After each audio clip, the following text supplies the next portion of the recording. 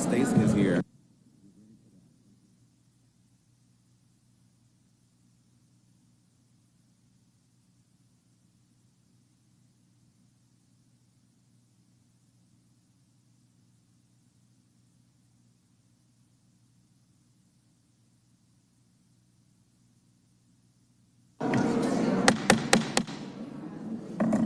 Good afternoon. I'm Doug Shipman, Atlanta City Council President, calling to order this regularly scheduled meeting of the Atlanta City Council Monday, September 18th, 2023.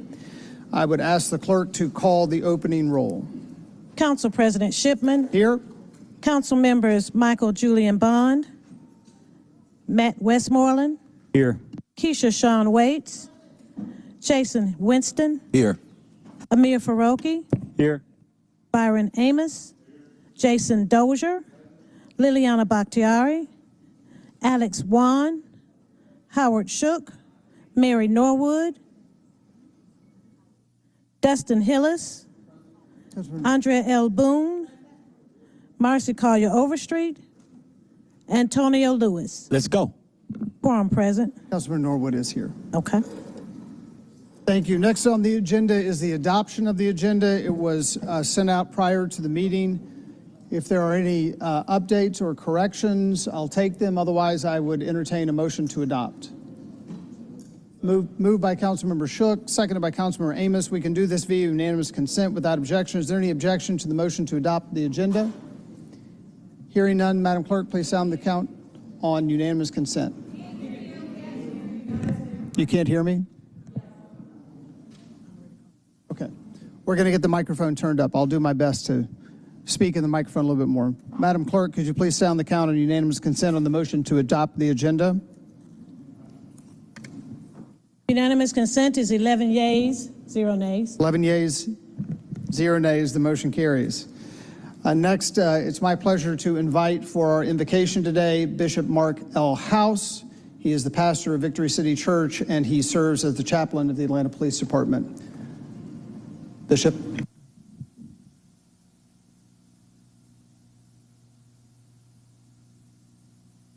Thank you.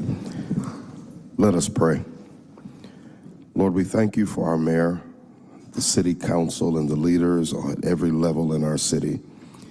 Give them grace to bring truth, justice, and stability to our region. Give them power to do what is right and to rule in fairness. May our community be known for its justice. Let us always prosper from the influence of good men and good women. We pray that you would continue to build this city by love.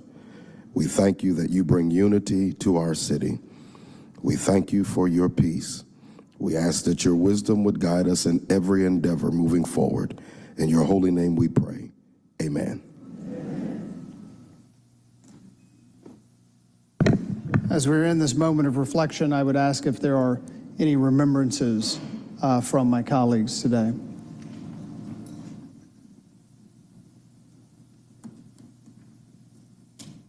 Well, I would ask for all of those who are unnamed if we would take a moment of silence. Oh, Councilmember Amos.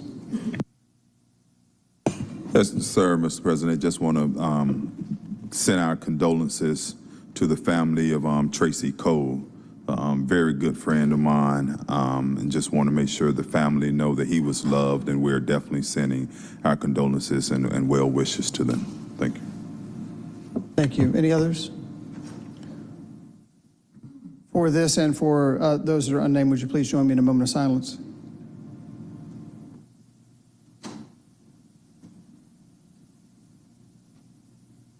Thank you. Would you please join me in the Pledge of Allegiance?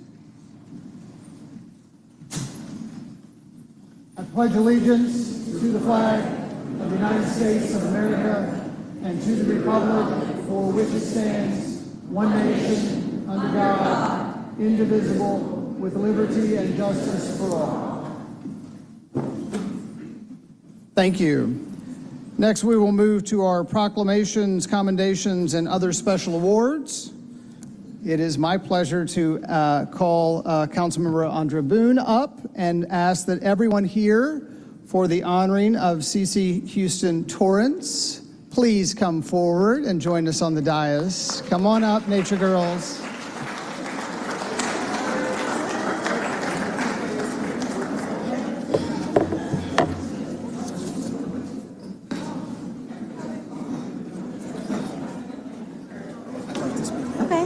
Sure.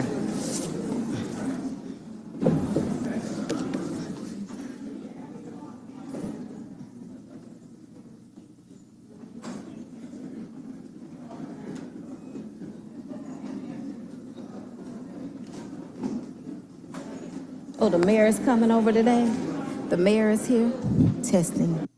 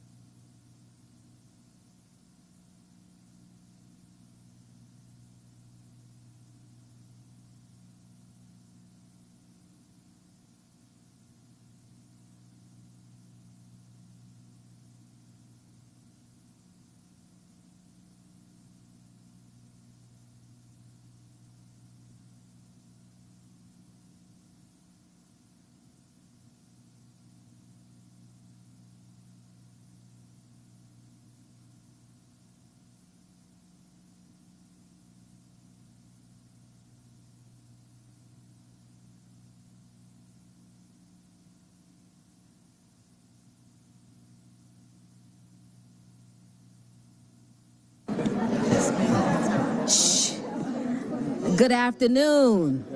Good afternoon. Today we are here to honor Cecilia Houston Torrance, a great Atlantan and a great District 10 citizen. Oh, yes. Someone that we can always call on, someone that holds all elected officials accountable and is on the ground working. She works in her church. She works in her community. She works for her family, and she serves the citizens of Atlanta. Yes. Today, we would like to honor Cecilia, not only for the thousands of good deeds you have done for the citizens of Atlanta, but because you are always there for the least of these. I look at the photos when you come through the food drive-aways. I look at what you've done with the League of Women Voters. I look at what you've done in all of your organizations. And we'd like to recognize you as the founder of the spectacular, wonderful Nature Girls. Thank you for being here. Thank you, Nature Girls, for being here. I am also joined by Miss Sally Warner, wife of famed Dr. Clinton Warner, who is a nature girl. Yes. I am joined by Miss Henrietta Antonine, great civic and community leader. Bobby Paul, Nicola Hines of the League of Women Voters, Miss Cherish Johnson, another District 10 wonderful citizen, Miss Nina Hickson, our city attorney, Lee Reed from the Citizens Review Board, Miss Jean Brandon and her family, former director and CEO of the Sickle Cell Foundation of Georgia. Yes. Thank you, Miss Brandon and family, for being here today. We can always depend on Brandon Sports. Yes. Thank you so much. And now for our speakers, we will have Father Desmond Drummer from St. Anthony Catholic Church.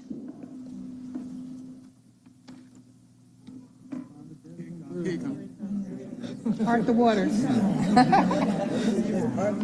Part the waters.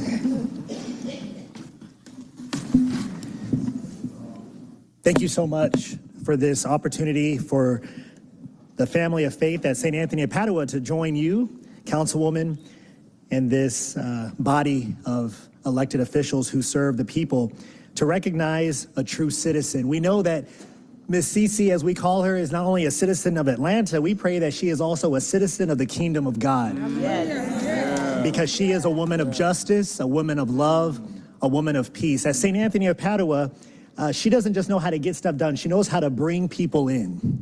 She knows how to build community. And a day like this, we could not miss it for the world. I spend time honoring folks, and it's often at funerals. I'm glad we're not having a funeral today.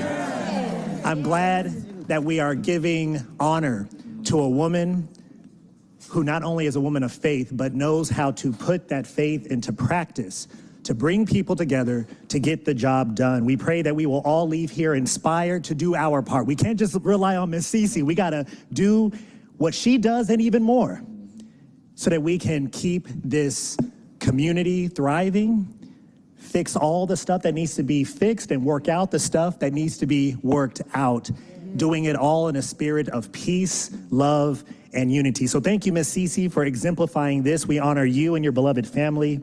We love you. We love you dearly.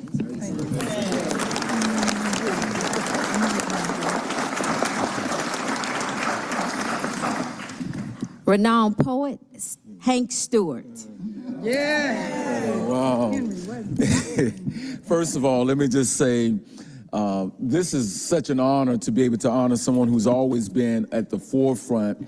So thank you, Councilwoman, for doing this. Cece is, she reminds me of a bunch of quotes. One is by Dr. Dorothy Height that says, "Black women seldom do what they want to, but they always do what they have to." Dr. Janetta Cole once said, "You can educate a man, you educate an individual, you educate a woman, you educate a nation." So I had to be talking about you, Cece. And so I'm so honored because you are the epitome of service. And I think about you and Ms. Antonine and women like you all who really made not just the city of Atlanta, y'all made men better. Y'all make us better. And we are who we are, Cece, because of you. I'm thinking about something that really speaks homage and pays homage to you. And it's Dr. King's quote that says, "If you want to be important, wonderful. If you want to be great, wonderful. If you want to be recognized, wonderful. But recognize he or she who's greatest among you shall be a servant." That's the new definition of greatness. By giving the definition of greatness, it means everyone can be great because everyone can serve. You don't have to have a college degree to serve. You don't have to make your subject and verbs degree to serve. You don't have to know Plato or Aristotle to serve, or Einstein theory of relativity to serve. You only need a heart full of grace and a soul journeyed by love, and you too can be that servant. So you have been the servant. We are better. The city of Atlanta is better. The state of Georgia is better. The East Coast is better. The world is better because you have it. You have it. Thank you. Thank you. Our city council member from East Point, Georgia, Lance Roberson, the Honorable Lance Roberson, City of East Point, Georgia.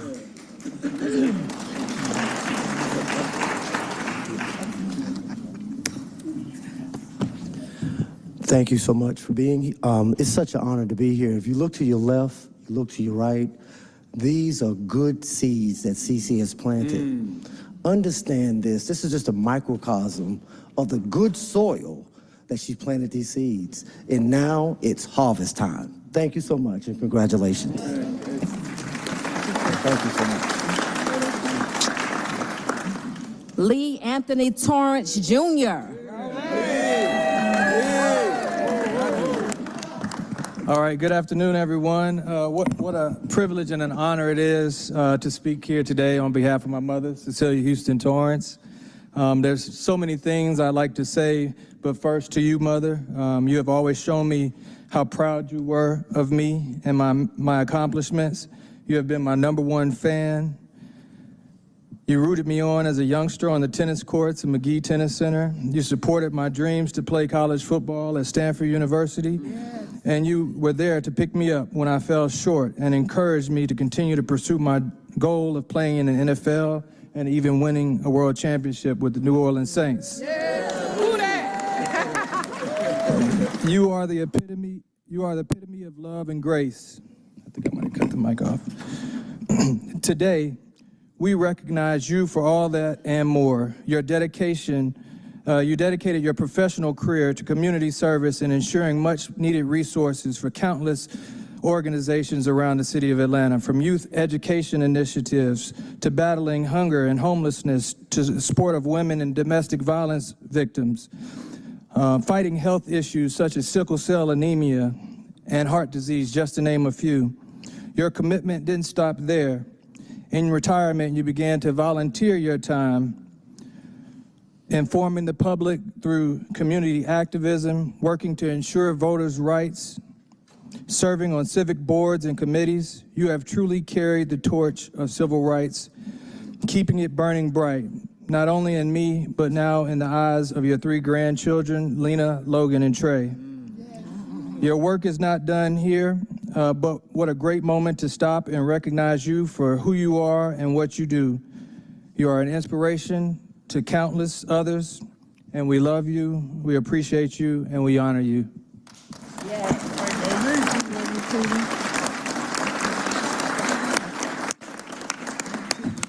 Susan J. Ross, our photo griot.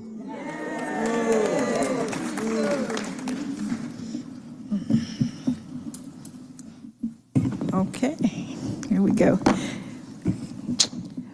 This is really a wonderful moment when we can honor one of our own.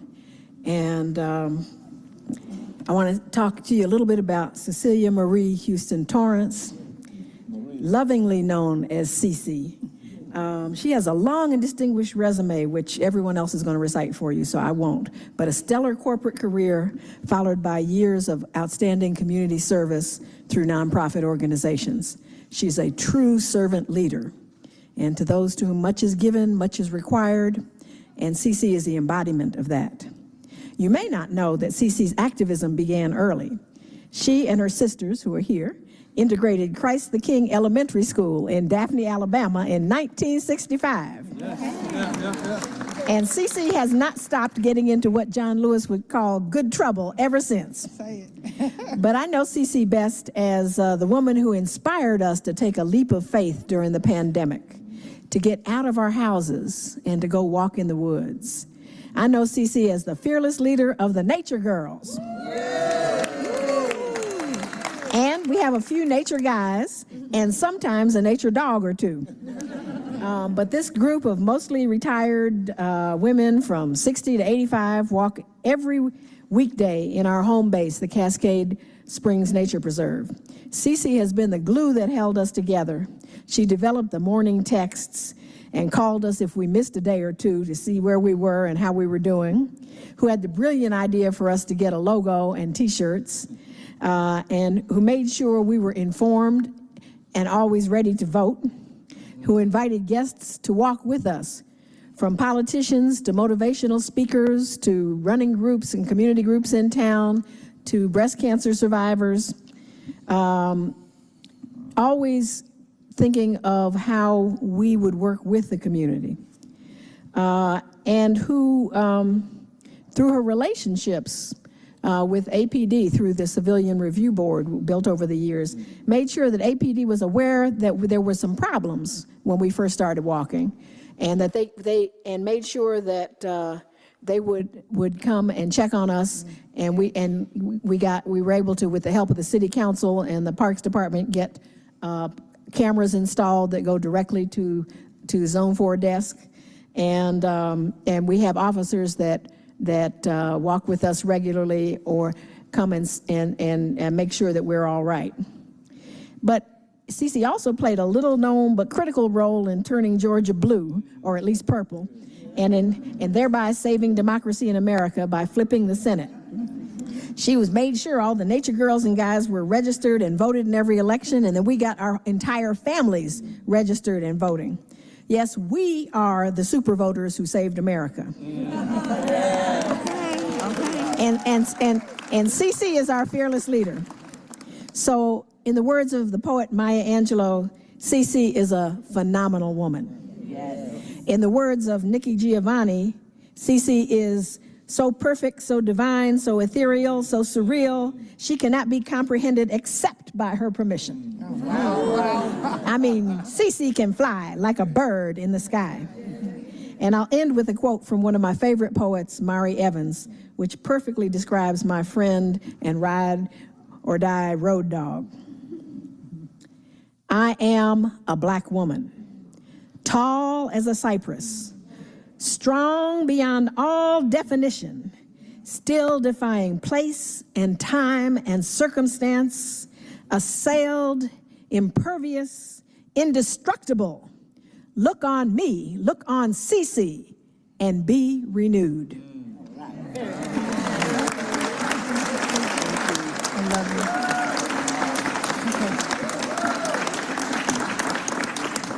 The Honorable Doug Shipman, President of the Atlanta City Council.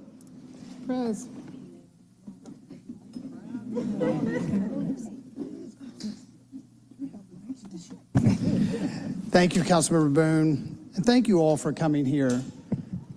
You know, we all know how beloved this woman is, but for her to be able to see it in physical form, that all of you took time to come here is so, so meaningful. You know, when I think about Cece, I think about somebody who simply says, send me. Like that Old Testament story. Send me. I called her because Piedmont Park needed somebody who knew parks, who knew the way forward, about to undertake a CEO search, trying to think about a new way to engage with the city. The first person I thought of was this woman right here. I thought I was going to have to convince her. She said, send me. Time and time and time again, she has said, send me when called by council, when called by friends, when called by leaders, when called by family. And this city is so much better because she has been in those rooms. Thank you for who you are. Thank you.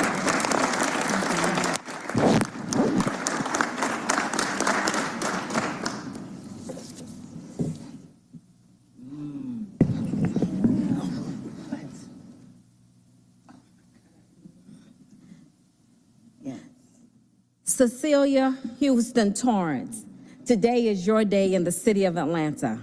We salute you for 26 years of exemplary service and leadership on behalf of the citizens of Atlanta, September 18th, 2023.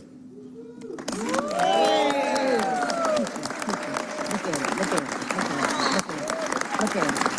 I can't believe this. I would lift it up, but it weighs like 50 pounds.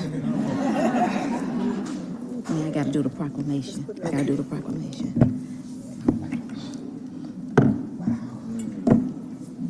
That's impressive. In honor of Cecilia Houston Torrance, whereas the Atlanta City Council is pleased to recognize Cecilia Houston Torrance, an esteemed businesswoman and community activist, in honor of 26 years of distinguished service and leadership. And whereas Cecilia Houston Torrance is the retired Community Involvement Banking Officer for the Federal Home Loan Bank of Atlanta, during her 26 years of employment at FHLBA, she worked in the Housing Market Analysis Correspondent Bank Services, Business Development, and Human Resources Department. And whereas she spent the latter part of her career at FHLBA serving as liaison to nonprofit and civic organizations to evaluate opportunities for the company to increase its commitment to the community.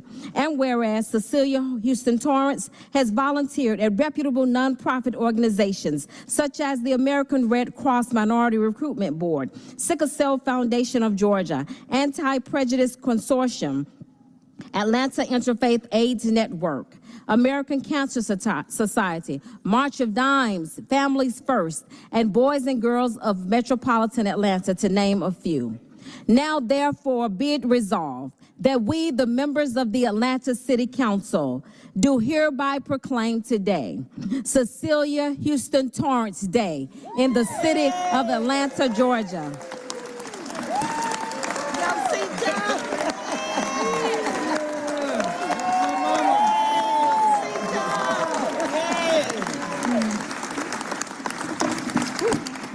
And now, without further ado, the lady of the hour, Cecilia Houston Torrance.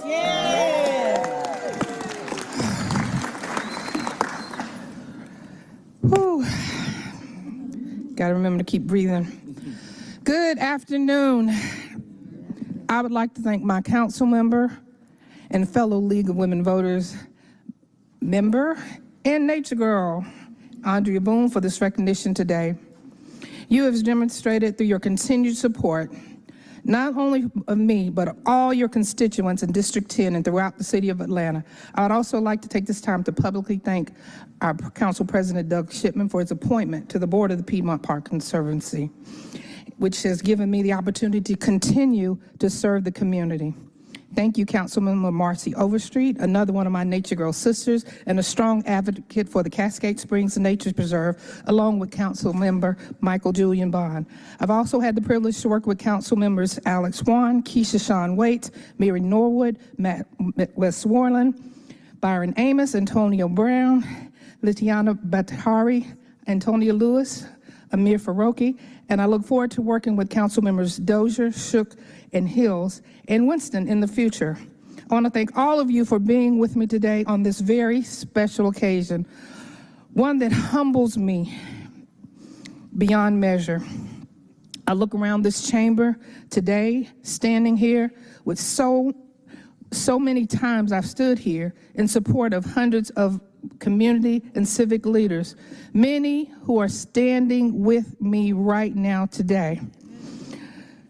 Never did I ever imagine in my wildest dreams that I would be at this podium with all eyes on me.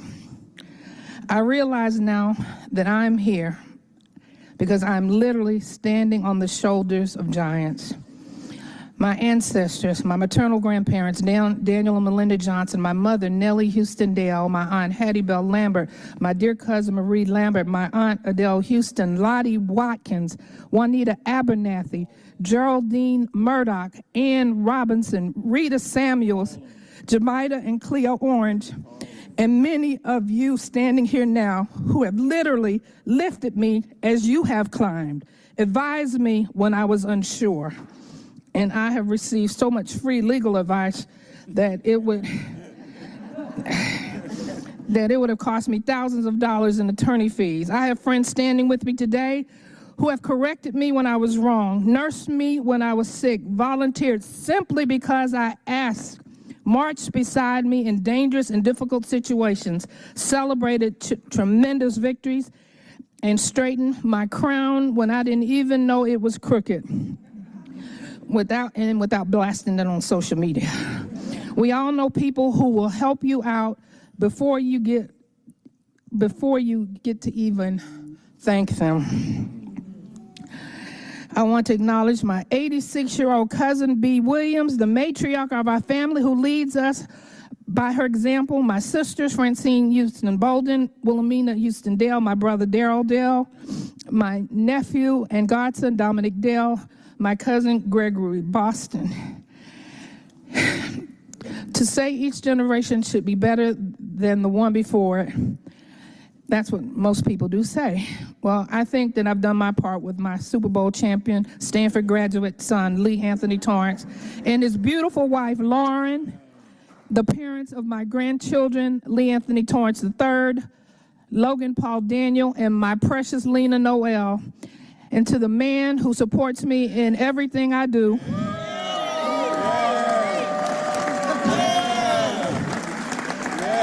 Well, I can say at least most of the time.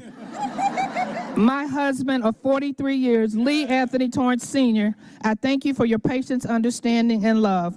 My church family's here with me today, including my pastor father, Desmond Drummer, my Stewart Foundation family, Georgia Coalition for the People's Agenda family, SCLC Women, League of Women Voters, Atlanta, Fulton County, my sisters from Regulate Guns Not Women, ACRB, and last but certainly not least, the Nature Girls. We all have the responsibility to try to make this world better, whether it's through our work or the champions the causes we champion. I'm glad I wrote this down because I would be a mess right now. And the way we treat people and the values we impart to the next generation. I want to thank you all for being here with me today. We would like to recognize Angela Davis and Jocelyn Dorsey. Angela Robinson and Jocelyn Dorsey, raise your hand. Thank you so much. Okay. It's picture time now. Okay. Just come right here. Miss Cecilia, come right on up. Come right on up.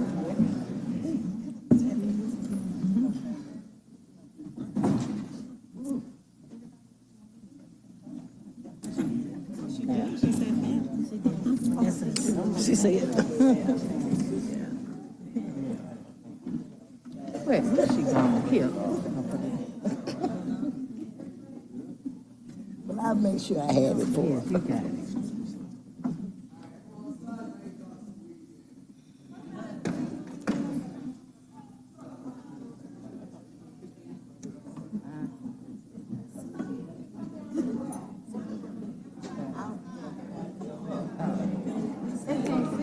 Okay. Yeah. That's fine. Yeah.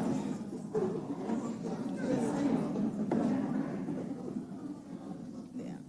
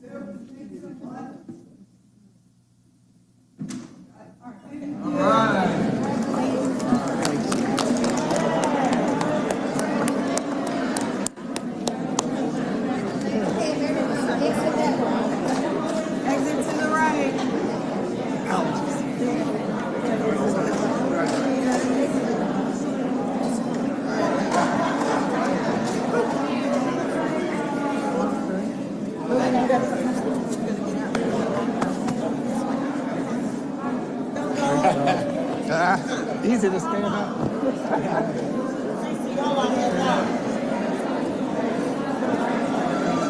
Pretty sure they got a T-shirt. This store, birthday boy. This store.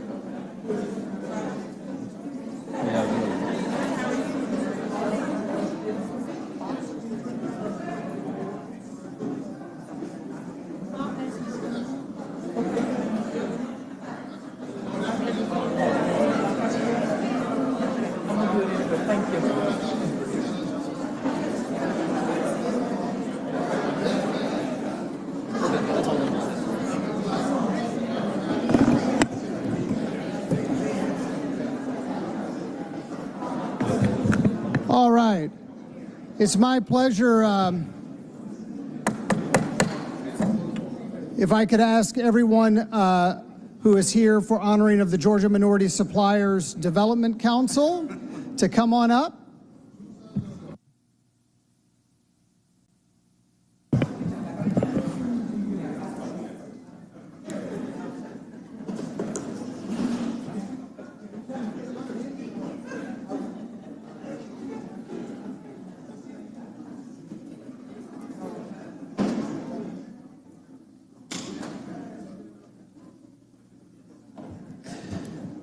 So we will make this short, not because of the importance of it, but because these folks are literally doing the work that they do every day to make sure that we have a diverse supplier network in the state of Georgia.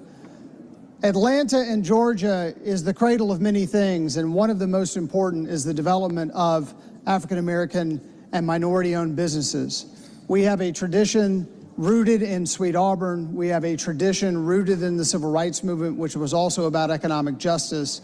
We have a tradition of building black and brown wealth in Atlanta and in Georgia. And so it is my pleasure today to present this recognition to the Georgia Minority Supplier Development Council. I will just read a part of it. It says that whereas since 1975, the Georgia Minority Supplier Development Council has been Georgia's leading small business development and supplier diversity organization that has a focus on helping minority business enterprise firms gain leverage in the business sector. Recognized as the National Minority Supplier Development Council of the Year in 2022. They continue to facilitate new opportunities for stakeholders, preparing them to engage with global supply chains while constantly adding value to stakeholder investments. Now, therefore, be it resolved that we, the members of the Atlanta City Council, on behalf of the citizens of Atlanta, do hereby proclaim September 18th through the 22nd, 2023, as Minority Business Opportunity Week in Georgia to honor the achievements of the Georgia Minority Supplier Development Council as they continue to stimulate opportunities and explore ways for minority businesses to do business with corporate and government supply chains. It is signed by me and all members of council, and it is an absolute pleasure to present this to you today. Stacey Key, who is the president and the CEO, is going to bring us a few remarks. Thank you. Thank you very much, Mr. Council President. It is truly appreciated. On behalf of the Georgia Minority Supplier Development Council, GMSDC, I want to thank the entire Atlanta City Council for your continued support of minority businesses. As we all know, Atlanta is the birthplace of supplier diversity. Maynard Jackson, over 50 years ago, spearheaded this effort. And as you can tell, Atlanta has continued to be one of the key focal points and standards of best practice as it relates to doing business with minority businesses. I'd like to thank the Procurement Office of the City of Atlanta, Jack Deep and his entire team, for your continued support in working with us at GMSDC. We are truly appreciative of all of your efforts and support. This week is a commemoration of the contributions that minority businesses make in our great state of Georgia. For some of you who may or may not know, minority businesses contribute over $10 billion of economic impact in this state. And so this is a very, very key segment of our population, and part of the reason that Georgia is the #1 state to do business. Recently, the city of Atlanta was selected as the #1 state, the #1 city for African American and minority businesses. So the city of Atlanta is the focal point for the nation in terms of minority businesses. So kudos to all of you for all that you do and all of your contributions. We are grateful. Please help us in continuing to celebrate Minority Business Opportunity Week. Throughout this week, we've got a series of events throughout the whole state. But again, recognizing and doing business with minority businesses is key to the continued growth of our state. Thank you. Let me just offer if any of my colleagues would like to make any comments, but remembering that they are literally training people as we speak, so we need to get them back to their conference. Okay, with that, let's take a picture so they can get back to work.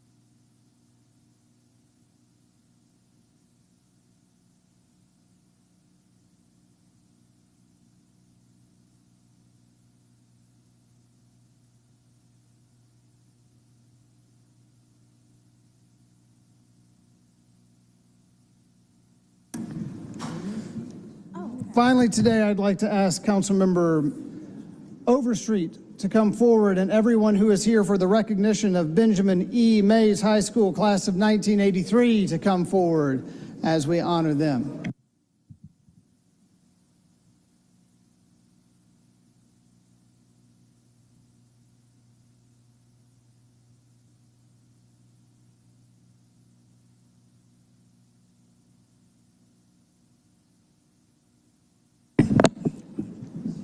Calling the striking class of 1983, Benjamin Elijah Mays High School. Yes, you can come stand with the Raiders. Thank y'all for hanging in there with me today. Come on over. Everybody come on in. Look, I'm glad we took our pictures already. We got Carmen here. Oh, yes.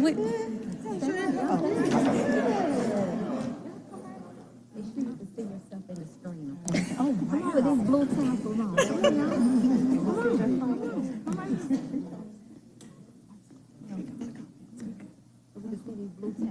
Is the leader of Atlanta available?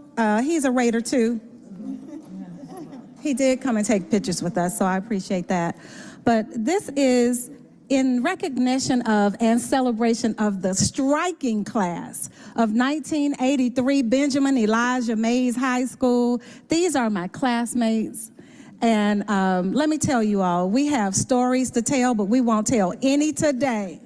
And we were talking about the fact that we are so blessed and that we've not had cameras in our faces our whole lifetime. So we were able to really cut loose and have a good old time while we were at Mays High School. Did we not, y'all? We did. Yeah, we had fun. And that was during the days when fun was really fun. We literally would walk out of our parties and we would be drenched head to toe because we were actually dancing at our parties.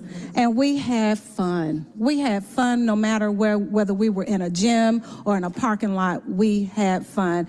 And for that, I want to thank you all for staying together. Like, I don't know if you guys troll the internet at all, but the striking class of 1983 really does get together on a regular basis and enjoy one another. And it is really a sight to see. I think literally throughout the United States, we have to be a model. It has to be a model because we don't just hang out together in the community for fun, but community as well, and civic duty as well. Like standing next to me, we have our immediate past chief of staff for the 60th mayor of the city of Atlanta. That would be Carmen Stacy Chubb Bass. She's here with us today. And everyone in between. Greg Clay is our commissioner here, and our mayor is a Raider, like literally. And so many also work for the city of Atlanta. I won't be calling anybody out or pointing, but it's countless people that lived in the city of Atlanta, grew up in the city of Atlanta, and are here serving our city to make sure that this city is better off than than it was when we grew up, and that we have a flourishing future. And for that reason, I'm going to go ahead on and read this proclamation, and then anyone that would like to come up and speak, I want you all to do so. But we all got together today to celebrate our 40th anniversary.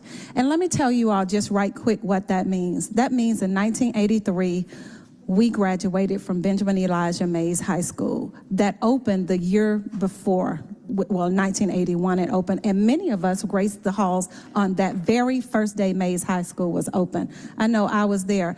And what that means is that middle school was invented in the city of Atlanta, because that's why Mays was open, because Southwest High School turned into a middle school. And now Mays has been there for, 42 years? Is that about right? And we are the striking class of 1983. So It says, the City of Atlanta, in recognition of Benjamin E.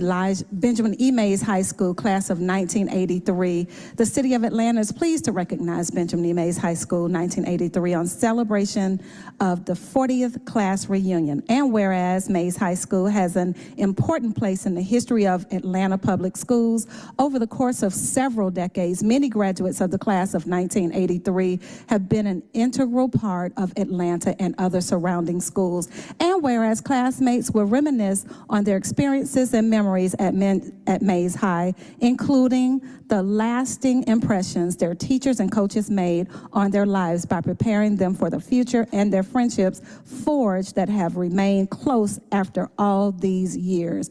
And whereas many of the graduating students from Benjamin Elijah Mays High School of 1983 have remained and reside in the city of Atlanta, with many other classmates still residing in Fulton County. Throughout Mays' history, alumni have distinguished themselves in business, education, engineering, government service, journalism, law, religion, science, writing, and more. Many also raised families here and have been exemplary citizens. And whereas this special occasion is the opportunity for many of those graduates to rekindle old friendships, revisit memories, and for those who have moved away to rediscover the place where they grew up. Former classmates get a chance to talk about and remember the good times and the bad, helping them gain better insight into who they are now and how they got here. And whereas the Benjamin E. Mays High School class of 1983 prides itself on the contributions of its outstanding graduates from all walks of life who have served their communities well. We are always grateful for the alumni at Benjamin Elijah Mays High School, and even more excited when others return home to remember and celebrate. Now, therefore, be it resolved that we, the members of the Atlanta City Council, on behalf of the citizens of Atlanta, do hereby congratulate Benjamin E. Mays High School class of 1983 as they celebrate their 40th class reunion. So thank you all for coming today. Please say a few words. Oh, we have Monica. Of course, I'm not prepared to make remarks because they're just telling me that I'm doing this. But on behalf of the striking class of 1983, Benjamin Elijah Mays, we thank you, the City Council, for recognizing us. And we are so grateful to receive this proclamation. You know, we can recall when we first started our high school career at Southwest High School, and we were all just terrified. We were disappointed that they were making us go to Benjamin E. Mays. We got to go to the school on the hill. We didn't want to do any of that. But when we got there, it was then thrust upon us that we had a standard to hold. We were the standards here in the city of Atlanta, and we understood that because all of the leaders of our city came from our community. They were our leaders. They're the ones who came back to the school and gave to us and told us how we were supposed to move forward. And we've done that. We have mayors who've come from our city councils, and we are proud to be products of APS. We are proud to be products of the Atlanta, right? Am I wrong? Right. So we thank you all. And we stand on our one thing that always were reminded to us by our great principal, Thomas E. Wood. What did he tell us? There are no excuses. So we never allowed ourselves to make excuses. So thank you, guys. We appreciate this. Immediate pass, Chief of Staff Carmen Chubb. Well, I hate to follow that, but I will say that we are honored to be here today. One of the things that I think we're most proud of is that we see members of our class in leadership in Atlanta, in Fulton County, in the state, and elsewhere. So we are honored that Councilmember Overstreet gave us this opportunity, and members of City Council. Many of our classmates couldn't be here today, but I want you to know that they are watching us. They are proud that they represent the class of '83, and everything we do, as Monica said, we always remember there is no excuse. And I think that set the standard for us. Hopefully we pass that on to our children and all the young people that we interact with every day. So thank you to the members of the Atlanta City Council. Thank you to Councilmember Overstreet, our Mays High Mayor, Mayor Dickens, and all of you. Thank you.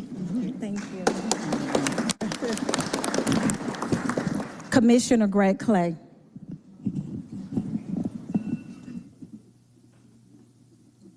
I'll be brief, Councilwoman. Well, first and foremost, I want to say this is an extremely important opportunity to celebrate a milestone for your community. As the Commissioner of Constituent Services serving Mayor Andre Dickens, I'm reminded of these moments because this year is the year of the youth.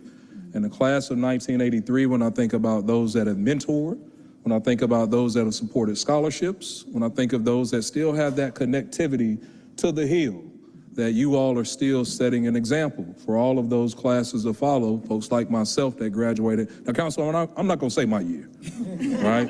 Just a little bit younger than you. Just a little bit. Just a little bit, right? But it speaks to the importance of why celebrating these moments and engaging and staying engaged with our youth and leading by example with a legacy to keep and an image to uphold, all of those things that we learned on the Hill in order to make sure that our community is a better place. And as stated, it's something of pride and significance to be a member of the graduates of Atlanta Public Schools.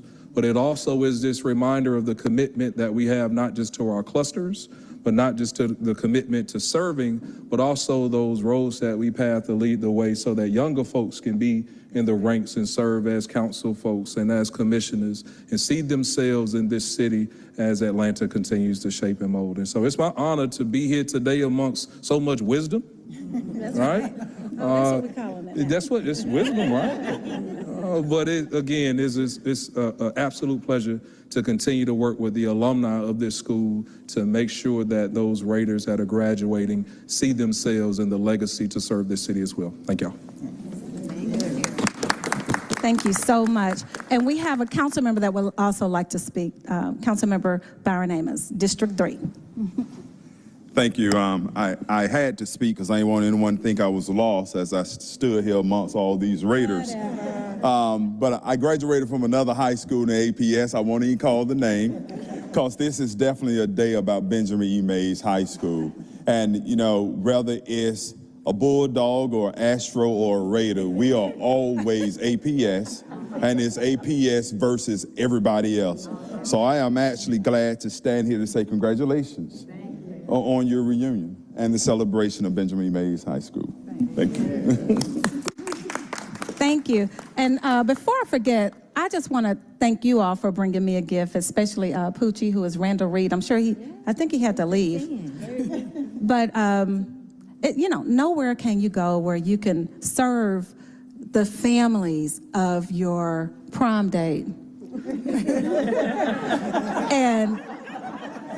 and of your roommate from college. You know, like nowhere, just Atlanta. I get to serve the people that really made me the woman that I am today. And it's beyond a blessing. And I just wanted to share this with you all because this is true.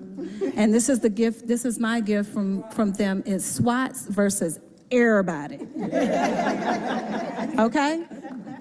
So thank you for allowing me to, you know, just catch up and see everybody in person and for coming to the City of Atlanta's City Hall. Thank you. So you guys want to take a picture? Yes. Oh, okay, we're going to hear from and keep, you know, so, oh, wait a minute, he has on the right colors. Okay, come on. This is Councilmember Michael Julian Bond. Yeah, that tie looks good. It's just coincidence. These are the city's colors. But just briefly, to piggyback on what Commissioner Clay said, this is what investing in youth looks like. People, when we were in school, you all had a great class Congratulations on your reunion, Class 83. But of course, there'll be no more like the Class of 1984. But people invested in us, and this is the results of it. Leadership, impact on the community, raising other strong children in that investment. And so when we talk about the Year of the Youth, this is proof of that service. And so, but briefly, for those who are natives, I'm going to say some code words, and they'll know exactly what I mean. Cap of Pearls. Oh, yeah. Club Unique. Oh, yeah. Precise.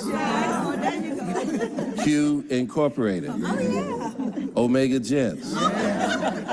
Doing all kinds of no-nos. But of course, from a little further north, there's Risque, Schoolboys, and Dynasty. That's code words for the natives. I love it.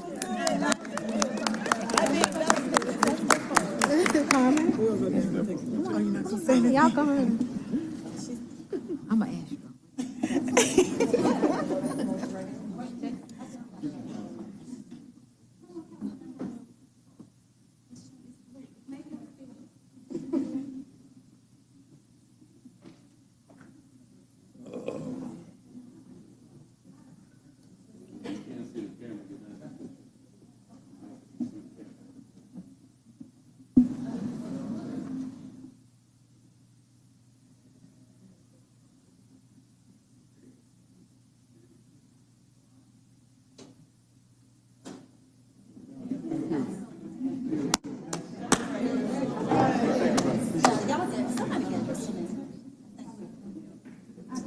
Thank you, sir. Appreciate you. Mm-hmm. Okay.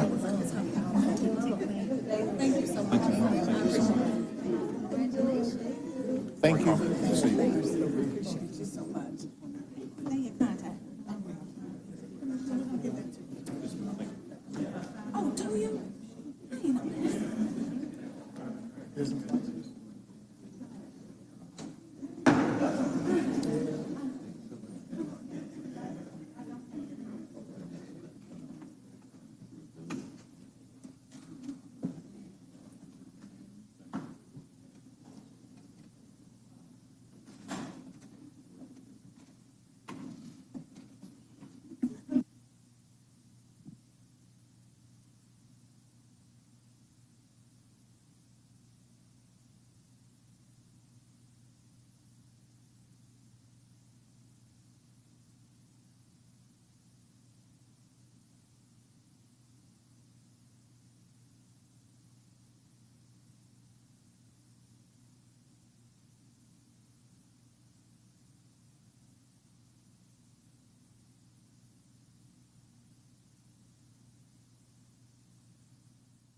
Before we move to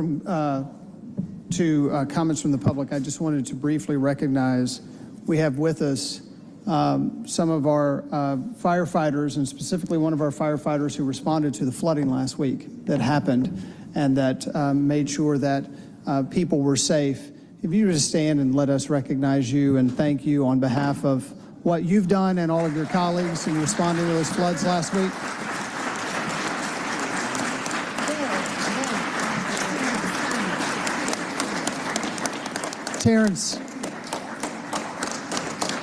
Terrence Simon, we appreciate what you have done and the service you continue to provide to our city. Thank you so much for being here and for your work. We'll now move to remarks from the public. I remind everybody we'll have up to 2 minutes. There'll be a bell that will sound at 30 seconds. Unless you've had time that has been yielded from others, which I'll try to indicate when I invite you up to the podium. I would also say in advance, as I always do, if I mispronounce your name, I apologize, and please correct it for the record. First up will be Amber Connor. You'll have up to 2 minutes.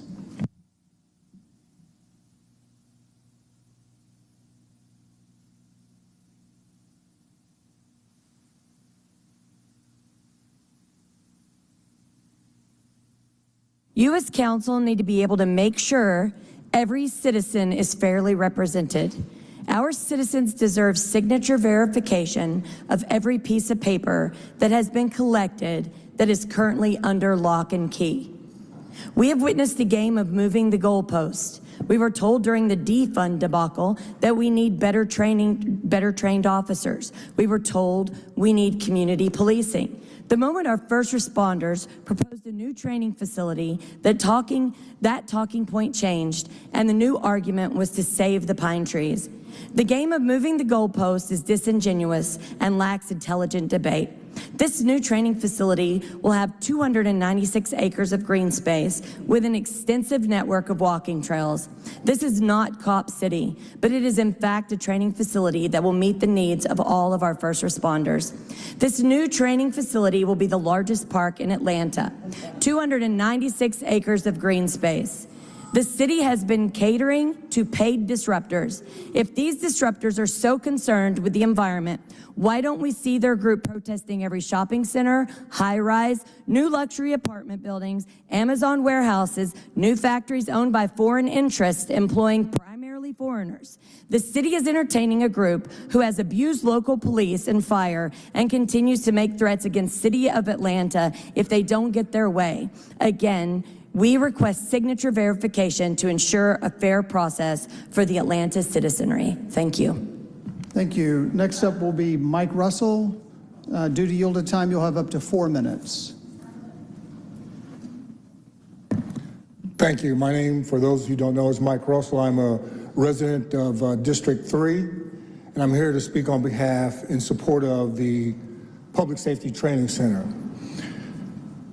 One of the reasons we need that center is for that fireman who stood up today so that others could be trained to the same standard he is and even better. My grandmother used to tell me, who was a wise woman, that half the truth is a whole lie. And a lot of what's been said about this Public Safety Training Center has been just that, half the truth and a whole lie. Starting with people calling it Cop City. Every time you hear somebody call it Cop City, you know they're not telling the truth, because it is a public safety training center for all first responders. If you can't even tell the truth about the name of the facility, how are we to believe anything else you say? There's also been comments that the community has not been involved. Absolutely not true. They just met 2 days ago, and they have made profound changes to that training facility. They've changed the entrance road. They've mitigated noise. They've made sure it's safe. They've said that the training center is environmentally unsound. Also not true.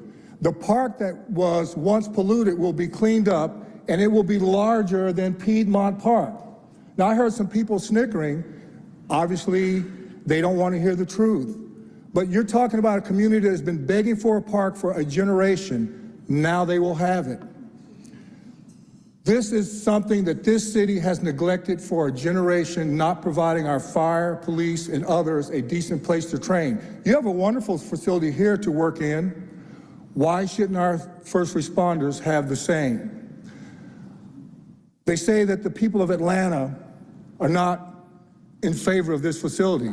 Well, the last poll I saw that said 70% of Atlantans are in favor of this facility. So where is the truth? They say that they're going to be using tanks out there in military training. Absolutely not true. The city of Atlanta doesn't own a tank. This is to make citizens of this city safer.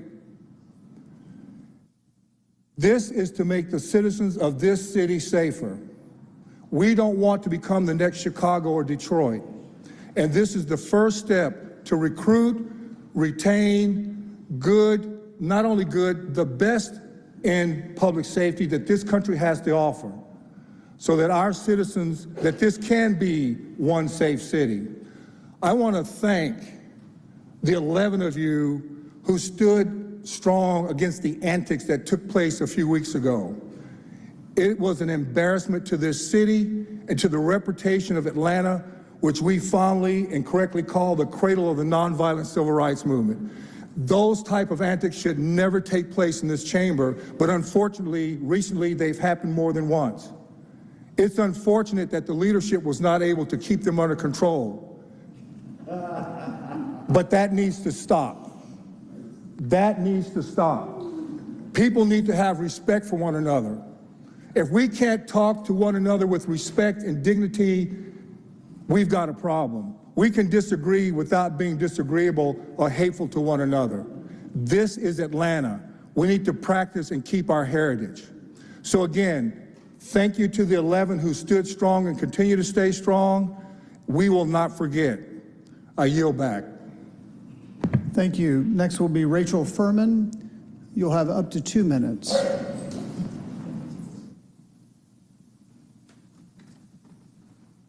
Good afternoon. My name is Rachel Farmer, and I'm a Fulton County taxpayer and registered voter in the city of Atlanta. Thanks for allowing me to share with you some comments on why I support the new police training facility. For the last 26 years, I have been blessed to sell many homes in the city of Atlanta as a licensed real estate agent. I can tell you that crime is the #1 concern for a buyer or seller moving to Atlanta or relocating, or to be moving from street to street or relocating to Atlanta. They want to feel safe and have the most well-trained police patrolling their neighborhoods and businesses. I'm also an active volunteer with Mayor Dickens' Court Watch program. We go into the courtroom and evaluate the judges and make sure that repeat offenders stay off the street. I challenge anyone in here that is a registered voter in the city of Atlanta that is opposed to this new training facility to sign up and become a Court Watch volunteer and listen to these cases, go in the courtroom, listen to these cases, these victims.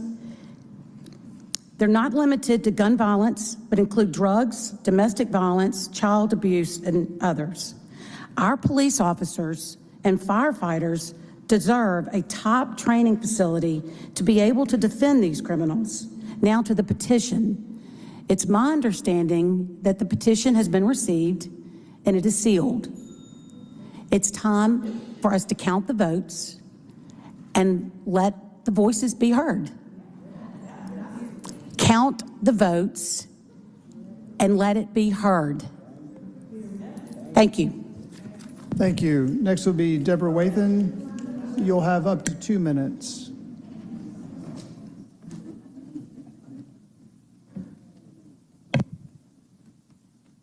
Good afternoon, everybody. My name is Deborah Wathan, and I am a native of Atlanta and an APS graduate. I love this city, as most of you know, and I live in District 8.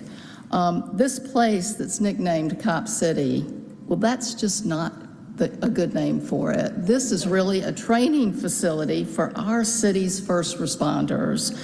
There's so much misinformation that's being spread out there, and that's the real crime. If I am in an automobile accident, I want the first responders and the EMS to know exactly what they're doing there when they arrive on the scene. And if you're in a burning building, you want them to have had experience. And the city of Atlanta doesn't even have a burning facility that our firefighters can train in. We need one. If somebody has a mental break, I want that officer who's going to arrive on the scene to have had the proper training on how to handle that situation and know exactly what to do. We need a first-class training facility in the city of Atlanta. And the beautiful land, it's going to be transformed into a lovely park. Where were all the environmentalists when hundreds of tires and trash were being dumped all over the property? With this training facility, that property is going to be cleaned up and turned into a beautiful place, restored to its natural beauty. And the community will have a lovely park. We need this training facility, but we want the referendum process to be fair. And the only way that it can be fair is if the council, you in your power, make sure that when the ballots are counted, that every signature is verified to make sure that they are residents of the city of Atlanta. So please, properly verify those signatures. Thank you so much. Thank you. Next will be Marissa Pyle. You'll have up to 2 minutes. Hello, my name is Marissa Pyle, and I'm a proud resident of unincorporated DeKalb County. I live about 2 miles from the South River Forest. I'm also Jewish. This Friday evening began one of the most consequential times in Judaism, the Days of Awe. Beginning with Rosh Hashanah, the Jewish New Year, This is a liminal space between the old and the new. It is a time for new beginnings, and it is a time for us to all right old wrongs. It is a time where we all must realize how we've fallen short in the year behind us, and it's a time for us to change. A time when the books of life are open, when the veil between here and there is thin, and we walk in the in-between. I didn't get to observe Rosh Hashanah this year. I was busy working on the referendum. But that too is a form of justice. One of the core tenets of Judaism is tikkun olam, of healing the world, of citizens of the world. It is our duty to leave it better than we found it, a more whole, peaceful, and just place. My faith speaks to me through justice and service, and sometimes my observance is at services, and sometimes it is late nights writing volumes of messages and helping process many sheets of paper. Sometimes it is a clipboard and a pen speaking to Atlanta voters, giving them the choice that I personally cannot have, but that they deserve. As council, you have chances to right a wrong. You have a chance to change path, as we all do over these next 10 days, and it would not only be just right now, it would be a holy act. Hear the voices of your people. Have the courage to see the harm that has been done, both in and outside of your control. Allow the people, your people, to have a vote. We all must heal this world. We must all pursue wholeness and peace, not just in the next 10 days, but with all of our acts through justice. I include everyone here in that call, even the lead lobbyist for the Atlanta Police Foundation, who is here in the audience. We have this space because each year we recognize that it is not easy to change and not easy to pursue justice. But because of the principle of tzedek tirdof, justice, always justice, shalt thou pursue. Thank you. Thank you. Next would be Daishan Lee. Can we just say no clapping, Mr. President? No clapping in the chamber, whichever side you're on. Let's just keep it moving today, everyone. You'll have up to 2 minutes. Good afternoon. My name is Daishan Lee, and I'm with the Georgia Federation of Public Service Employees. I come as one, I stand as many. I want to acknowledge the great works of our Parks and Recreation employees in preparing the South Bend facilities for our City of Atlanta cookout. I especially want to thank the Commissioner Jason Cutler and his lovely wife and children for joining us. It was a day of fun and relaxation. Thank you, City Council members and city officials that attended as well. Your attendance did not go unnoticed or unappreciated. Your presence meant so much to the city employees. I want to invite the members of the City Council to join us at our APS Board of Education Candidates Forum. The forum will take place on September the 27th at 6 p.m. at Buckhead Coffee. Lastly, I want to invite you to join us along with a host of community, business, political, and labor leaders in a fundraising reception for our good friend, State Senator Jason Estevez.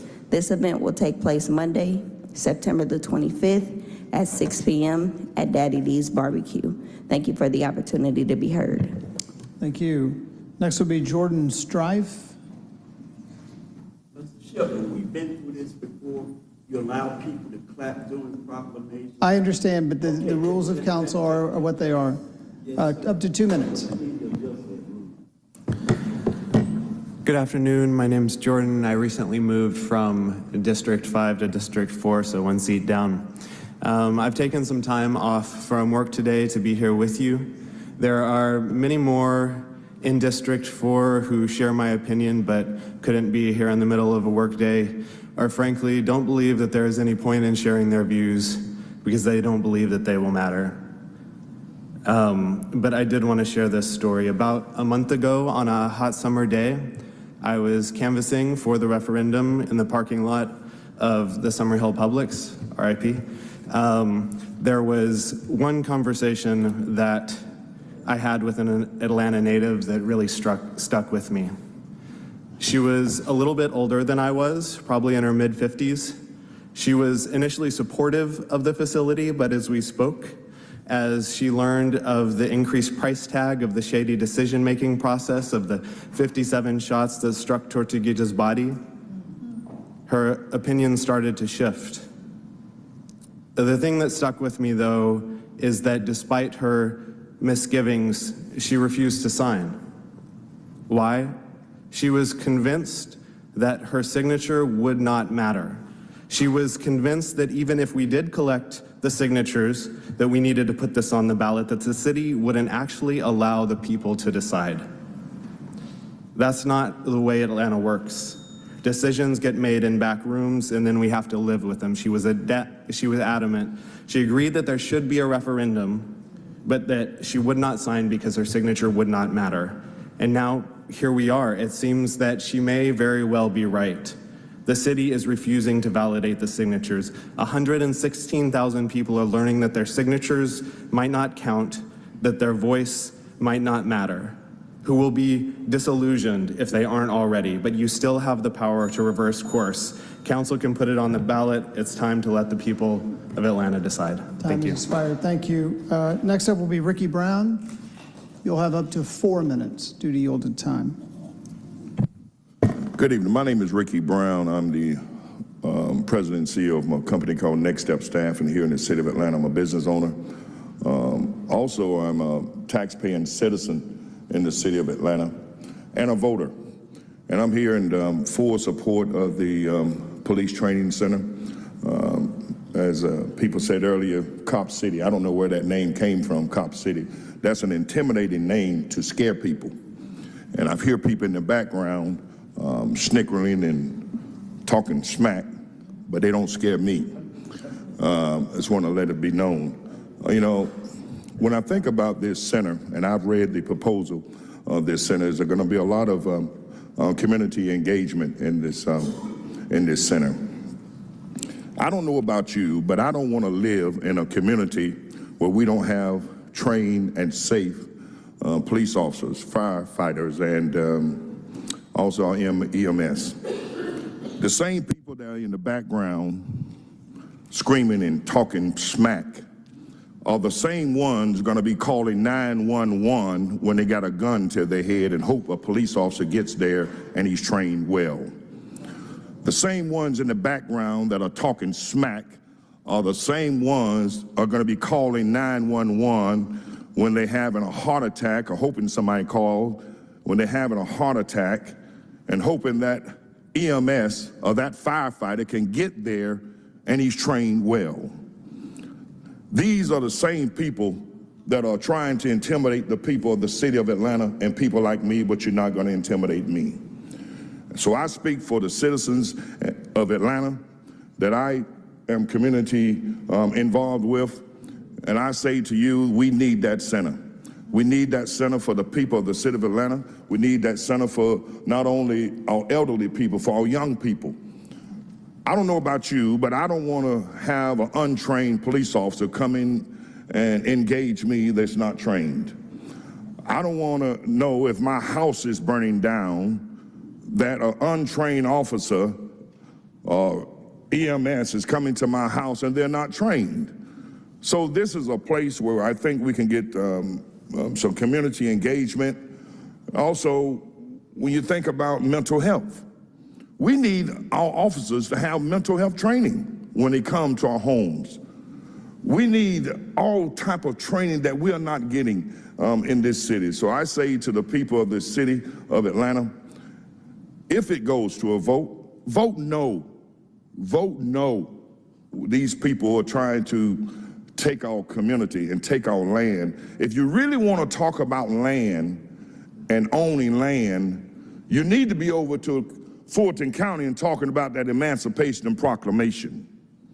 You need to be over there talking about our rights that were stolen for us years ago and the land that was stolen for us years ago. Where is our reparations if you really want to talk about land? That's not your land. That's the citizens and the taxpayers and the voters of the citizens of Atlanta. That's our land. That's my land. That's not your land. And I don't care what you say. That ain't your land. And I don't know where you from. Where are you from? You're not even from here. Wherever you from, you need to go back where you come from because you don't scare us and you don't scare me either. And that sign don't scare me. This is our city. And that's my land. That's the citizens of this city's land. Until you realize that, until you understand that, then you'll be going back to wherever country or wherever you come from. Thank you. Next will be Ann McPhillips.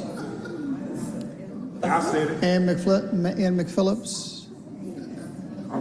It's racist what y'all doing, trying to take land that's not yours. Ann McPhillips, you'll be up next. You'll have up to 2 minutes.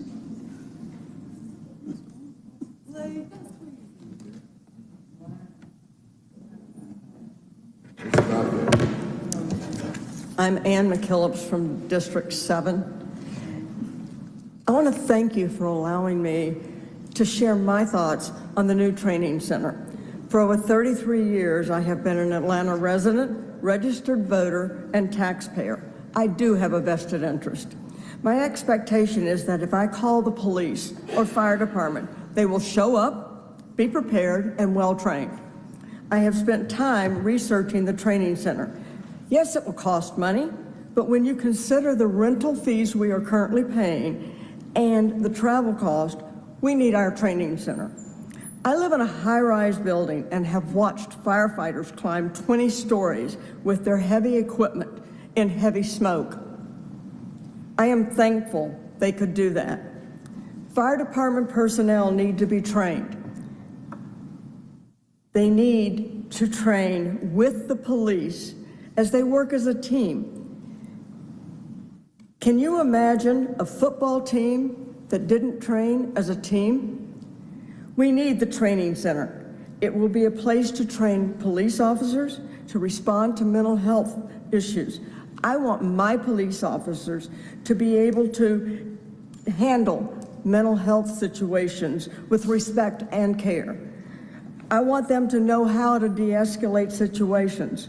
Many individuals are concerned when approached by the police, and I get it. I want my police force to know how to approach an individual in a way that does not encourage confrontation.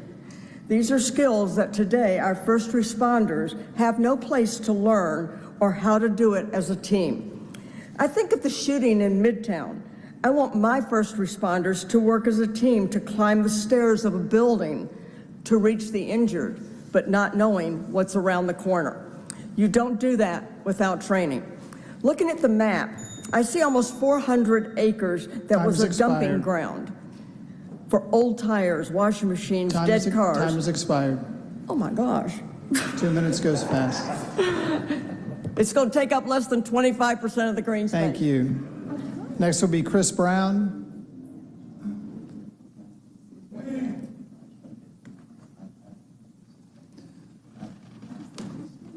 You'll have up to 2 minutes.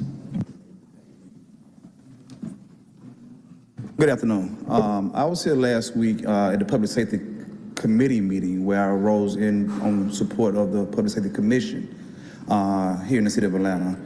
Ms. Waits extended that this body had capacity to extend the life of the commission. We will be sunsetting, it was set to sunset this commission on September 27th, which the final meeting would be held, but since that time of the meeting last week, the public notice for that meeting has now been removed from public notice. So I don't really know what's going on, and I've reached out to a few of you all on council about supporting and extending this commission, but public safety is a big issue. I don't know who's going to confer in this space, as I see that many people are looking around and trying to do other things, but public safety is a big issue, even beyond the public safety training facility. In the lieu of while this debate is happening, we need to also to bring awareness and confer about other ways to collaborate among government agencies and among communities to support these various different initiatives and make recommendations to this body. We will be sunsetting this commission without recommendation and without any other notice to what is the next steps in terms of council and administration. So I'm hopeful that the people that are not only on the Public Safety Committee, but those that also serve in capacity of leadership as a council member of their respective districts, as well as the administration, would weigh in on this to make sure that we're doing the right thing at the right time, because at this time, what's the plan? And as a person that sits and leads in the community, you leave me with no other choice or any other way to come forward besides to run down here and meet with you all every week, whether it's in a committee meeting or whether it's in this council meeting. So I hope that we extend, like Council Member Waite said, that to this body who has capacity to extend, that somebody would take leadership to help make sure that we extend this body and to make sure that the recommendations and the work to get done actually get done. I thank you. Thank you. Next will be Tammy Boyd.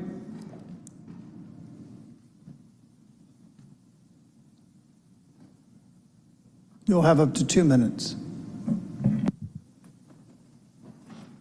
Good afternoon. I'm a motivational speaker, and I have been bringing awareness to suicide prevention. This month, some may be aware, some may not, but it surrounds mental health. And so September is Suicide Prevention Awareness Month, and as we listen to the local issues and the things going on to our community, there seems to be a lack of awareness to this issue that we feel needs to be brought to the forefront. So therefore, I'm before you to reach out to suggest programs that can help bring more light to this dark area. People don't have what we call safe spaces to go have conversations, even when we're talking about our firefighters, our police officers that are engaged in community activities and don't have full capability to, they may encounter situations but are not able to decompress. So my desire is to present a safe space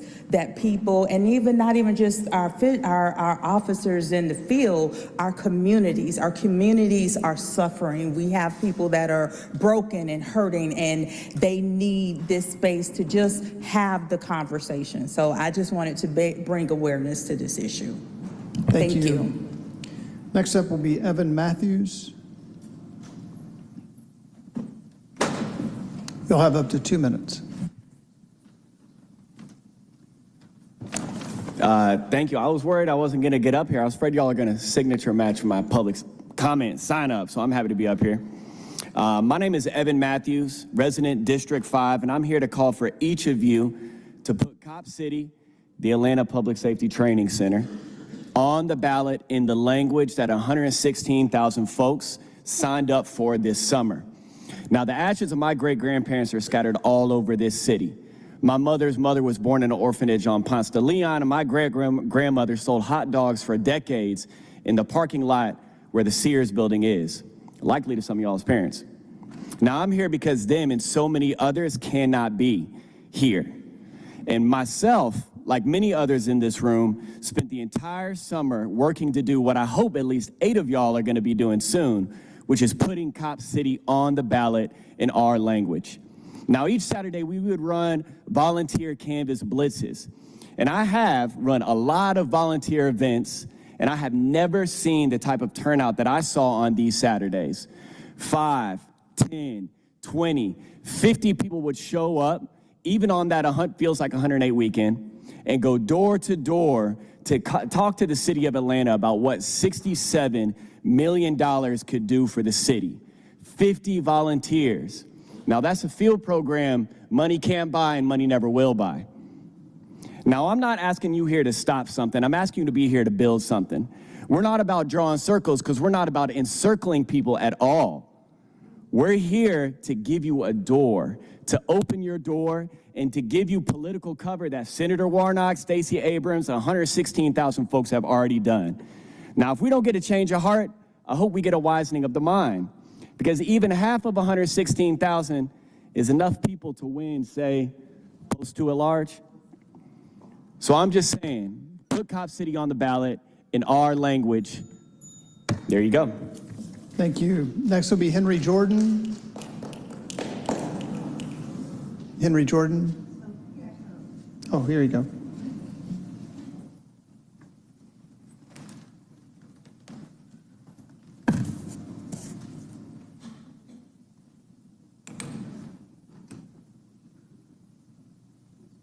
You'll have up to 2 minutes.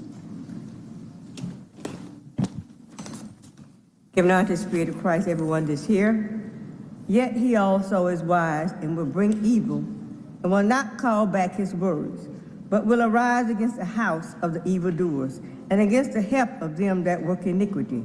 Isaiah 31st chapter 2nd verse. He observes that they stay, or yea, on horses and trust in chariots, rather than God, who is a spirit. America trusts in their infantry and their artillery than Jesus. James Griff trusts in the fraud, lying, treachery, deceit, etc., rather than the practice of Jesus' righteous word. Wherefore, as by one man sin entered into the world, and death by sin. And so death passed upon all men, for that all have sinned. Romans 5th chapter, 12th verse. Just as Adam's sin resulted in a sinful race, the gift of grace through the righteous act of Christ result in a spiritual grace. I can't work for anyone living at my present address. The fear of the Lord is to hate evil, pride, and arrogancy, and the evil way. And the forward mouth do I hate, Proverbs 8 chapter 13 verse. And through covetousness shall they with vain words make merchandise of you, whose judgment now of a long time lingereth not, and their damnation slumbereth not. 2 Peter 2nd chapter 3rd verse. The opposite of true revelation is a message of false prophets and false teachers who deceive God's flock and bring in damnable heresies. We need deliverance from serving Satan, and I know I do. What about you? If no word higher than Jesus' word, is no will higher than Christ's will, and God has more power than Satan have. Time has expired. Y'all encourage the cops to do wrong. Thank you. Next will be Sarah McClintock. Due to yielded time, you'll have up to 4 minutes.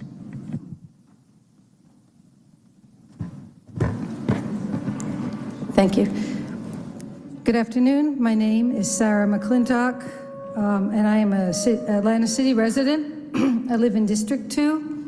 I work in District 6 as a professor at Emory University.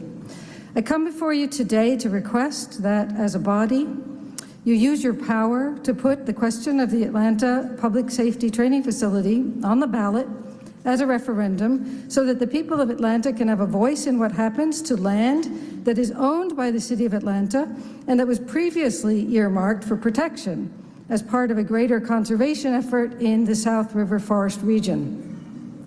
I'm a scholar and a student of Buddhist philosophy, and my comments today spring from that study and from my own practice as a Buddhist with an ethical commitment to the reduction of harm.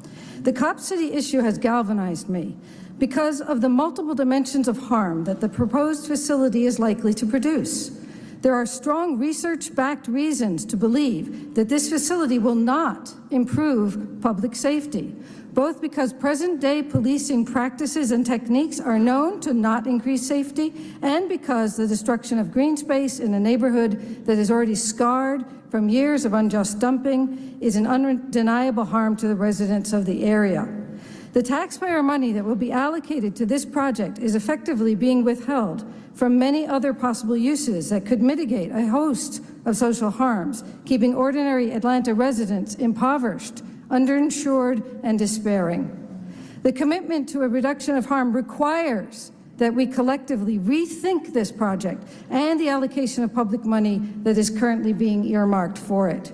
In addition, my practice as a Buddhist teaches me that systems are complex, causes are complex, and conditions are complex.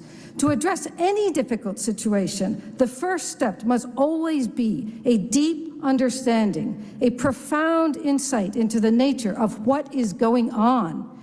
This takes time, and it requires deep listening, deep seeing to be able to take in the complex causal impacts of one's actions and to decide what is most skillful.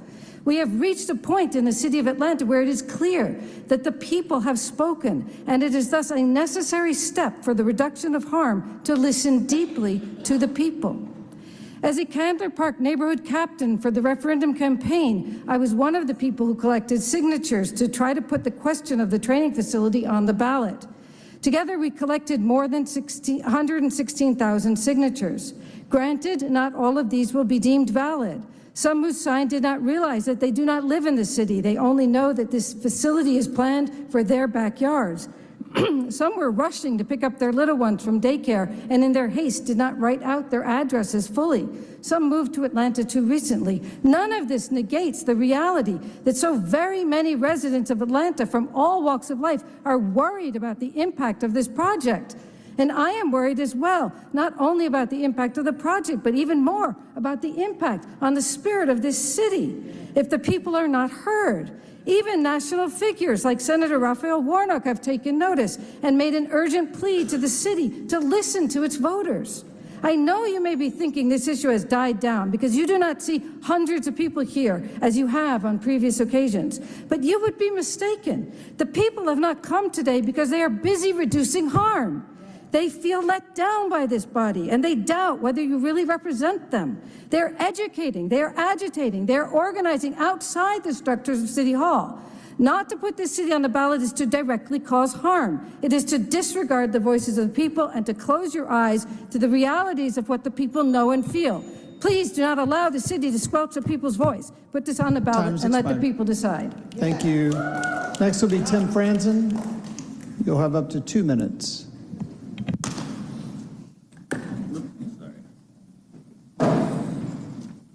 There it is. I don't usually write a thing out, but I wrote a thing out and then I changed it for the folks that already left. You know, this is the first people's referendum in Atlanta history, and that's pretty phenomenal. I think just taking a moment to let that sink in. The process has been difficult. It's been mired in really poor communication. I mean, I think we can do better in the future. When there's folks that are doing a referendum and they ask for clarification, give them the answer. It lessens the amount of the projection of bad motives. Our movement has created and I want to speak to this violence deal, because there is one segment of the population that has seen an uptick in violence. Violent crime is down. Police violence is 7% up right now. And our movement has created a nonviolent political solution that over 116,000 people signed off on. So, where do we go from here? Do we disenfranchise these folks? The hundreds of young people that said, we're going to walk this path with you, what do we say to them? The Amir, I'm in your district. I know that I personally collected so many signatures, and I know there's thousands and thousands that have signed it. And we want to walk through them in this process towards healing. And so I want to end with that. Council has the power to put us on a path towards healing, collective healing. And even some that spoke in favor also believe in democracy too. I was very encouraged to hear, hey, if you believe in it, show up and vote for it. But let's get this thing on the ballot, y'all. Thank you. Next will be Amy Taylor. Due to yielded time, you'll have up to 4 minutes.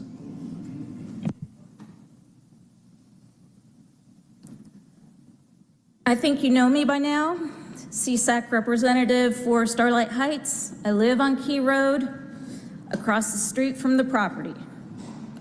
I have witnessed and been victim to the tactics of your guard dogs that they use to defend your proposed development. My neighbors continue to be subjected to intimidation if seen near the property on a public road. Just this weekend, my daughter and her 3 friends were taking an afternoon walk on Key, and as a result were interrogated, asked inappropriate questions, followed by a squad car away from the development and into my neighborhood. And by the time they got back to my house, they were surrounded by 6 police vehicles. These young people did nothing to give the police any reason to approach them except that they dared to walk on a public road that your property sits on. Well, my house sits on that road too. I don't want to see the forest destruction or deal with your goons, so I don't walk that way anymore. But why should I be made to feel unwelcome on my own street? Why should I worry about my daughter during an afternoon walk interacting with officers who are supposed to be protecting, not intimidating the public? Is this what APF and APD mean when they claim to want to be good neighbors? Your police don't need a training facility. They need reprogramming. They need to be taught that intimidation of innocent people is unacceptable and unnecessary. Keep your guard dogs inside their fence. away from my daughter, my neighbors, and my house. That is what it's like to live next to Cop City.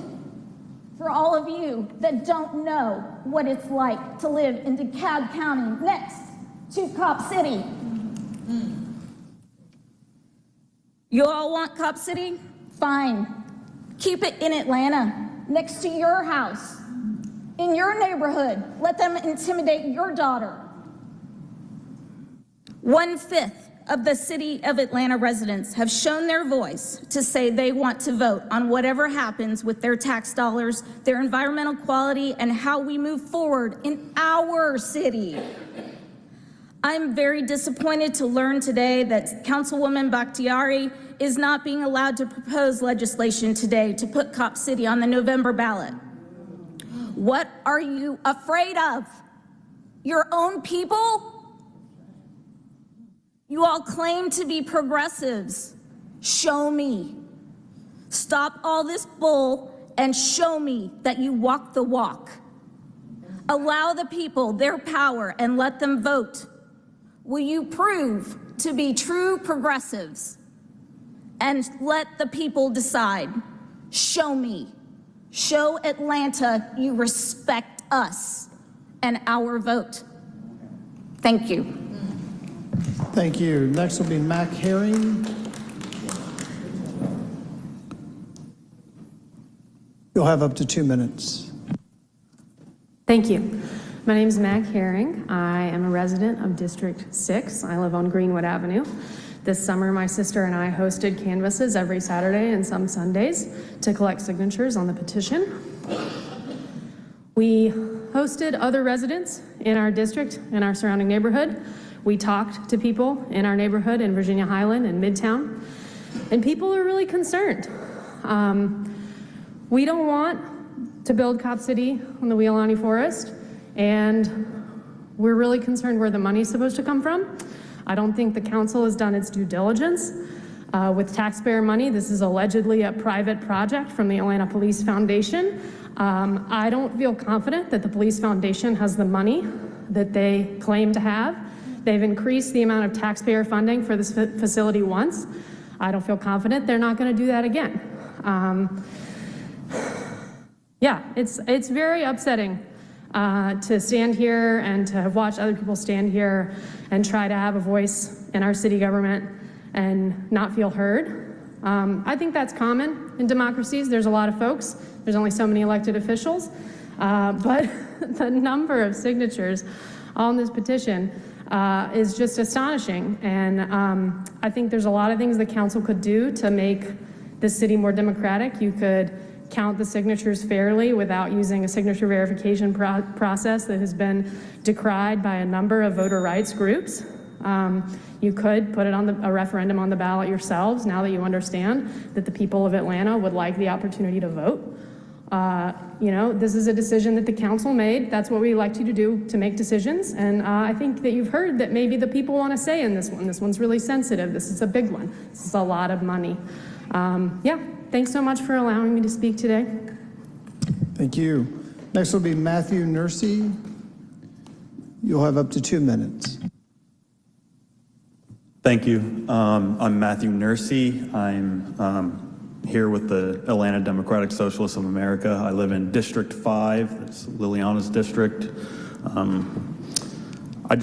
First of all, I want to say that I have utmost respect and appreciation for first responders, firefighters, and EMS workers.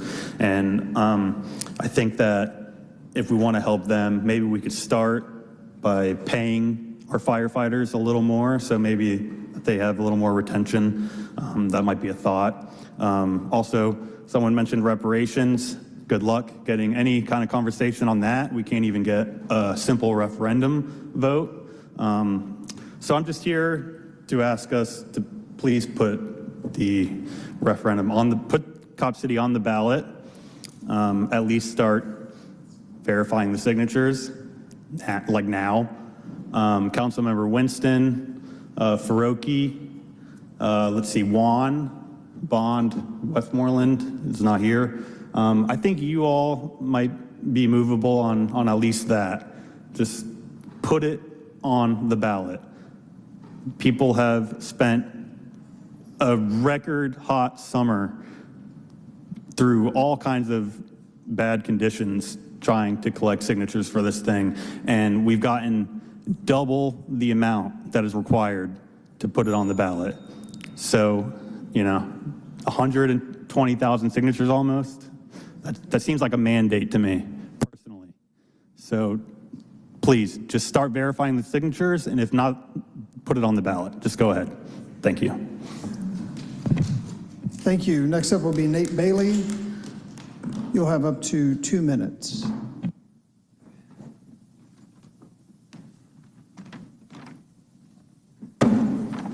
Afternoon, Council. My name is Nate Bailey. I'm president of Atlanta Professional Firefighters, also Professional Firefighters of Georgia. I'm here today to give my support for the training center. I think something that's been lost in this is our staffing. We still have a staffing crisis. If you ask anyone, what's the city with one of the highest vacancy rates for sworn firefighters? It's Atlanta. And our staffing is directly related to the training center. We don't have adequate space. We don't have classrooms. Our high-rise tower has a fence around it. We don't have the space. And we're too far into this. Now we don't have time to keep debating this. We have the World Cup coming in 2 years. We're hosting major events. And this flag right here, we delivered a flag just like this last Saturday to a fallen firefighter. This is the flag we give the family. Right now we're riding with 3 firefighters on every engine and truck. Every engine and truck has 3. That's critical. Our minimum staffing is 4 firefighters on every engine and truck. Nashville and other cities are adding a 5th firefighter for their downtown operations, but we still have 3. We can't make progress, we can't move forward if we don't have anywhere to train. And it allows us to get to your family or your citizens and your constituents faster.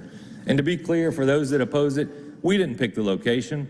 We weren't part of the rollout, but we're here now and we don't have time on our side.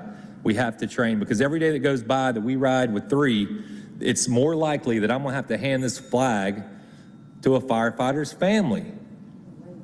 And we can debate pay. You know, the administration's working on the pay and benefits, and we're excited about it. And we'll debate it all day long. But we're not going to debate equipment and a training center. This is Atlanta. This city has a $2 billion budget. We can build a training center, and we're too far into it. There's no time to change it. We don't have time. Thank you. Thank you. Next up will be Sharonda Clark.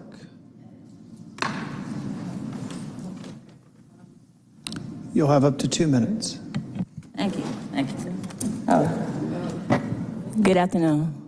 I am Lieutenant Sharonda Clark. I am a trainer. I train recruits down at the Training Academy. I am a graduate of Morris Brown College, so I'm an Atlanta native. But I would like to talk about the stresses and the burdens of training recruits down there. I've had 7 classes, and it's been very stressful to transport these students from one location to the next. We always have to go outside of Atlanta. We got to go to Douglasville. Got to go to Cobb. We got to go to DeKalb. You know, it's been frustrating. Sorry, I'm kind of cold. But we would like some of the simple things. I know, for one, I am very excited about having a new training academy. It would be remarkable. Just to have like little things like a sink to wash your dishes, right? Somewhere for us to park. My recruits, they're parking on grass right now. You know, when it rains, they get stuck in the mud. Simple things like pavement, you know, we need. Our actual academy was condemned 3 years ago because of asbestos and mold. So we've been training outside in a trailer, right? My EMS recruits, they're in a whole nother location. They didn't have heat, they didn't have AC to train them in no AC when it's 100 degrees outside. It's crazy, it's crazy. We desperately need this training academy. We desperately do. Hey, let's stop calling it Cop City. Let's name it Fireworks. Thank you. Thank you. Next will be Alvin Rashad. You'll have up to 2 minutes. Good afternoon, Council.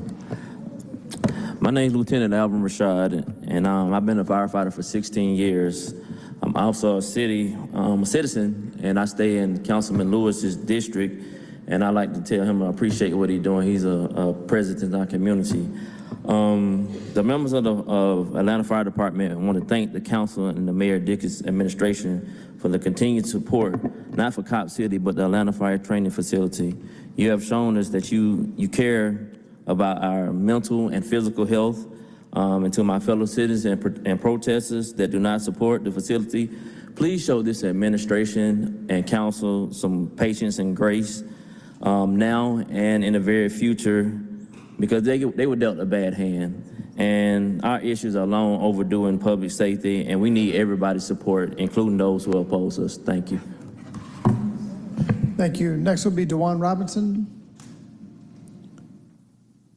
Due to yielded time, you'll have up to 10 minutes.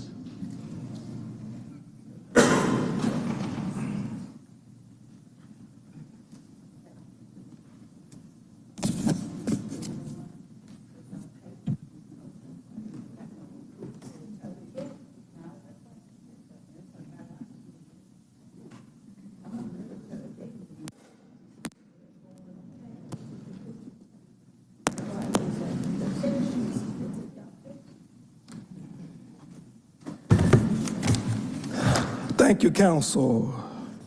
Today I come before you, Mr.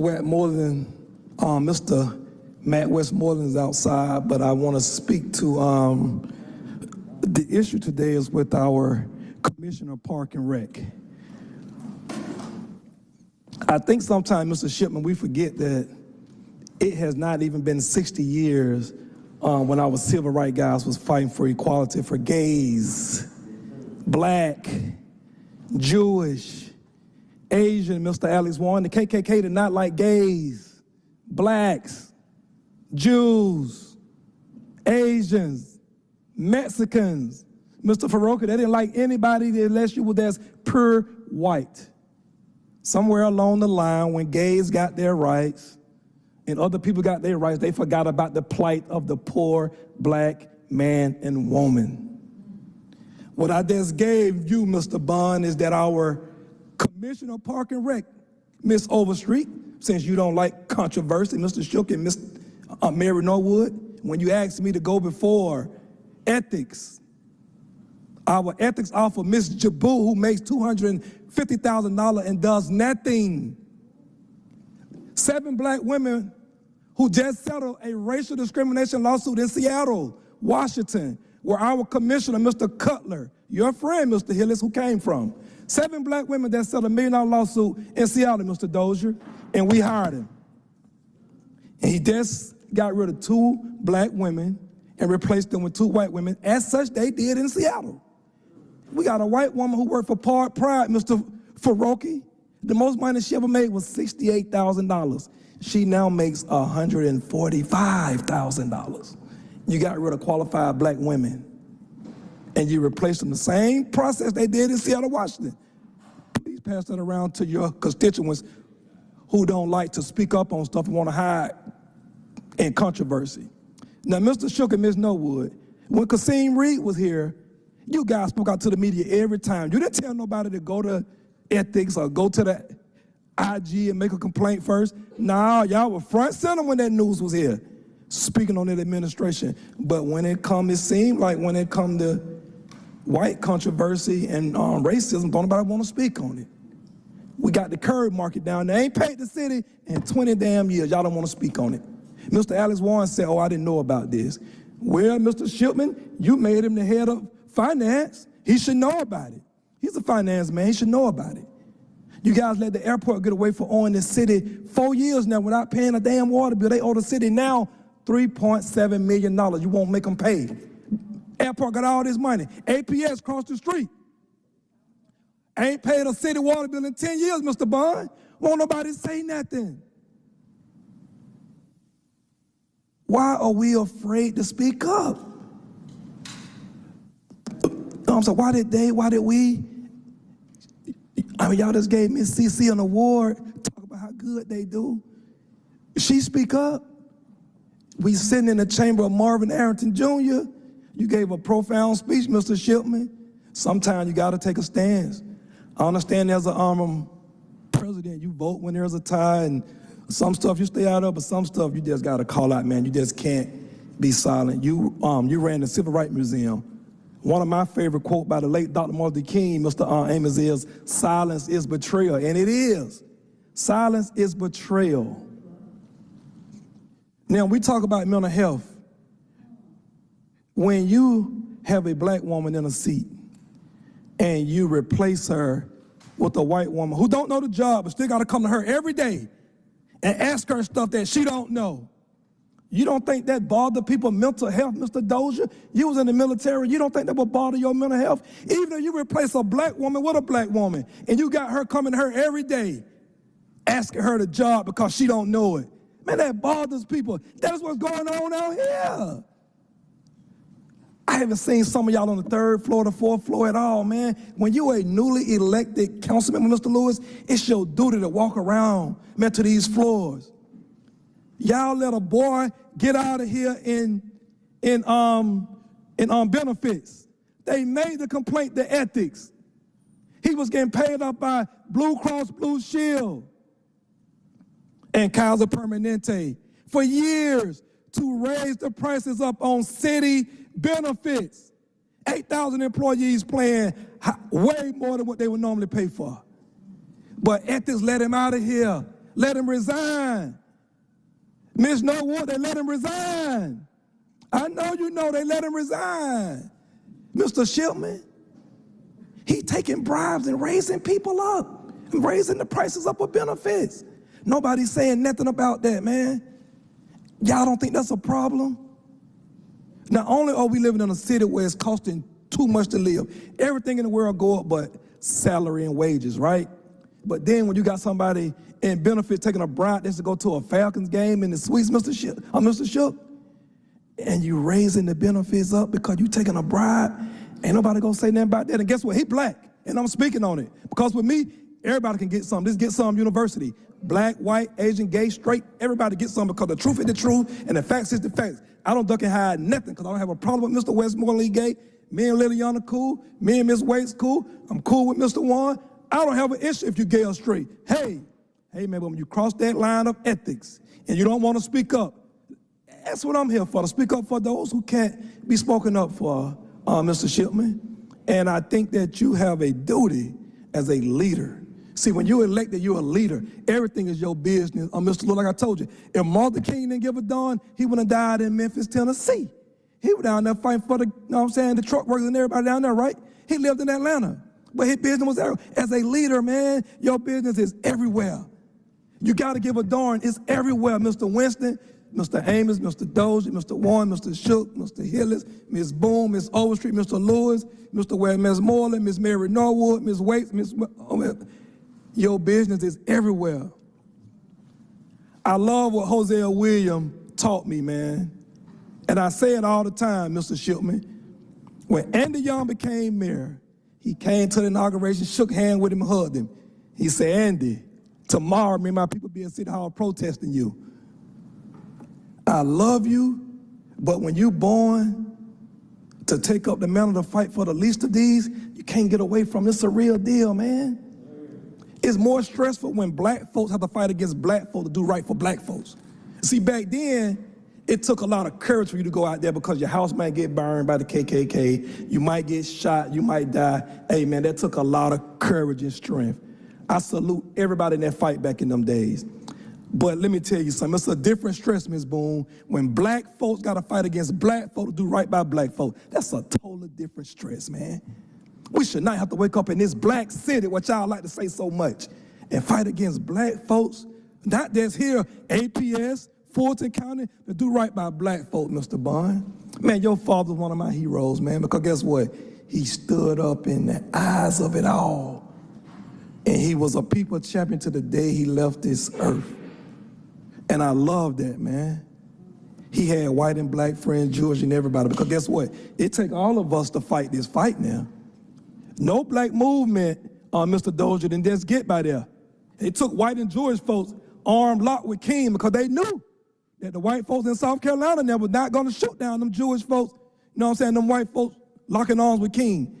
It's always going to take other races to help us move past this. But guess what? We didn't have black leaders on council and black mayors at the time. Man, this guy, Mr. Cutler, man, city council, y'all voted his salary in. He must go. And ask yourself, why did this commissioner, this racist commissioner, make $50,000 more than every other commissioner ever have in the city of Atlanta? Why? Mr. Dusenberry, who they hid, I have that for y'all next time. Mr. Dusenberry, who's over the land trust. Some of these white folks know where the money is, right? They know how to get us, right? He over the land trust. He had 2 racial discriminations while he was a commissioner of Atlanta. The HR head, HR ethics head. Ms. Jabu, another one got to go, the head of ethics. She must go too, Mr. Shipman. She must go. She haven't opened out one ethics investigation, Ms. Boone. Since she been there, we paying her $250,000. And you know why, Ms. Norwood and Mr. Shook, why it don't go to law? Because Nina Hickson used to be over ethics. Everybody's complicit. But we got 8 black council members that can really call this commissioner to the seat. And if the allegations are true, this is print from the Seattle Press, he must go. He must go. So y'all want to keep sitting, quiet about that? Hey man, these 118,000, how many ever votes they got? Hey man, they gonna use to get your ass up out these seats. And y'all keep sitting up being quiet, think it's a game. Thank you. Next will be Liz Lee. Liz Lee. Next will be Douglas Dean. Douglas Dean? Yes. Great.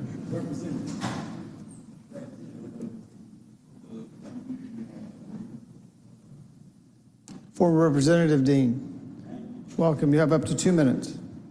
How many? 2 minutes. You don't change the rule? Yes, sir. Former elected officials are the same as the public. That's the rules of council that were changed a few years ago. Can't do it in 2 minutes, but I'll try.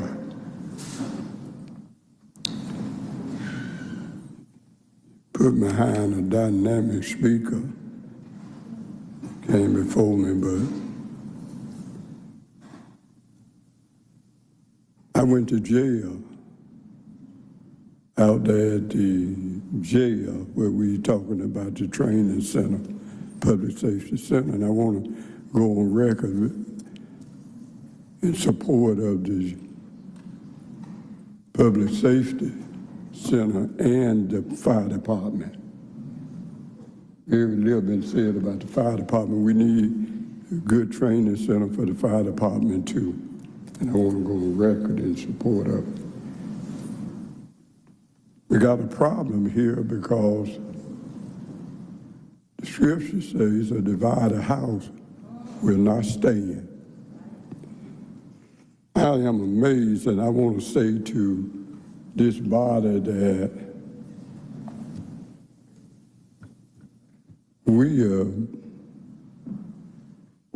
somebody's trying to divide us in Atlanta.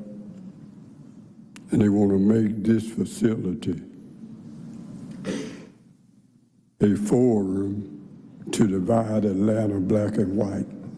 I've sit there and listened at the debate, and it's all about race. And I want Atlanta taxpayers, Atlanta citizens to understand this ain't about race, this about public safety and a facility. You got to have gone to our training facility to understand the need. I've been there. I went in off in 1974, so I've been there. Time has expired. And I understand the need. Mr. Chairman, I don't understand why on this issue, public officials' time is cut to talk about the truth. Sorry, council changed the rules a few years ago that Only current elected officials have extended time, I'm sorry. I just hope that the judge rule in our favor and that the citizens, that we build this training facility. It's a need. Thank you. It's a need for public safety and fire. And so I'm urging you, stand tall. Thank you. Time has expired. Keep the faith and understand we're going to win in the end. Thank you. Thank you. Next will be Archie. No last name is given. Oh, yes. Liz Lee? Mary Hooks, y'all called me, but I was in the bathroom. No, haven't been called yet, Mary. Okay, I saw my name on the thing. No, the list isn't quite in the correct order. I apologize for that. Next up will be Archie. No last name was written down. Next will be Alvin D. I can't read the last name. Must be me, Alvin Dollar. Yes, that's, it is you.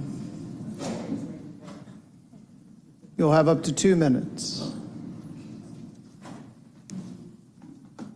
Okay, good afternoon. I'm Alvin Dollar.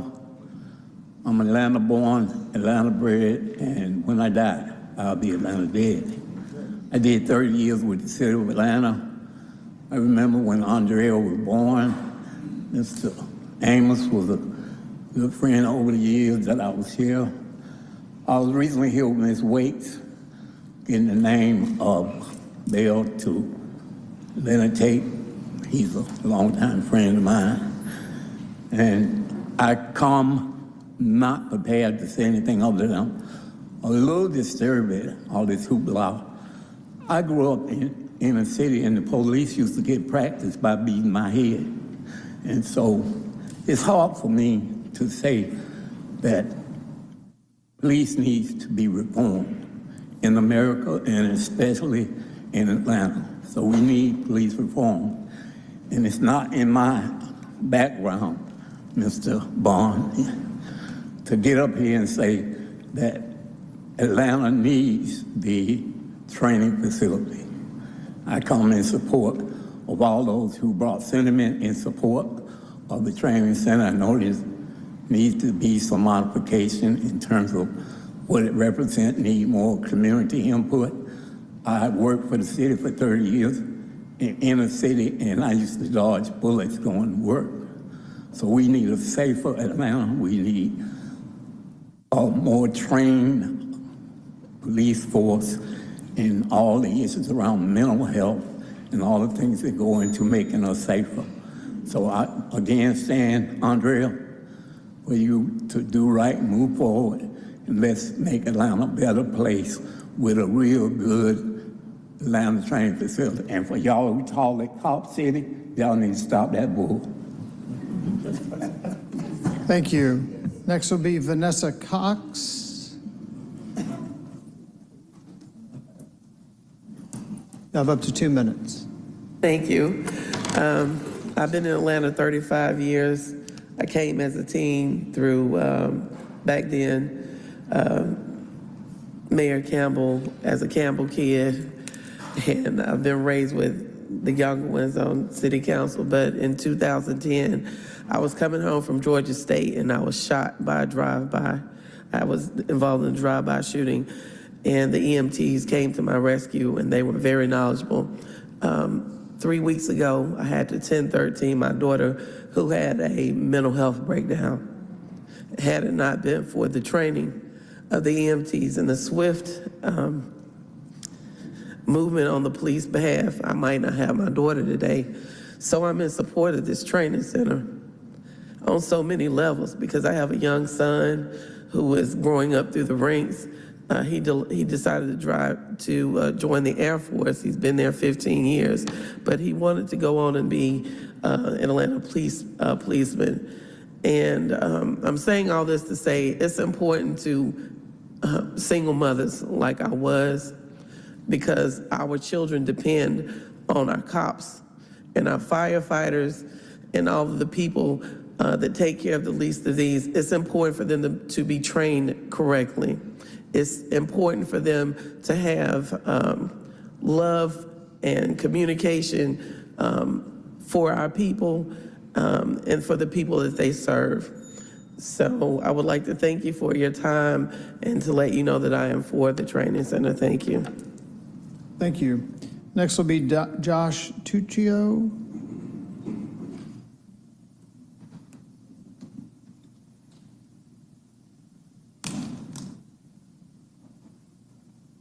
We'll have up to 2 minutes.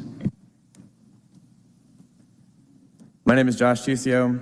I'm a registered voter who proudly lives and works in East Atlanta.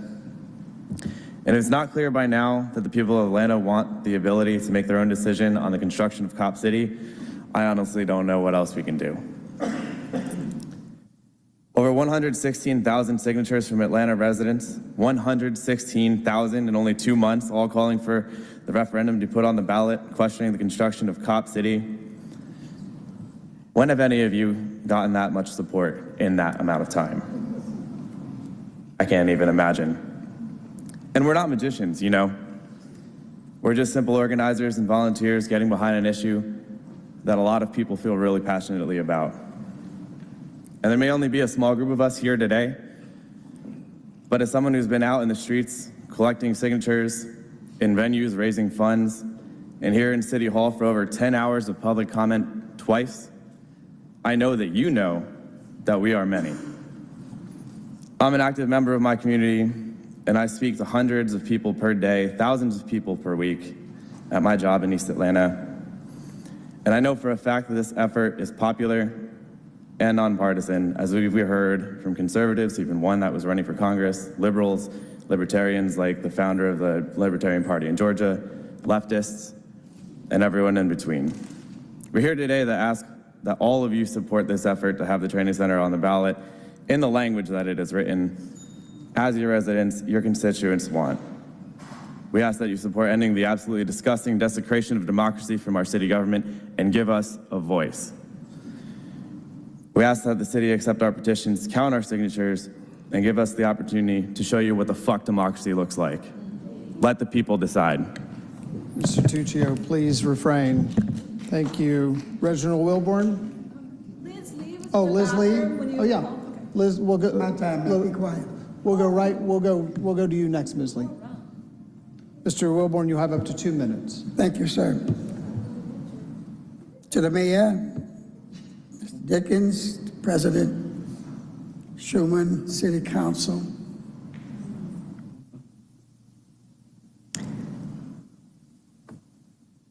I'm really surprised that this controversy. Atlanta's too strong and too good of a city to fight this kind of embarrassment and needless argument. Atlanta has 486,000 registered voters, and I could be corrected on that. And you're holding in some boxes 116,000 signatures. To me, it's a waste of time. We need the training center. We need it for the firefighters and the Atlanta police. One of the best police departments in this country is the Atlanta Police Department and the Atlanta Firefighters Department. Crime is down.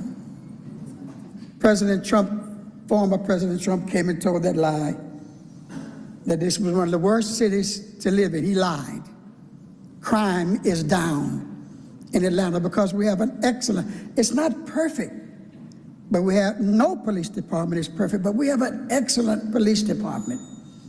I know. I was the chaplain there for 10 years. They need the training facility. There was a preacher who stood up in the news the other day and said, the clergy of Atlanta are behind this movement. No, they're not all of them. See what I'm talking about? I don't think, even if you counted the votes and they didn't go, I don't think it would ever satisfy this crowd. This is a movement. This is a group of people who want to disturb this city. Well, I don't really know what they're crying about. Time has expired. Thank you. Thank you. Next will be Liz Lee. You'll have up to 2 minutes. Thank you. Hello, my name is Liz. I am a registered voter, taxpayer, and citizen of Atlanta. I was actually born and raised in Brooklyn, New York, where it is a very police militarized state, and I'm standing here today as perhaps one of maybe 3 to 4 Asian Americans in the entire building, one of them being District Council Member Alan Wan, and yet there was xenophobic comments, racist comments that were directed to us, which goes to show that this entire movement has been in support of unifying people, not divisively, as what has been going on with these public comments and council members who allow racist comments, xenophobic attacks to occur to the citizens who voted for you to sit right there. Now, these past few months, I've community organized. I've gone door to door knocking to help citizens register to vote. I've been helping people get their voices heard by people just like you. And I've been speaking to churchgoers, mothers, students, uncles, regular people who all have said that they do not want this training facility to be built because they would rather have housing for the elderly. They would rather have care centers for youth. They would rather have food sovereignty programs. They would rather have not human feces in their backyards. They do not want toxic waste and contamination from the sewage water runoff because the roots from the forest have all been cut down. By this point, the environmental standards are not being met, regulations are not being regulated, the forest is going down, the lungs that y'all have said were Atlanta's breathing resources, how we can get clean air, how we really are able to enjoy the land is now being taken. This is not right. Thank you. Next will be Margie McLeod. You'll have up to 2 minutes. You know, every time I come here, I change. I'm gonna stay on rent control. With this cop city, let the people vote. That's what I'm saying, but I'm dealing with rent control. Rent is constantly going up. And you know, Boone, Overstreet, y'all see homeless is out there. It's going higher and higher. And we could do this. Is Alabama could do it, we could do it. If California could do it, we could do it. I'm telling y'all, whoever y'all lawyers is, tell them think out of the box because we could do this. I have a map. You got 7 people, 7 states. Yes, we can. Yes, we can, Lewis. We could do it. But if you don't do it, guess what happened? Crime go up. The man robbed a bank. I want you to see this. He robbed a bank for $650 to pay his rent. This is New York Post. This is for real. And you're saying crime is going down? Where? In Atlanta? This is for real? Because people cannot afford 3 times the rent. And I keep saying again and again, we can't do this. We can't put a cap, 3%. Don't let it go no higher. But I think the problem that we have, we got a landlords that is controlling and a lot of development. And Overstreet, I heard what you said. Yeah, we had a good time. But time is changing. People have to worry about paying their rent. They can't afford. I know you party. I party too. But this is 23, baby. Okay? Have a blessed day. Thank you. Councilmember Lewis. And I just want to say, I'm the choir. You're speaking, me personally as a council member would need rent control. I'm the choir. And I think that our attorneys, I think that the state has told us that we can't do it. Now I'm trying to find ways. We can do it. I'm the choir. Okay, So we can do it. I hope that our attorneys can be more flexible, or that we come up with ordinances if it You know is what I'm not saying? Yes, to you- fix it. So I'm yeah. the choir. I'm letting you know that I'm the choir. I understand that, but we can't do it. Like you say, put an ordinance in it. Do that. Say the rent can't go no more than 3%, Thank a you. 2%, a Thank you, Ms. 1%. Thank you, Ms. McLeod. So let's do this. Okay, yes. So who gonna put it in? Thank you. Time is expired. Who gonna put it in? Time is expired. Lewis, Ms. you gonna put it in? And someone said they Ms. was gonna McLeod, check. time- Amos, you said you're time- gonna check on. Ms. McLeod, your time has rent control expired. in Alabama. Did you Your do time it? has expired. Did you check Thank the mayor? you. Ms. McLeod. Okay. Thank you so much. Next up will be Samantha Kramer. You'll have up to 2 minutes. Hi. I'm here standing in front of you as a 3-year committed, active District 1 voter, a community herbalist, a restaurant worker, a proud person of Jewish tradition, and a volunteer for the campaign to put Stop Cop City on the ballot. And all parts of those my identities are imploring you to put it on the agenda swiftly with the language already existing in nonpartisan terms. That's all. Thank you. Thank you. Next will be Kiana Jones. Due to yielded time, you'll have up to 4 minutes.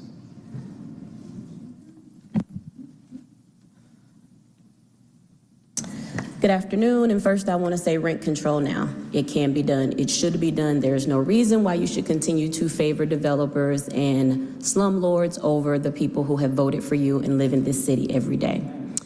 Secondly, I want to say to this person who's wearing a clergy collar, who claims that I said that the clergy of Atlanta stand against Cop City. I have never said any such thing.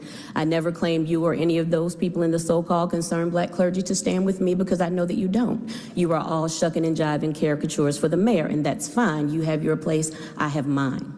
To all of the people who came up to support the so-called police training facility that we know as Cop City, I'm so glad that you came out today. But today, we are asking this council to put this to a vote on a ballot. For that same preacher who talked about 486,000 registered voters in the city of Atlanta and saying that the 116 don't count, did you forget the parable of the shepherd who left the flock to go after the one? You need to read your Bible. And if you want to talk about it afterward, we certainly can, because I probably need to lay hands on you. Rebuke some of that in the name of Jesus. Because that is what is the blasphemy. That is what is of the devil. Standing up here knowing good and doggone well you ain't from East Atlanta, you don't live in that area, you don't live knowing that East Atlanta is an area of the city designated as a low priority area by the city of Atlanta. You don't know what it was like when the people were dumping things there and the city of Atlanta didn't give a doggone. You don't know what it was when the city of Atlanta was the steward of that land before and let it go to trash. So once again, we are here today talking about the fact that we went through a process guaranteed under the Georgia State Constitution to put a vote on a ballot. What we have is 2 members of this council who stood up and said, you know what, we know the mayor's playing games. We don't understand what in the world he's doing. We know Andre Petty and punitive. We ain't got time for his threats. And shout out to Nick Giuliano. Wonder who you're texting and threatening right now on this council. But what these 2 council members, these 2 council women said is, we know that we have the authority as a council to put this to a vote on a ballot. We know that we can introduce an ordinance for this to be voted on by our colleagues. Instead, they get met by more opposition and threats from the mayor. Instead, they get met by the strong arm of the APF. Instead, they get met by incompetent lawyers in the city of Atlanta who will do what the police chief tells them to do, and the head of the APF, before they will follow the letter of the law. They get met with saying, you as a legislative body now have no authority. And y'all gonna sit back and take that? Now, don't move because old Kiana up here calling you a punk, because I'm not. But what I'm saying is that you do have authority. You know that you have authority, and I'm just waiting for the ones of y'all that's gonna stand up and take that authority. I'm waiting to see who gonna have the balls to stand with council members Waits and Bakhtiari. Now, I know one of you will, but what about the rest of you? And if you don't care about my voice, that's fine, but what about your constituents, even the ones who came from Buckhead to say, verify those signatures so that they can get to a vote? Direct democracy. We have seen your mayor make fools of y'all every step of the way in this process, and how much longer are you gonna allow yourselves to be that? Don't be no ass clown like Andre. Stand up for what you know is right. Stand up for what you know to be the letter of the law. More than anything, stand up because you said you wanted to represent the people. The people have spoken. I hope y'all listen. Thank you. Next will be Tom Marple.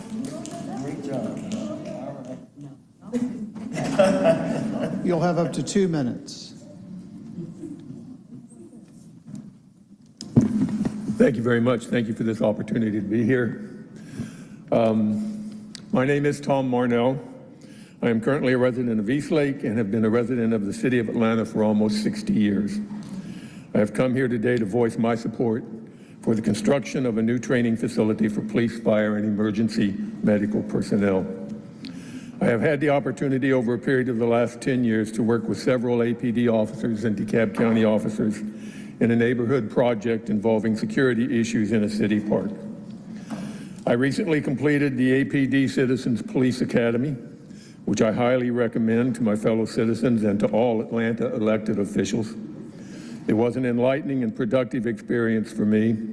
It provided an opportunity to witness the complexities and dynamics of law enforcement from a newer perspective.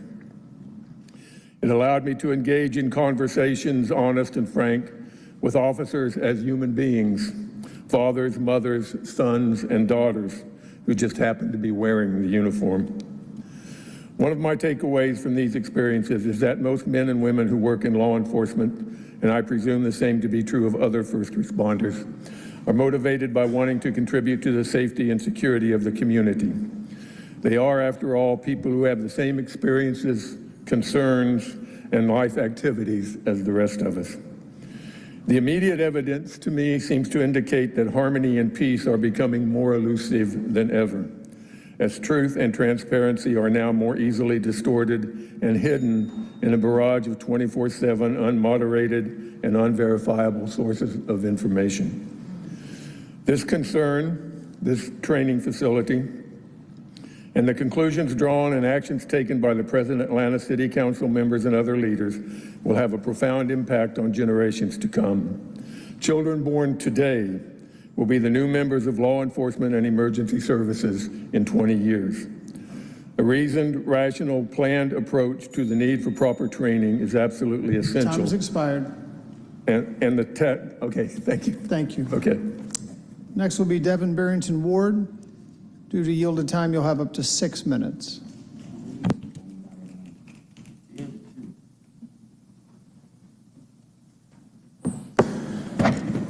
Good afternoon. You know, they say, Devin, your name isn't Miss Cleo, but you stay with the crystal ball telling us our future. And for that, we thank you. You know, I've come up here so many times and told you all how this was going to go down. I told you all that when you turned the facility over, the jail over to Patrick Labatt under this ridiculous lease agreement, that people would die. You all said more people we would save more lives. That has yet to happen. We continue to tell you that the mayor is going to throw you under the bus and is going to put y'all out on Front Street. And he has millions of dollars to get reelected, but many of you all can't raise that type of money. And so when the chickens come home to roost in the form of the 116,000 people who signed that petition so that there could be a ballot referendum, many of you all will not be in these seats when the new term for council comes up. But that's actually a good thing because some of you all do need to retire. You know, the challenge is that this isn't even about building the facility anymore. It's bigger than that. This is about democracy. You know, the idea that Mike Russell was in here trying to school me on democracy and the way that the government works is laughable.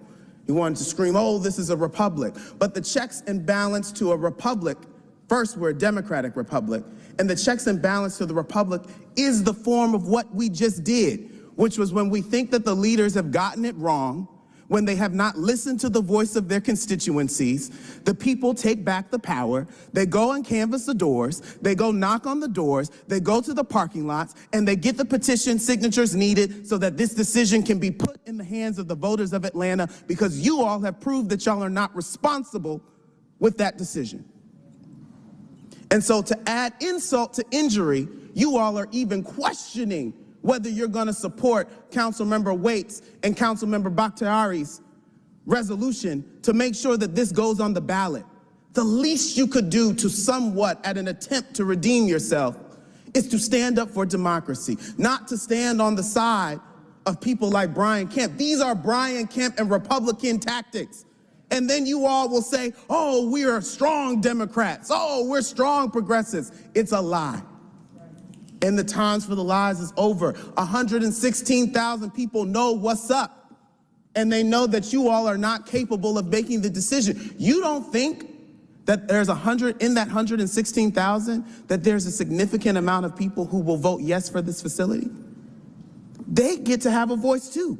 They should be able to double down, right? So that you all can prove that you're right. If this is indeed the right decision, then let the voters validate that. Let them say, council was right.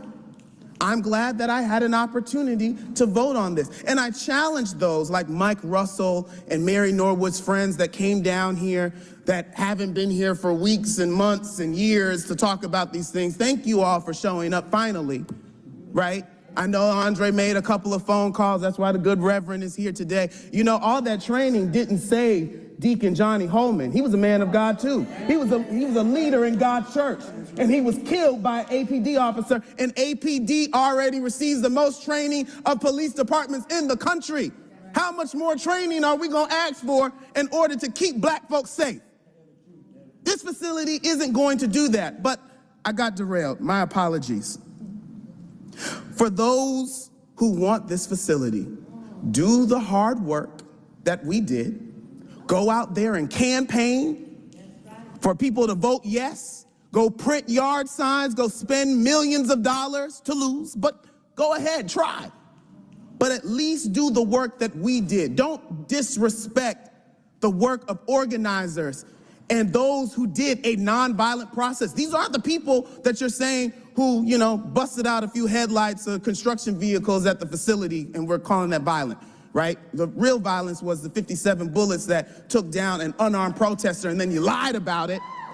The real violence is these RICO charges by an attorney general that many of you all didn't vote for and said, oh, he's bad and he's on the Republican side and I'm standing with Jen Jordan, but now you're going to double down and support this garbage.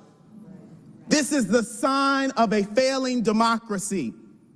And you all aren't just, you know, in the minority here. There are governments around the country that are doing it, but it's a shame that it's happening in Dr. King's city. It's a shame that is happening in Michael Julian Bond Sr. city. It's a shame that is happening in John Lewis's city. It's such a shame, and you all have no shame. My goodness, 116,000 signatures. Some of you all wish you could get that for many of your failed mayoral campaigns, like Matt Westmoreland and others that are thinking about running for mayor that won't win either, right? This is bad politics. Let's not even talk about what we're talking about as far as democracy. Let's do the math. How many of you all have gotten 116,000 votes for anything?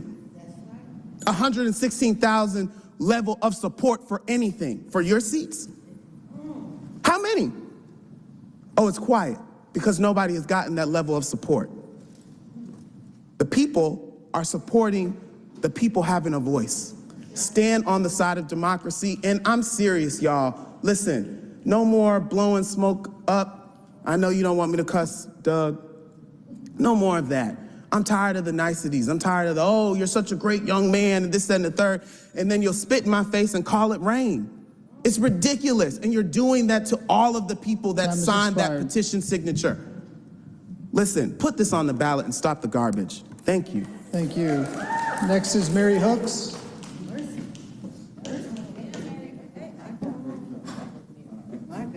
You'll have up to 2 minutes. Wow, I don't know. I was sitting here thinking, I said, what else can I add new to the conversation? But I do want to, and I don't believe that any of them are still here yet, but I want to say to the firefighters and EMTs, I ain't got smoke with the firefighters and EMTs, because we have never once have there been an uprising because they have shot down, murdered somebody, done all the things. And I would hope that the firefighters and the EMTs have not forgotten their history in this city where they have been treated like stepchildren for years without any real city support, and now feels like they're being used as a pawn in this larger fight. Because I believe the word on the street is that there isn't any money allocated to firefighters and EMTs in phase 1. So I just hope folks are clear about that. But what I will say is that I hope, very much like many people who have spoken today, that this city council does not concede its power. Concede its power. And I know that, you know, folks are getting instruction from the city attorney to say, no, y'all can't do. But this is actually a body that must do, because we are very clear about, and we can see it, y'all. We see what the mayor is pulling. I don't know if y'all listen to the AJC podcast where the mayor talked cash money mess about being intimidated and this shouldn't be politicized and all of these things. And for you all to have an opportunity to actually do right by the people who busted our behinds to do the work of democracy that we hope this body holds up, that y'all actually have an opportunity to do something different. Y'all have seen folks come here time and time again, and we didn't put a big call out because we're like, I don't know if they're gonna do anything significant, y'all, enough for people to come and not be with our babies. I gotta go be with my babies. But I hope that we're planting seeds that you all will take the initiative to do something righteous and don't concede your power to the powers that be, to the right-wing Republicans and all these other cats that want to make sure that the people's vote don't get heard. Like, do something righteous, yo, and give us an invitation to come back. Thank you. And make it right with our people. Real talk, make it right so we can come back for something real. Next up will be James Davenport. You have up to 2 minutes. Well, let me hurry up then. Thank you all for allowing me to be here. Somebody just said, Councilman Bond. Well, first let me ask you, what about the senior lift rides? Councilman Bond, I knew your dad. My mama worked for your dad in Hank Thomas. With all due respect, I think he would turn over in his grave for people not to be able to have a vote. When he gave his life for people to have a vote. For all of you, and I've challenged you all before for being black. Can't be black no more in this city because you all are sellouts. You all are sellouts and you know it. Councilman Boone, you gave us this saying that in 5 years, 20,000 units. 5 years, we're gonna have more than 100 more thousand out on the street. Out on the street. You all do the math, y'all know what I'm talking about. But let me flip the script. Come to City Hall where you can get attacked. Come to the city of Atlanta where police treat you like a rag doll, tearing your rotator cuff. I ain't talking about something I heard. I'm talking about something that was done to me. Y'all have heard it before, but guess what? We got a lawsuit coming, y'all. We got a lawsuit coming. It does not make sense for you all to pay someone to do what these policemen do. I was at Mr. Holman's march. 30 to 50 police officers on bicycles intimidating the crowd. How do I know? I was hit by one of those bicycles. How do I know? Why? Why did Mr. Holman's daughter had to sit there crying with her daddy on the phone being killed by police? Time is expired. Some of you all protested with us when George Floyd was killed by police. Yet and still, you all act like y'all just turned y'all head to that situation. Time is expired, I Mr. was there Davenport. amongst you all. It does not make sense. Your time is expired. Add it up. As Devin said, one more thing. Thank you. Your time is expired. 100,000. Y'all know how they do polls, right? For every one person, there's 10 more people who think the same way. Thank you. Next is Alma Lot. Alma Lot.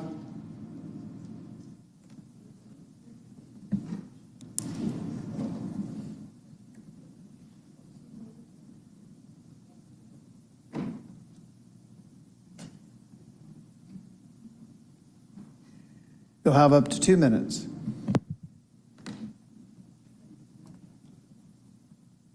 I'm here about the have and have-nots. First, I want to say, y'all need to put this at a vote. People are still being homeless. We got a lot of heroes, but we need to think about our communities. Black communities, don't turn off the microphone on, because I got a deep voice. We got too many children on the streets. We got too many families on the streets. And y'all finna send all this money and vote on it?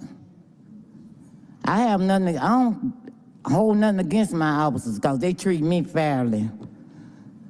I have nothing against the police, but the thing is, y'all need to think about y'all communities. Black people, people of color, and after a while, they're gonna know about these white folks being put out too, so y'all really gonna be in some damn trouble. Walk through the communities, y'all will see them, and y'all gonna wanna vote then. When y'all see little white children running around, not getting murdered and killed. These little black boys are out here because they're homeless. You got homeless college students in our communities. We need monies in these communities. The rent them went up. We need rent control. We need something. We need fair housing back in our community, what Dr. King marched for. We don't need this racist ass pork called rotten and cook in our community either.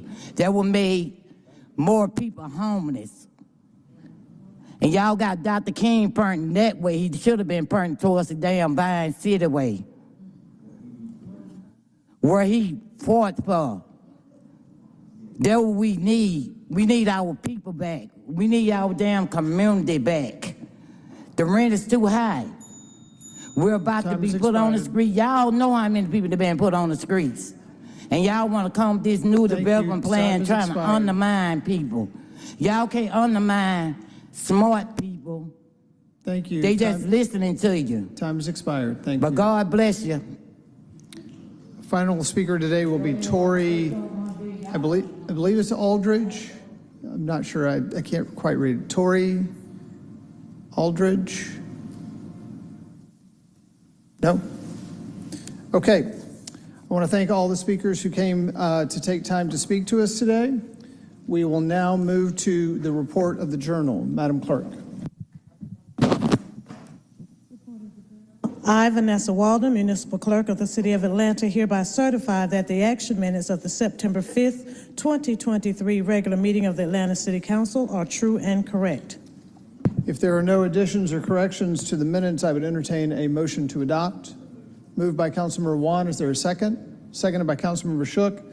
Is there any discussion on the motion to adopt the minutes?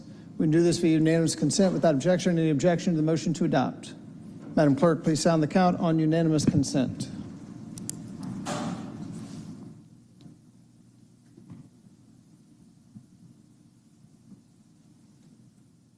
Unanimous consent is 10 yeas, 0 nays. 10 yeas, 0 nays. The motion to adopt the minutes carries. We'll now move to communications. Madam Clerk. We have one communication today, 23C5104, a communication from Chief Procurement Officer submitting the August 1st, 2023 through August 31st, 2023 monthly contracts report to the Atlanta City Council and Clerk of Council pursuant to Section 2-1142 of the Atlanta City Code of Ordinances. Staff recommendation is to accept and file. Let it follow that course. That concludes communications. Is there any vetoed legislation for consideration? No, sir. Is there any unfinished business? No, sir. Thank you. We'll now move to the consent agenda, section 1. This starts on page 3 of the materials. These are all items for second reading. The appropriate motion will be to adopt. But first, let me ask if there are any items to be removed from the consent agenda. Councilmember Wan. Thank you, Mr. President. I'd like to remove 23-0-1484. It's on page 3, item number 1 in public safety. Again, 23-0-1484. Okay. Any other items to be removed? Hearing none, I would entertain a motion to adopt the consent agenda, section 1, with this item removed. Moved by Councilmember. Wait, who moved? Moved by Councilmember Farokhi, seconded by Councilmember Hillis. Is there any discussion on the motion to adopt the consent agenda, section 1, with the one item removed? Hearing none, we'll move to a vote. Madam Clerk, please open the vote on the motion to adopt the consent agenda. The vote is open.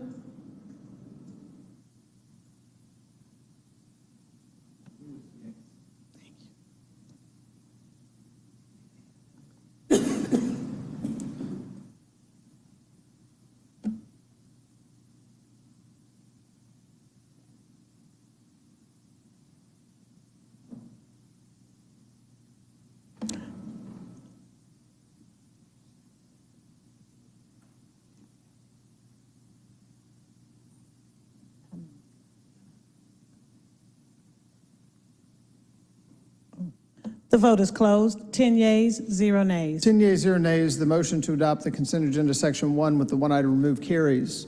We'll now move to the consent agenda section 2. It begins on page 30 of the materials. These are items for first reading. The appropriate motion here will be to refer. But first, let me ask, are there any items to be removed from the consent agenda section 2? Hearing none, I'll entertain a motion to refer. Moved by Councilmember Juan. Is there a second? Seconded by Councilmember Lewis. Is there any discussion on the motion to refer the consent agenda section 2? Hearing none, we'll move to vote. Madam Clerk, please open the vote on the motion to refer. Before we open that vote, I'd like to correct the vote on consent agenda section 1, please. That was 11 yeas, 0 nays. 11 yeas, 0 nays on the motion to adopt the consent agenda section 1 with the one item removed. So now let's open the vote on the consent agenda section 2, motion to refer. The vote is open.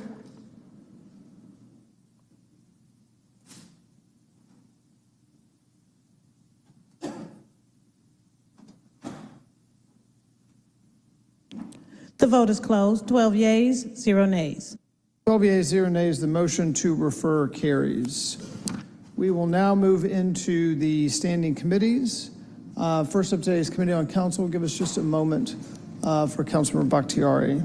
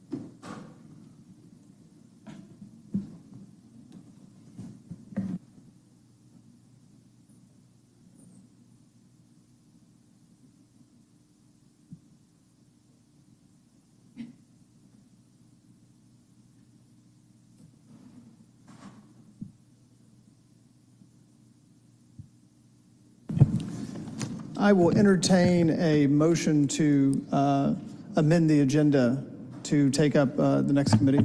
So moved. Second. Moved by Councilmember Shook, seconded by Councilmember Faroki. Oh, would you want to withdraw your motion? Councilmember Shook? Motion is withdrawn. Committee on Council, Chair Bakhtiari. Thank you, and I apologize to my colleagues for being late. So thank you, Mr. President. Today I would like to start with taking, with communications and taking items 1 and 2 as a block. Without objection, please proceed. Okay. Item number 1, 23-C-5091, a communication from Council President Doug Shipman appointing Dr. Michelle Schreiner to serve as a member of the Board of Zoning Adjustment. This appointment is for a term of 2 years. Item number 2, 23-C-5103, a communication from Council President Doug Shipman appointing Ms. Daphne Jackson to serve as a member of the NRIM Review Board for the City of Atlanta. This appointment is for a term of 3 years. Both of these were found favorable in their respective committee, and the motion is to adopt. There's a motion to adopt coming out of committee to adopt these 2 items. It does not need a second. Is there any discussion on the motion to adopt these 2 items? Given that there are communications, we can do this via unanimous consent. Is there any objection to the motion to adopt? Madam Clerk, please sound the count on unanimous consent on the motion to adopt these 2 items. Consent is 12 yeas, 0 nays. 12 yeas, 0 nays. The motion to adopt these 2 items carries. Thank you. Moving on to ordinances for second reading. Item number 3, 23-0-1438, a substitute ordinance by Committee on Council to amend City of Atlanta Code of Ordinances, Section 66-2, precinct boundary lines and polling places by amending the 2017 precincts and polling places ordinance in Fulton County precincts listed here within due to facility name change, precinct location, mergers, and fire damage repairs to facility. It was found favorable on substitute, and the motion is to adopt on substitute. There's a motion coming out of committee to adopt on substitute 23-0-1438. It doesn't need a second. Is there any discussion on the motion to adopt this item? Hearing none, we'll move to a vote. Madam Clerk, please open the vote on the motion to adopt. The vote is open.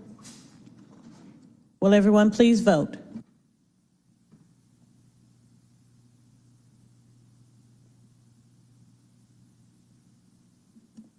The vote is closed. 12 yeas, 0 nays. 12 yeas, 0 nays. The motion to adopt on substitute carries. Thank you. Item number 4, 23-0-1494, an ordinance by... Oh, Councilmember Bond? Yay. Oh, could you reflect Councilmember Bond as an aye, please? So noted. 13 yeas, 0 nays. 13 yeas, 0 nays. The motion to adopt on substitute carries. Thank you. Item number 4, 23-0-1494, an ordinance by Councilmember Liliana Bakhtiari to amend the rules of council to utilize inclusive, gender-neutral language throughout and for other purposes. This is found favorable, and the motion is to adopt. Motion to adopt coming out of committee doesn't need a second. 23-0-1494. Is there any discussion on this item? Hearing none, we'll move to a vote. Madam Clerk, please open the vote on the motion to adopt. The vote is open.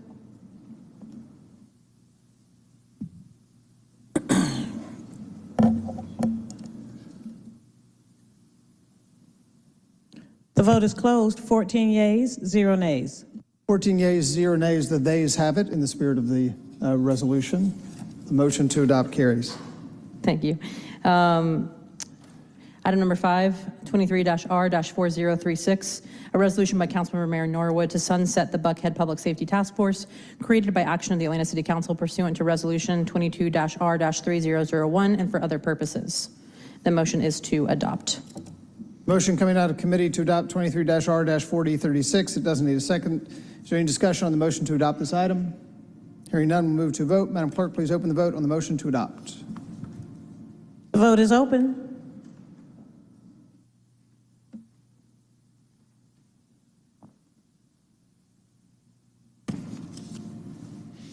The vote is closed. 13 yeas, 0 nays. 13 yeas, 0 nays. The motion carries. Oh, could you reflect Mr. Lewis as an aye? Duly noted. 14 yeas, 0 nays. 14 yeas, 0 nays. The motion to adopt carries. Thank you, Mr. President. This concludes my report. Thank you. Next today will be the Zoning Committee. Chair Overstreet.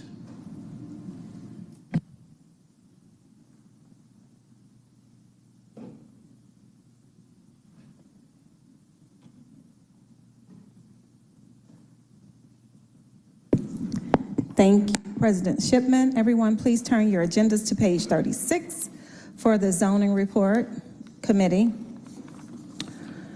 We'll start with ordinances for first read. I only have one.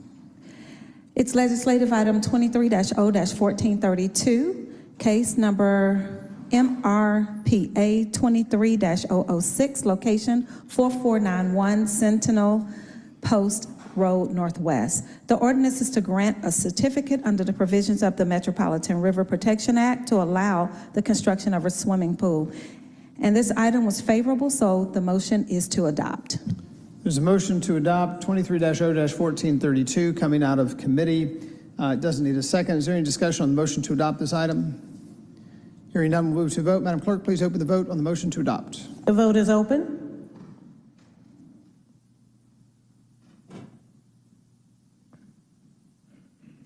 Will everyone please vote?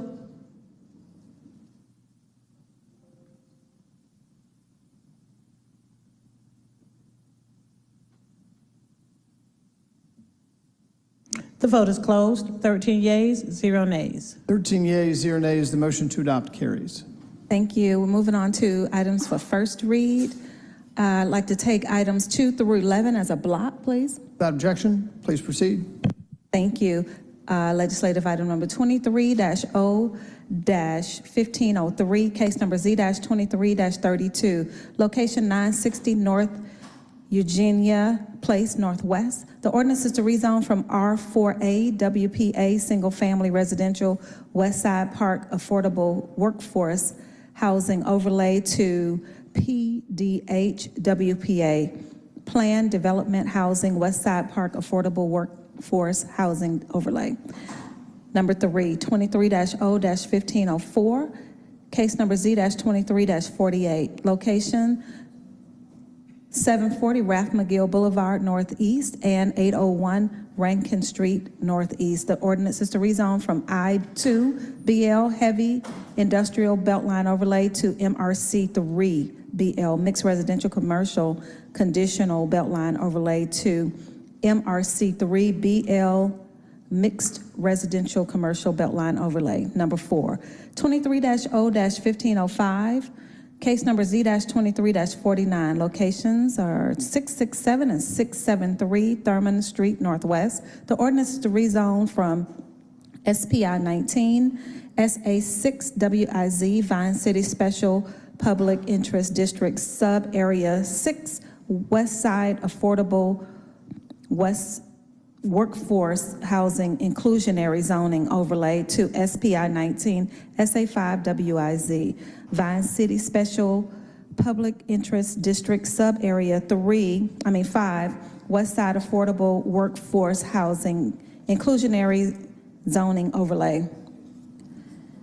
And number 5, 23-0-1506, case number Z-23-53, location 0 Peachtree Street Northeast. The ordinance is to give the Fulton County World War I Memorial the overlay zoning designation of landmark building site. Pursuant to Chapter 20 of the zoning ordinance of the City of Atlanta and rezoning the site from SPI 16 SA 1 Midtown Special Public Interest District Sub Area 1 to SPI 16 SA 1 LBS Midtown Special Public Interest District Sub Area 1 Landmark Building Site. Number 6, 23-0-1507, case number U-23-16, location 1970 Velma Street, Southeast. The ordinance is for a special use permit for a place of worship. Number 7, 23-0-1508, case number U-23-17. Locations are 1901, 1911, 1923, and 0 Turner Road, Southeast. The ordinance is for a special use permit for a place of worship.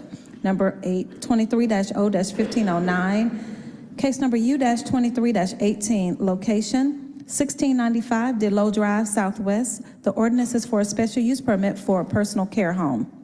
Number 9, 23-0-1510, case number U-23-20, location 869 Center Hill Avenue Northwest. The ordinance is for a special use permit for a personal care home. Number 10, 23-0-1511, case number U-23-21, location 1165 Arlington Avenue Southwest, Unit A, and 1165 Arlington Avenue Southwest, Unit B.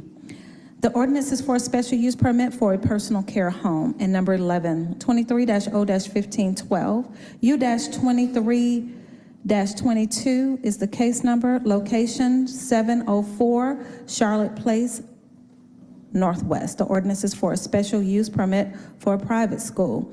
I move to refer items 2 through 11 to ZRB and Zoning Committee.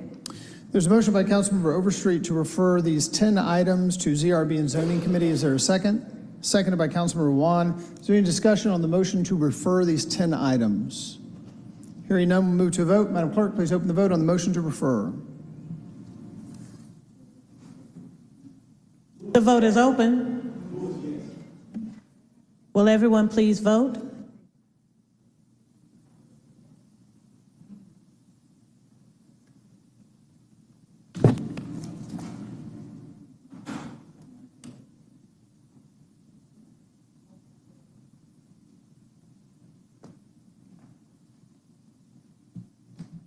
The vote is closed. 15 yeas, 0 nays. 15 yeas, 0 nays. The motion to refer carries. Thank you, and that concludes the zoning report. Thank you. Thank you. Next up will be the Public Safety and Legal Administration Committee, Chair Hillis.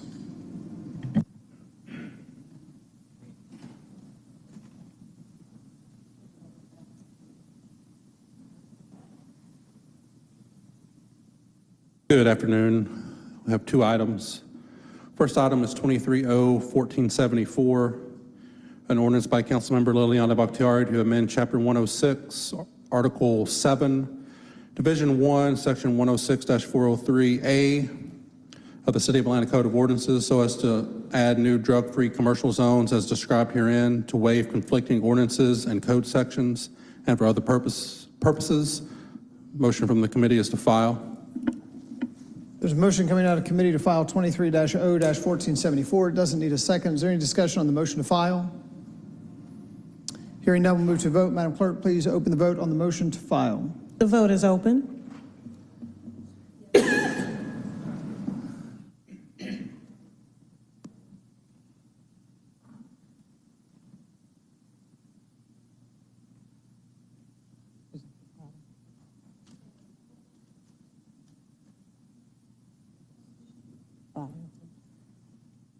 The vote is closed. 13 yeas, 0 nays. 13 yeas, 0 nays. The motion to file carries. Next item was the item put off consent. It is 23-0-1484, an ordinance by Councilmember Matt Westmoreland. Sorry, Chair Hillis. Councilmember Norwood, how would you want your vote reflected? Councilmember Norwood's an aye on the motion to file. Apologies. Correction, 14 yeas, 0 nays. 14 yeas, 0 nays. The motion to file carries. Next item was put off consent agenda, 23-0-1484, an ordinance by Councilmember Matt Westmoreland to amend Chapter 10, Article 2, Section 1092B of the City of Atlanta Code of Ordinances so as to provide an exemption from the distance requirements for package stores licensed to sell malt beverages and/or wine by the package. Listed in Section 10-88.1 of the City of Atlanta Code of Ordinances for one package store located at 2455 Piedmont Road Northeast, Atlanta, Georgia, 30324, and for other purposes. I will be making a motion to refer this back to the Public Safety and Legal Administration Committee as the MPU's advisory vote is still pending. There's a motion by Councilmember Hillis, seconded by Councilmember Juan to refer 23-0-1484 to the Public Safety Committee. Is there any discussion on the motion to refer? Hearing none, we'll open the vote. Madam Clerk, please open the vote on the motion to refer. The vote is open. Will all members please vote?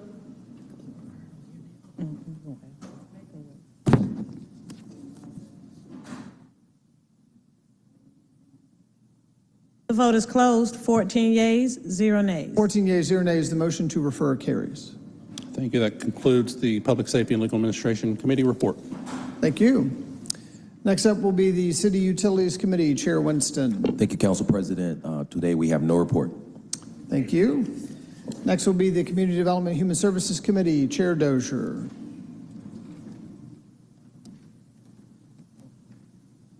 Thank you, Mr. President. We have 2 items today. The first is ordinance 23-0-1476. This is an ordinance by Councilmember Andrea L. Boone amending the city's 2015 to 2019 consolidated plan, 2023, the community development grant fund budget, the the 2016 Annual Action Plan budget, the 2017 Annual Action Plan budget for the purpose of reprogramming of Home Investment Partnership Program in an amount not to exceed $1,421,848.00. Authorizing the mayor or his designee on behalf of the Department of Grants and Community Development to enter into service agreements with subrecipients for the purpose of executing various contractual agreements for projects that are assigned to the Department of Grants and Community Development and for other departments of the city and for other purposes. The motion from the committee was to file. Motion coming out of committee to file 23-0-1476. It doesn't need a second. Is there any discussion on the motion to file this item? Hearing none, we'll move to vote. Madam Clerk, please open the vote on the motion to file. The vote is open.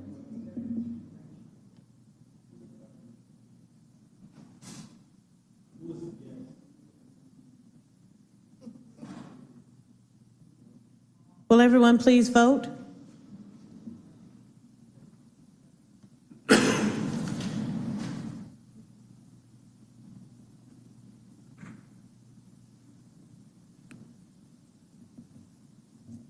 The vote is closed. 12 yeas, 0 nays. 12 yeas, 0 nays. The motion to file carries.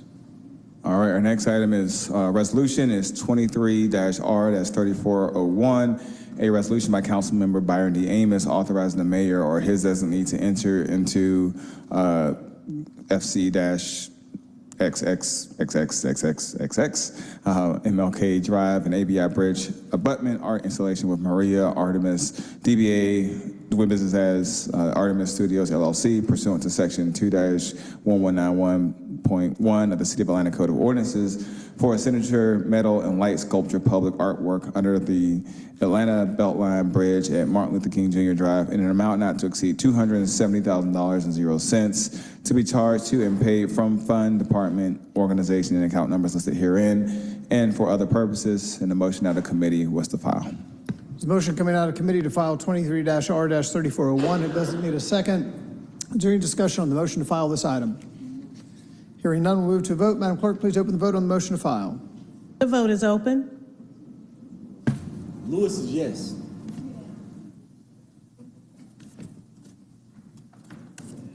Will everyone please vote?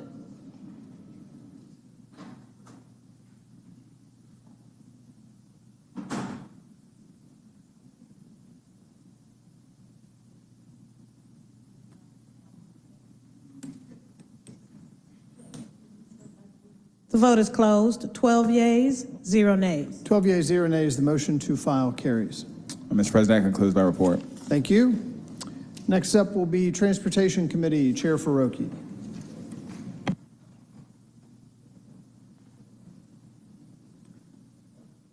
Thank you, President Shipman. We have 3 items. The first is an ordinance for second read, 23-0-1471, an ordinance by Transportation Committee authorizing the mayor or his designee on behalf of the Atlanta City Council, on behalf of the City of Atlanta, to enter into the Central Passenger Terminal Complex Support Space Lease Agreement with various concessionaires and airline support companies for storage and office support spaces located at Hartsfield-Jackson Atlanta International Airport, waiving the lease of city-owned real property requirements contained in Section 2-1547, Article 10, Procurement and Real Estate Code of the City of Atlanta Code of Ordinances, as well as any other conflicting code provisions and for other purposes.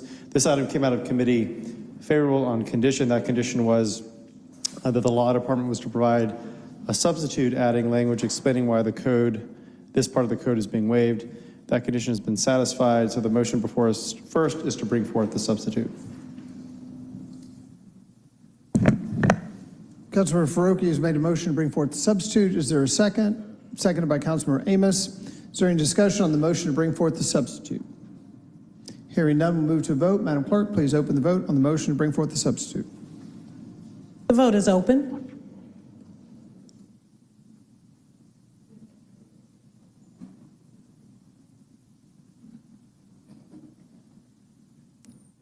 Will everyone please vote?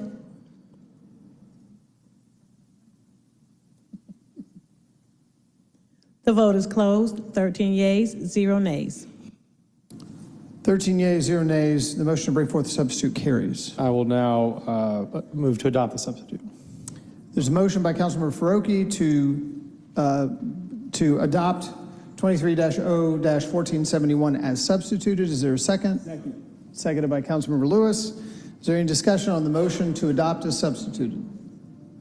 Hearing none, we'll move to vote. Madam Clerk, please open the vote on the motion to adopt. The vote is open.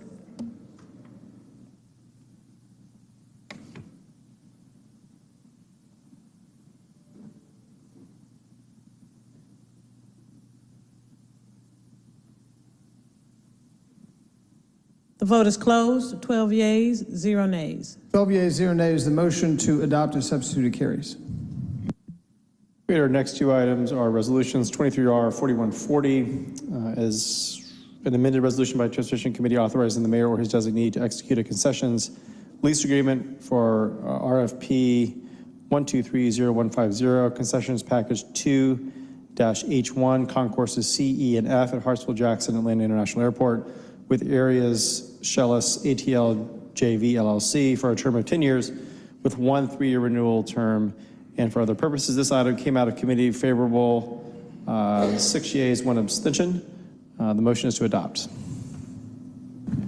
There's a motion to adopt coming out of committee 23-R-4140. It doesn't need a second. Is there any discussion on the motion to adopt this item? Hearing none, we'll move to vote. Madam Clerk, please open the vote on the motion to adopt. The vote is open. Lewis, yes.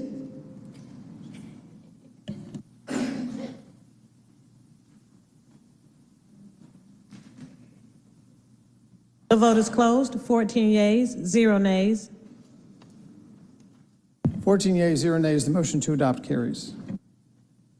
Next, we have 23R 4141, an amended resolution by Transportation Committee authorizing the mayor or his designee to execute a concessions lease agreement for RFP 1230-149, concessions package 2-F1, concourse B at Hartsfield-Jackson Atlanta International Airport with Delaware North Companies Travel Hospitality Services, Inc., for a term of 10 years with 1 3-year renewal term and for other purposes. The motion is to adopt. The motion to adopt 23-R-4141 coming out of committee. It doesn't need a second. Is there any discussion on the motion to adopt this item? Hearing none, we'll move to vote. Madam Clerk, please open the vote on the motion to adopt. The vote is open.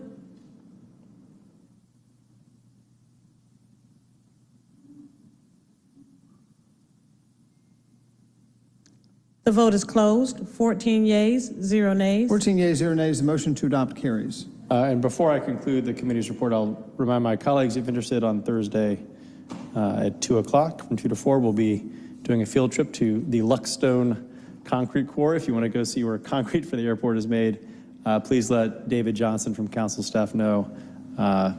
You're all welcome. Thank you. Thank you. Final committee report today will be Finance Exec, Chair Juan. Thank you, Mr. President. Colleagues, if you will turn to, no idea what page we're on. 58. We got one item. Thank you. 23R 4041, a resolution by Councilmember Alex Wan authorizing the Commissioner of the Department of Watershed Management to adjust water and sewer charges on certain customer accounts incurred due to burst water service lines in the amount of blank and for other purposes. The motion from the committee is to file. Motion coming out of committee to file 23-R-4041. Doesn't need a second. Is there any discussion on the motion to file this item? Hearing none, move to a vote. Madam Clerk, please open the vote on the motion to file. The vote is open.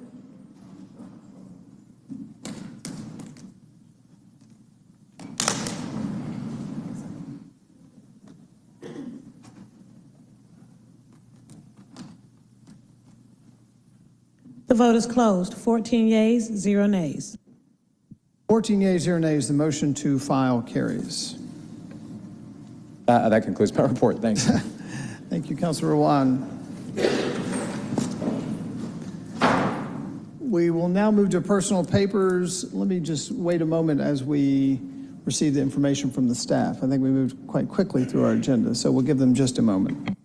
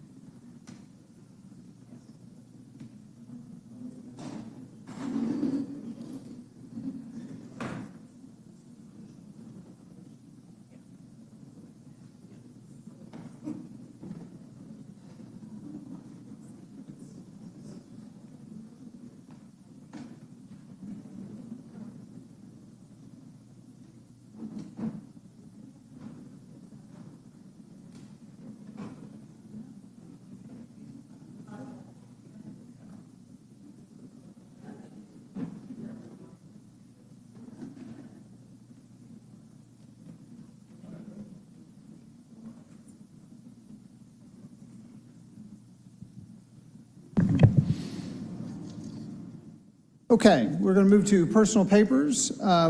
First, for immediate consideration, we do have a couple for immediate consideration. I actually am going to step out of the chair just for a moment and turn it over to the Pro Tem, Councilmember Westmoreland.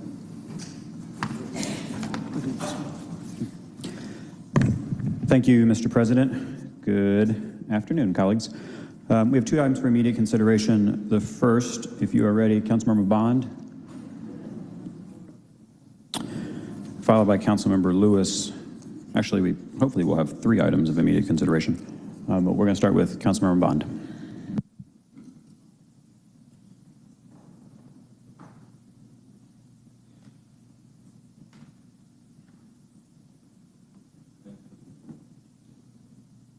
Thank you, Mr. President Pro Tempore.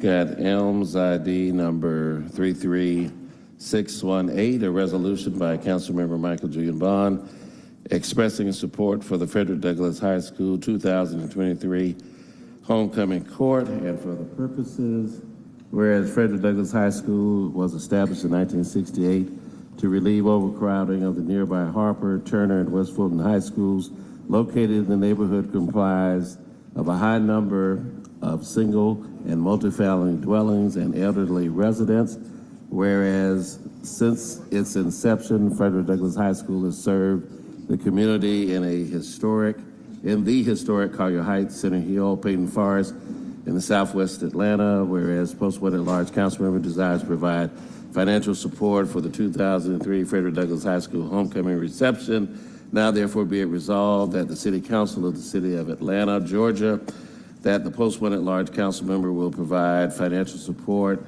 for the 2023 Frederick Douglass High School homecoming reception.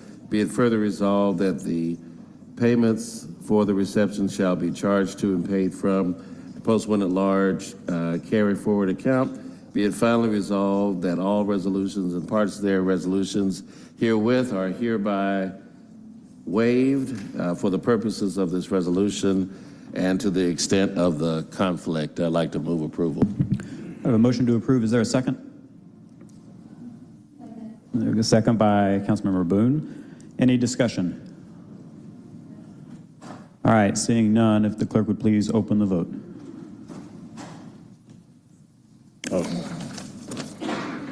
One moment, please.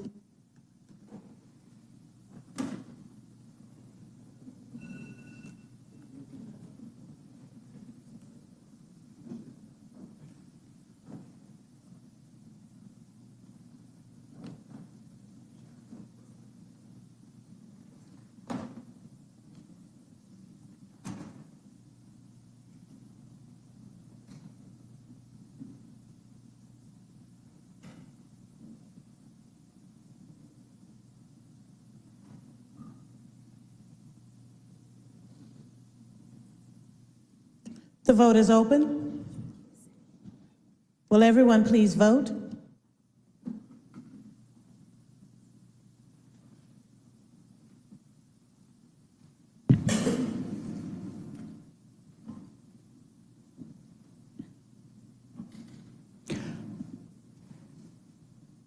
The vote is closed. 12 yeas, 0 nays. 12 yeas, 0 nays. That item is adopted. Thank you, Mr. President Pro Tem, and thank you, members. Thank you. Next item for immediate consideration, Elms 33630, Councilmember Lewis. So first I want to say thank you, Councilmember Westmoreland, for bringing me up. As a council member, I've never done anything in immediate consideration, but this is extremely important. Elms ID 33630, a resolution by Councilmember Antonio Lewis urging the Georgia General Assembly to enact legislation banning cashless retail establishments or to grant local governments, including counties and municipalities, the authority to mandate retail establishments operating within a certain jurisdiction boundaries to accept cash as a form of payment for goods and services and for other purposes. Okay, gotcha. Whereas the City of Atlanta has experienced a surge in the number of cashless stores, thereby affecting the financial inclusive of the residents, and whereas a cashless society does not benefit the majority of its citizens. with the young, poor, and elderly being the most impacted. And whereas participation in a cashless society presumes a level of financial stability that unfortunately many young, poor, and disadvantaged people do not have. And whereas opening a bank account requires an ID, which many poor elderly people lack, as well as other documents such as a utility bill or proof of address, which the homeless lack.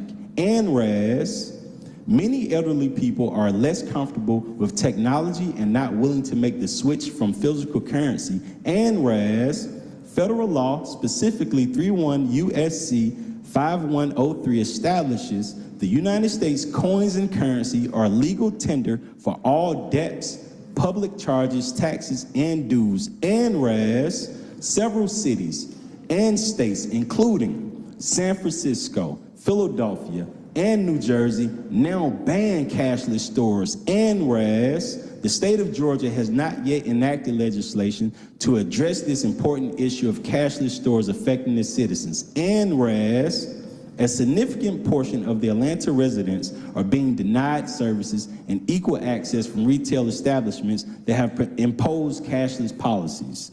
Now, therefore, it be resolved that by the City Council of the City of Atlanta, the City of Atlanta requests the Georgia General Assembly enact legislation banning cashless retail establishments or grant local governments, including counties and municipalities, the authority to mandate retail establishments operating within certain jurisdictions boundaries to accept cash as a form of payment for goods and services. Be it finally resolved that following the approval of this resolution, the municipal clerk shall cause a copy of this resolution to be distributed to all members of the Georgia General Assembly. We have a motion by Councilmember Lewis and a second by Councilmember Dozier. Any discussion on this item for immediate consideration? Councilmember Winston? Yes, I just wanted to say that, Councilmember Lewis and I have had conversations about this legislation, and that while I've had issues with the mandate, as we discussed in the Finance Executive Committee, I do full out support this, the intent that it has, because of what you're trying to do, especially drawing attention around those who need help in terms of being able to not have those financial resources to be able to enjoy certain establishments around the city of Atlanta. And so I understand, where you're coming from, but I think it's important to just note that, that we still can't necessarily tell businesses what to do, I think, and from my perspective, when it comes to being able to be cashless versus not cashless, but I do support you in this legislation, so thank you. And I appreciate you, and one thing, we're not trying to tell them what to do. We're just trying to make sure our city works for everybody. I grew up in this city. Atlanta born, Atlanta raised, Atlanta dead when I die, right? And so to me, if I'm a city council person and I can't drop off our 16-year-old kids from Carver High School, from South Atlanta High School to the Atlanta Beltline to the Punch City Market, and they spend $1 on ice cream, the city isn't working for the entire city. And so that's why I brought this legislation.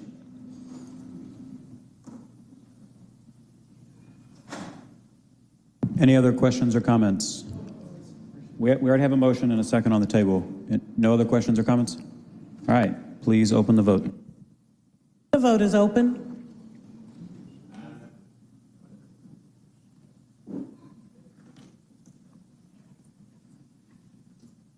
Will everyone please vote? Wait, says aye.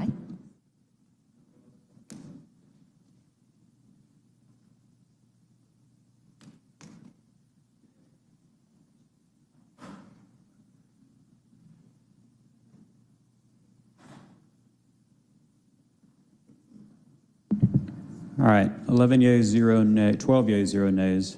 That item is approved. All right, colleagues, next up, we have items for, okay. I'll make a recommendation that we send this to the mayor post haste. Got a motion, is there a second? Second by Councilmember Dozier. We can do that on unanimous consent of all members present. 12 of us. 12 yeas, 0 nays. Unanimous consent is 12 yeas, 0 nays. All right. I was going to suggest that we take it in the order that it's listed, but the council president is back, so he can do whatever he wants. Can somebody let me know what transpired while I was out, please? Thank you, Councilmember Westmoreland. That's yours. Yeah, that's all mine. This is yours.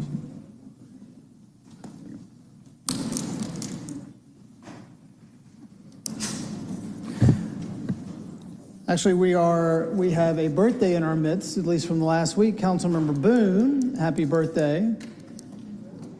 If you would like to, if you'd like to go first today with your papers, go ahead.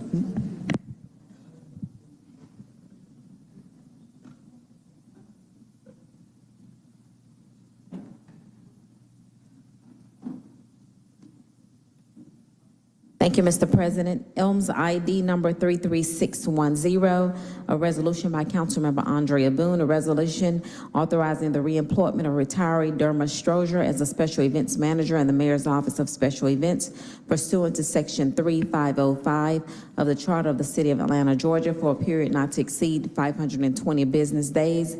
Compensation will be charged to and paid from the Fund Department organization and account number listed in an annual amount not to exceed $65,000.00. Elms ID 33610 will be referred to the Finance Exec Committee. Elms ID 33566, a resolution by council members Andrea Boone and Dustin Hillis requesting the Commissioner of the Department of Human Resources implement a pay incentive plan for officers assigned to the Specialized Motors Unit of the Atlanta Police Department and for other purposes. Elms ID 33566 will be jointly referred to PSLA and the Finance Exec Committees. Elms ID 33607, an ordinance by Councilmember Andrea Boone to amend the City of Atlanta Code of Ordinances, Part 3, Land Development Code, Appendix E, Atlanta Housing Code of 1987, Article 1, Policy and Administration, Section 6, Definitions, and Section 19, Highly Hazardous Conditions to include visible mold as a hazardous violation and for other purposes. Elms ID 33607 will be referred to the CDHS Committee. Thank you, Mr. President. Thank you, Councilmember Boone. Councilmember Amos.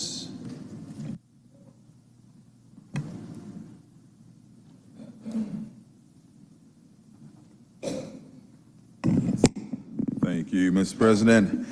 AMS number ID 33631, ordinance by Councilmember Byron D. Amos, Amir Faroki, Keisha Shawn Waits, Howard Shook, and Matt Westmoreland, authorizing a donation in the total amount not to exceed $3,500.00 to Alma Domestic Violence Foundation for various Atlanta City Council carry forward accounts to support the 2023 Paint Atlanta Purple 5K Run, 1 mile walk, and for other purposes. Elms ID 33631 will be referred to the Finance Exec Committee, and I'm going to ask Councilmember Westmoreland again to step in the chair for a moment. Step.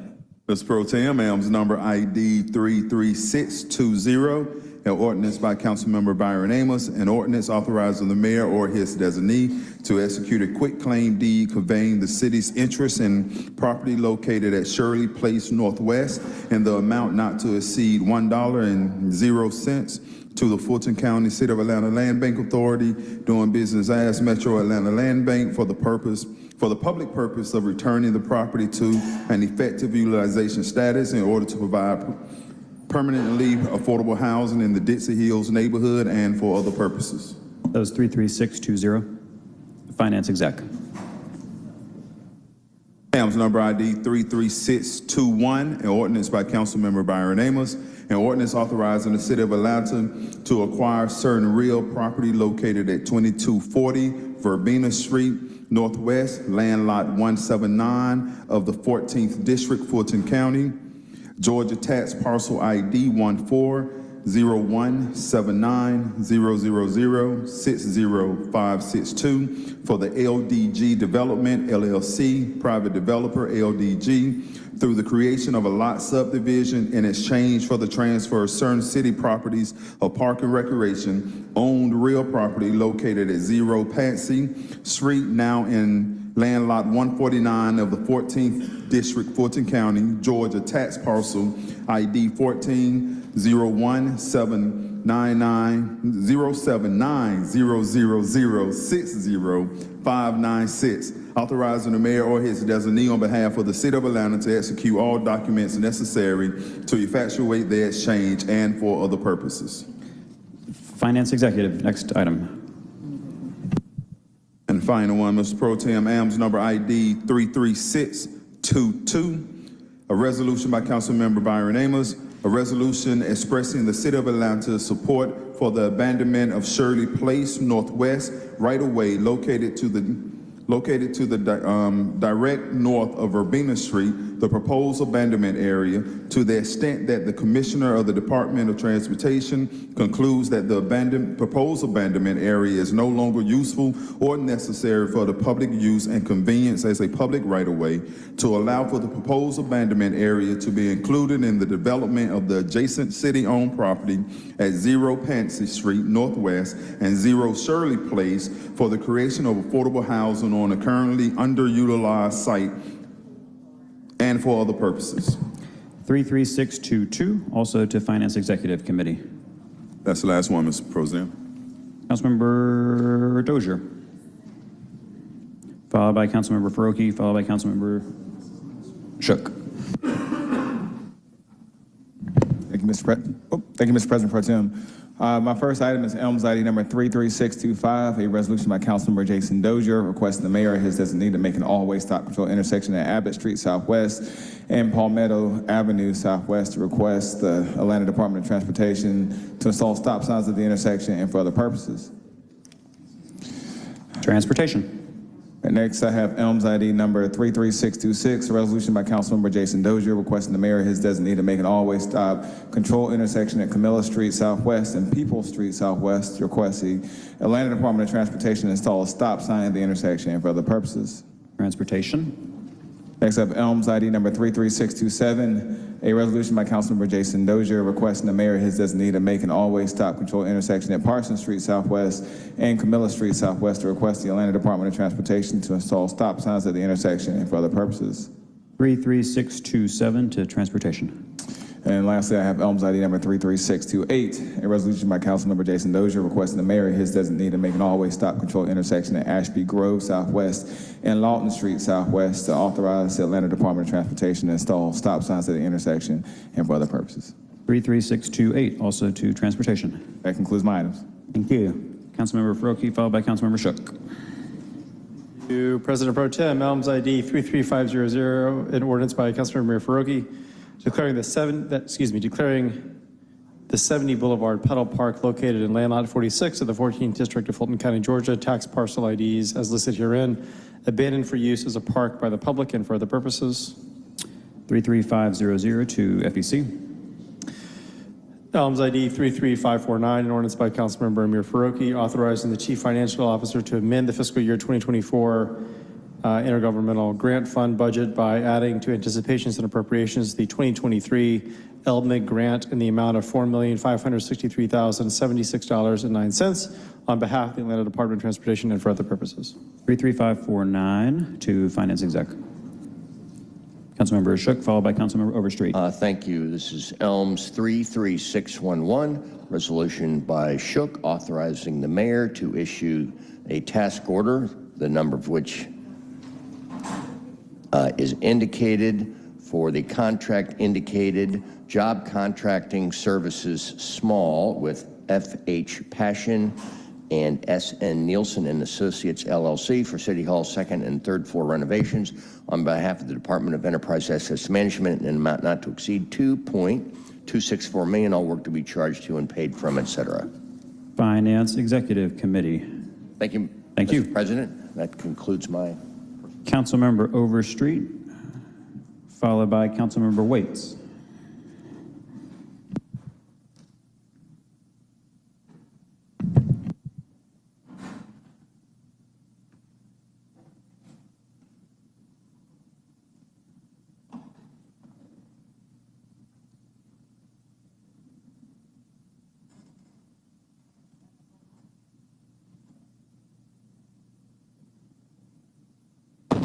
Okay, ELMS ID number 33605, An ordinance by Councilmember Marcy Collier Overstreet, an ordinance to amend the 1982 Atlanta zoning ordinance as amended to permit micro-home communities by special use permit within 500 feet of property zone R1, single-family residential R2, single-family residential R2A, single-family residential R2B, single-family residential R3, single-family residential R3A, single-family residential R4, single-family residential R4A, single-family residential R4B, single-family residential R5, two-family residential, and PDH, plan development, housing, and for other purposes. Elms number 33605 to zoning ZRB. Thank you.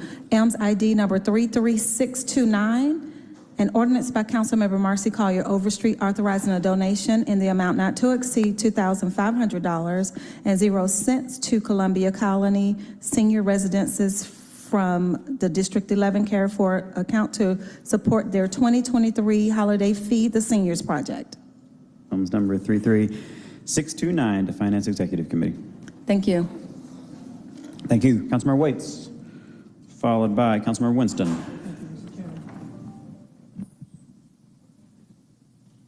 Good afternoon. Elms ID number 33514. This is an ordinance by Councilmember Keisha Waits authorizing donations in a total amount not to exceed $25,000 from the Post 3 Carry Forward account to support various nonprofit organizations and for other purposes. Elms ID 33514 to Finance Executive Committee.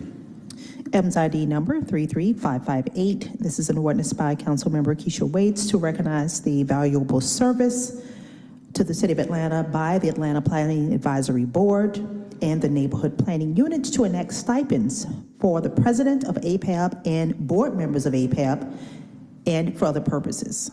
Elms ID 33612 to CDHS and Committee on Council. Elms ID number 33513. This is a resolution by Keisha Waits encouraging the Georgia General Assembly to amend the official code of Georgia to allow counties and municipalities the ability to regulate rent to be charged for privately owned single-family and/or multiple-unit residential properties for the purpose of promoting equity and affordability to those residing within the state of Georgia, City of Atlanta, and for other purposes. Elms ID 33513 to CDHS and Finance Executive Committee. Next up, Councilmember Winston. Thank you, Mr. President Pro Tem. Followed by Councilmember Bond. First is Elms 33614, a resolution by Councilmember Jason Winston, a resolution to authorize the mayor or his designee on behalf of the mayor's Office of International and Immigrant Affairs to execute an agreement with Cone Resnick LLC for the provision of grant administration and project management services in connection with the city's Emergency Food and Shelter Program, a program funded by the Department of Homeland Security, Federal Emergency Management Administration through its National Emergency Food and Shelter Program. Grant previously received by the city, such agreement to be in an amount not to exceed $300,000 in FEMA grant funds for a term to begin on the date of execution and end on February 29, 2024, and to authorize the mayor or his designee to execute sub-recipient agreements with the following local nonprofit organizations: International Rescue Committee, Espiritus, Latin American Association, and the Georgia Asylum and Immigration Network, each in an amount not to exceed $1,597,900. $907.77 for the purpose of the sub-recipient's provision of food, shelter, and supportive services to unhoused immigrants in the city. Each sub-recipient agreement shall be for a term to begin on the date of execution of such agreement and end on December 31st, 2023. In accordance with FEMA grant fund guidelines, all contracted work shall be charged to and paid from the accounts listed herein and for other purposes. Elms ID 33614 to Finance Executive Committee. Elms ID 33615, a resolution by Councilmember Jason Winston authorizing the City of Atlanta to donate a total amount not to exceed $150,000.00 to the Georgia State University Research Foundation pursuant to Section 6-306 of the City of Atlanta's Charter to support expanding a resident resources platform to eligible City of Atlanta residents authorizing the mayor or his designee to enter into the necessary agreements to effectuate the donation, and authorize the chief financial officer or his designee to make the donation authorized hereby from the accounts listed herein and for other purposes. 33615 to CDHS and FBC. Elms ID 33623, a resolution by Councilmember Jason Winston urging the inclusion of baby changing stations in city-owned buildings in the city of Atlanta, including women's, men's, and gender-neutral restrooms and for other purposes. I don't see that one.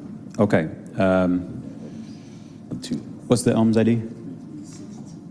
33623. We're going to send it to Finance Executive Committee. That's fine.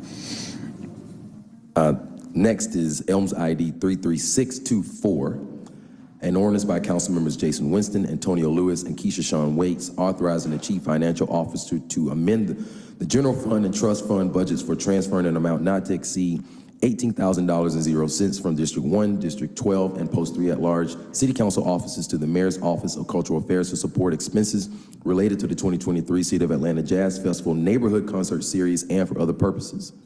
33624 to Finance Executive Committee.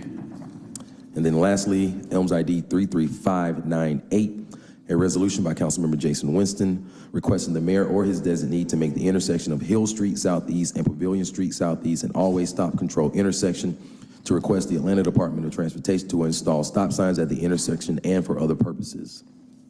33598 to Transportation. Next up is Councilmember Bond, followed by Councilmember Wan.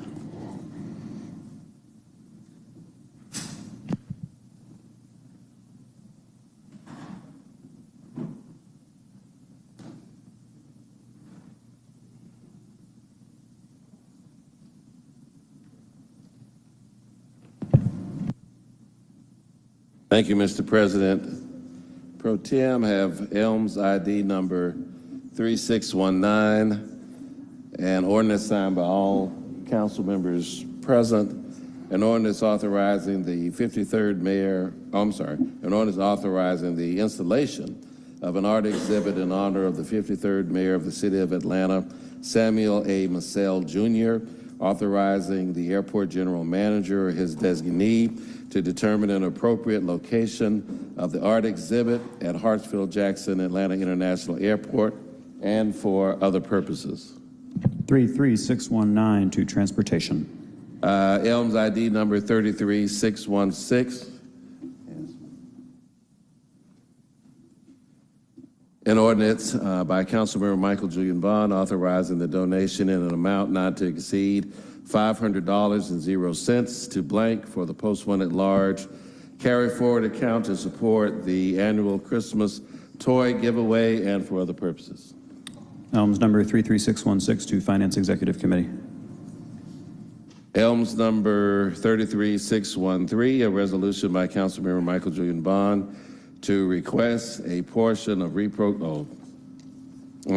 is from myself and Councilmember Amos, to request a portion of reprogrammed community block grant fund in the amount not to exceed $18,000 to be authorized to support the initiatives of the Vine City Civic Association and for other purposes.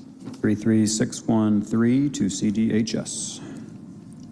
Elms number 33617, by council, this should be an ordinance by Councilmember Michael Julian Bond authorizing a donation in an amount not to exceed $500.00 to blank for the Post 1 at large carry forward account and for other purposes. 33617 to Finance Executive Committee.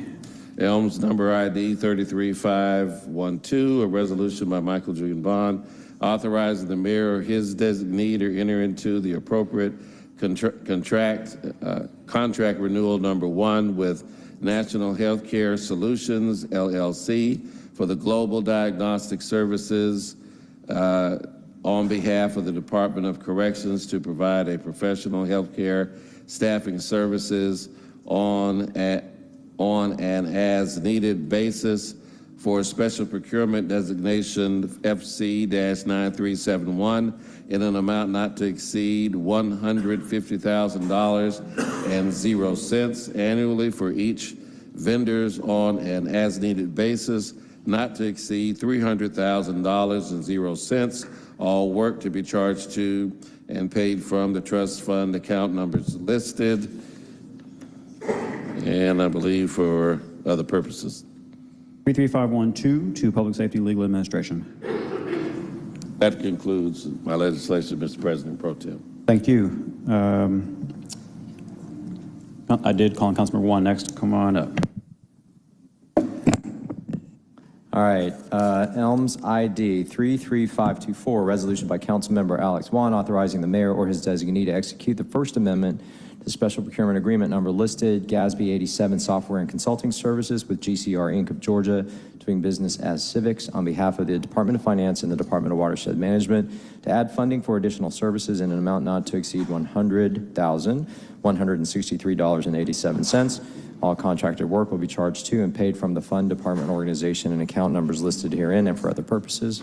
Elms ID 33524 will be referred to the Finance Exec Committee. All right, Elms ID 33525, an ordinance by Councilmember Alex Wan to amend the FY 2024-2019C PFC non-AMT bond fund, 2023C GARBS AMT bonds, 2023B1 Green GARBS non-AMT, 2023B2 non-AMT, 2023C PFC non-AMT bond fund, and 2022D PFC AMT bond fund budgets by transferring to and from appropriations a total amount of $40,229,221 for reimbursement of the Aviation Encumbrance Program and for other purposes. Elms ID 33525 will be referred to the Finance Exec Committee. Elms ID 33526, an ordinance by Councilmember Alex Wan authorizing a donation in an amount not to exceed $3,000.00 to out of hand from the Council President Carry Forward account to support their affordable housing advocacy initiative and for other purposes. Elms ID 33526 will be referred to the Finance Exec Committee. Elms ID 33583, resolution by Councilmember Alex Wan authorizing the Chief Financial Officer to refund customers for overpayments to water and sewer accounts in an amount of blank. All funds to be charged to and paid from fund, department, organization, and accounts numbers listed and for other purposes. Elms ID 33583 will be referred to the Finance Exec Committee. Elms ID 33600, a resolution by Councilmember Alex Wan requesting the mayor or his designee to prohibit parking on the north side of Hillpine Drive Northeast from Monroe Drive Northeast to Hillpine Lane Northeast, install signage at the appropriate locations along the prohibited area and for other purposes. Elms ID 33600 will be referred to the Transportation Committee. Thank you.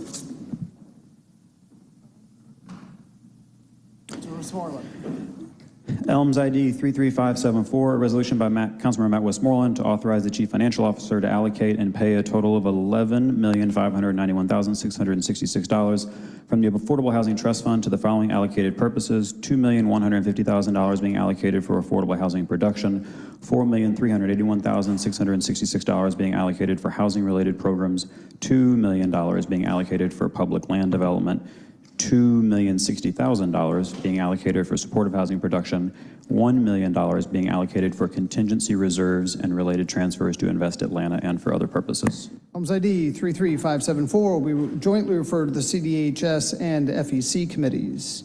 Councilmember Norwood.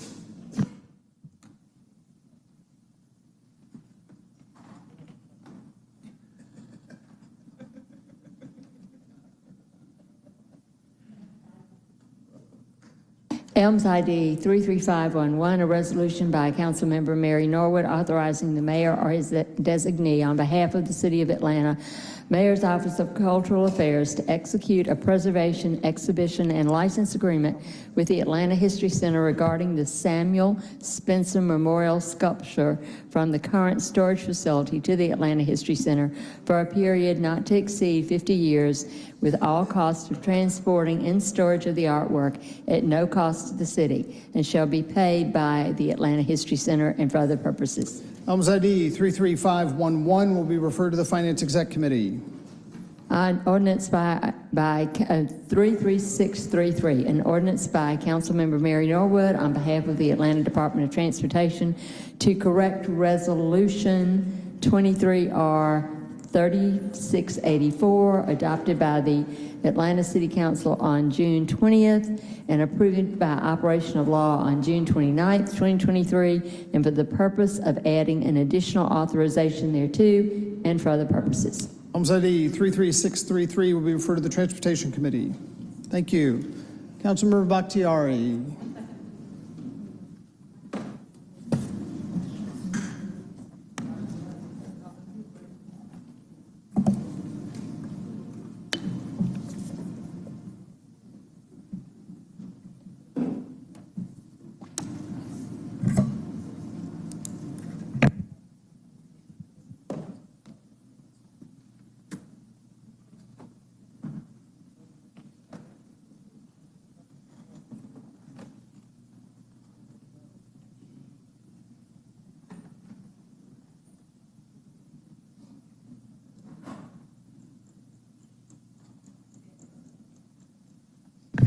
Councilor Bakhtiari.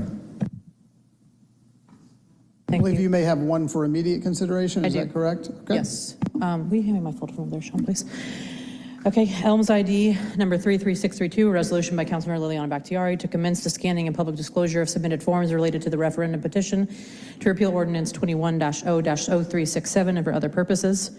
Whereas pursuant to Ordinance number 21-0-0367 adopted by the Atlanta City Council on September 7th, 2021, and approved by the mayor of the city on September 14th, 2021, the city was authorized to enter into a ground lease agreement with the Atlanta Police Foundation for approximately 85 acres of improved land related to the construction of a public safety training center, certain related improvements, and the preservation of approximately 265 acres of green space. Whereas the Cop City Vote Coalition obtained from the municipal clerk a referendum petition approved as to form the repeal ordinance 21-0-0367. Whereas the city published through the municipal clerk a memorandum detailing the verification process for petitions on September 1st, 2023. And whereas the city's memorandum specifically provides in paragraph 2, scanning/processing, once received, the boxes will be individually opened and their contents scanned to create an electronic image of every page. The review team will create individual designations for each page in each box so that every page that is turned in will have a unique designation. The petitioners will be provided with a copy of those electronic images once they are created, and the office of the municipal clerk will provide a full copy of the scanned documents to the media. Members of the public at large can request a digital copy through an email address which will be provided online. The originals will be kept secure. Whereas on September 11th, 2023, the coalition delivered signed petitions to the office of the municipal clerk, and whereas there is no legal impediment prohibiting the municipal clerk from immediately scanning and saving images of each petition in its custody, and whereas the City Council has the authority to direct the municipal clerk to undertake the function of scanning, saving, and publishing images of each petition in digital format. Now therefore be it resolved by the City Council of the City of Atlanta, Georgia, that the Atlanta City Council directs the municipal clerk to scan and save a digital image of each petition as outlined in the clerk's September 1st memorandum. Be it further resolved that the municipal clerk shall redact personally identifiable information of street address, phone number, date of birth, and personal signature. Be it further resolved that the municipal clerk will publish the redacted images at the City of Atlanta website on no later than 10 business days following the adoption of this resolution. And be it finally resolved that all resolutions or parts of this resolution that are in conflict with the terms of the resolution are hereby waived to the extent of the conflict.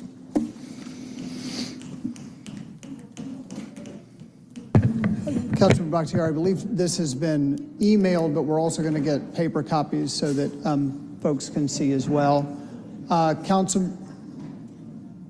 So there's a motion to adopt this by Councilman Bakhtiari. There's a second by Councilman Juan. Councilman Juan, would you like to speak to the motion to adopt? Thank you. First, I'd like to thank Councilmember Bakhtiari and the other members of council that have been in conversation about this action. I appreciate the drive towards transparency and an attempt to keep this moving in terms of daylighting what's in the boxes and providing a sense to the public where everything is so that council can take appropriate actions as this process moves along.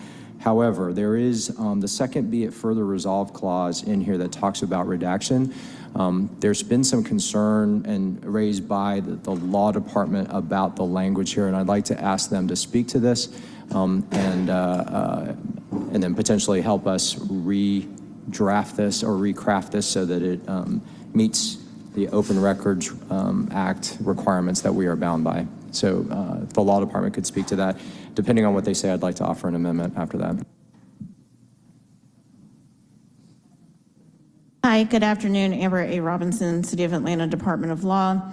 In the second resolve clause, it states, be it further resolved that the municipal clerk shall redact the personally identifiable information, a street address, phone number, date of birth, and personal signature.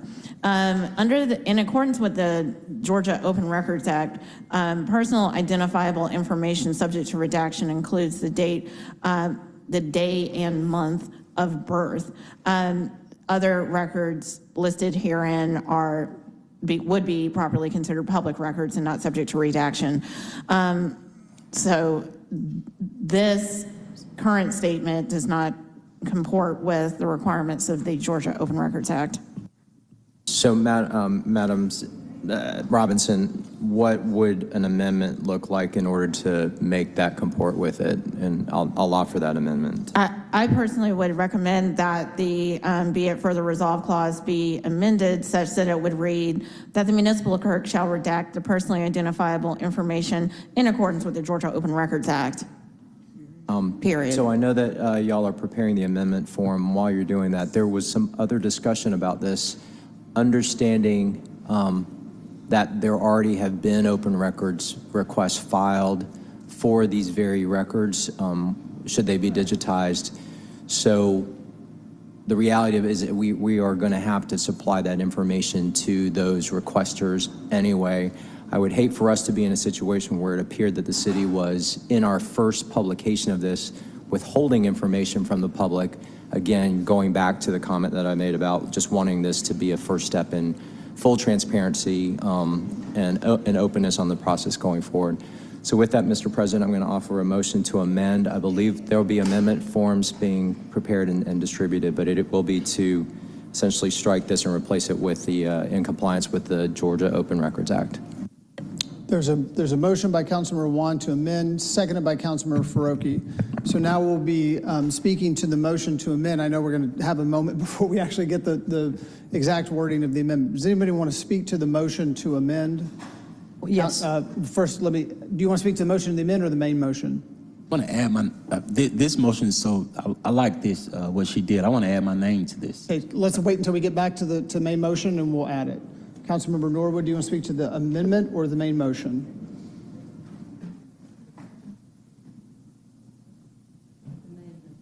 Okay, so Councilmember Bakhtiari, do you want to speak to the amendment? Yes. First, I wanted to state something. I really do appreciate the degree to which my colleagues worked with me on this paper, and I really want to give true accolades to the coalition for working with us on this. However, I do want to say that I understand that there's amendment. I worked with the coalition on this in good faith because there has been issues with transparency in this process, and I wanted to ensure that the people had a say in this. It is I'm going to speak to this motion, but I am going to state that I will rather, according to what the public has stressed to me, pull this and have it referred to committee rather than immediate for us to continue working on this language together in good faith, rather than passing it with this amendment. And I do want to say that I do believe that the Open Records Act, I appreciate what Ms. Robinson has said, but I do believe that the Open Records Act governs what information must be made public upon request by the state. It does not, from my understanding, mandate or dictate any level of specificity with regard to what the government publishes on its own. The petitions themselves contain sensitive information which, if published on an index website, would be made available to bad actors of all sides. Information can still be made available upon requests. However, there is no legal mandate that I am aware of under any code section to proactively publish that data. And I believe that by all regards, we intend on following the Open Records Act, but for the purposes of this document, can we not choose to respect the safety and privacy of our constituents? And we know that we have received threats on this issue. We know the threat level and the temperature continues to grow. And I believe that we should do our best to not publish information on our website and proactively make available information to bad actors. And we should we want to be protected, I think we should seek to do the same for our constituency. So I wanted to respect the people who worked with us on this. They have, by all appearances, the goalposts have been moved every single time. So it is important that I respect what they have asked of me. And obviously, we will follow any redactions required pursuant to the Open Records Act. But it's my understanding that they need not be preemptively done. Is there other discussion while we wait for the exact language of the amendment? Is there any other discussion on the amendment? Let's hold just a minute before we move to a vote until everybody can see the actual language.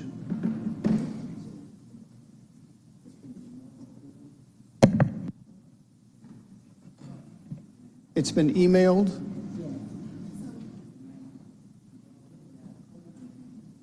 Let me give everybody a moment just to review. Mr. President, You want to speak to the amendment? I will speak to the amendment. Councilmember Westmoreland. Thank you. Councilmember Bakhtiari read this paper for immediate consideration. It is her paper. And I heard her state earlier that rather than amend it with what has been proposed, that she would rather refer it to committee. And so if that is her wish, I know she made the motion to approve it here, and I believe it was seconded by Councilmember Faroki, but it's her paper. And so if she would rather it be, I'm supportive of the amendment. I'm supportive of the amendment, but I'm also supportive of the author and what she would like to do with this paper. And thank you for that. I want to say with importance, Councilmember Faroki, I know you did not second. You seconded the amendment. So I do want to say, that it is important that this process be done. We find any means necessary, but it's also equally important that we maintain community trust. This was one ask made of the community, and I am, as much as I want this process to begin, as much as I know we all want this process to begin, it is important that we do not continue to violate community trust to make that happen. This was their ask. I want to respect that ask, and I do believe that we can,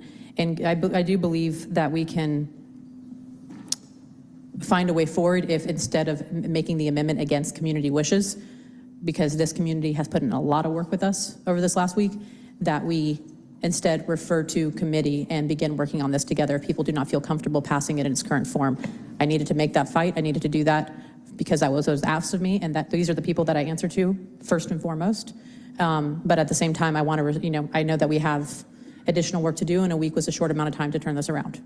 So I am committed to continuing that work. So there's a motion on the floor to amend. Councilmember Juan, do you want to continue with the motion to amend? Yes. So there's a motion on the floor to amend. Is there any other discussion on the motion to amend? I'd like to withdraw my paper then. And ask if I can have it. Well, hang on, Ms. Coy, go ahead. I think the other people want to speak, and then I'll speak again.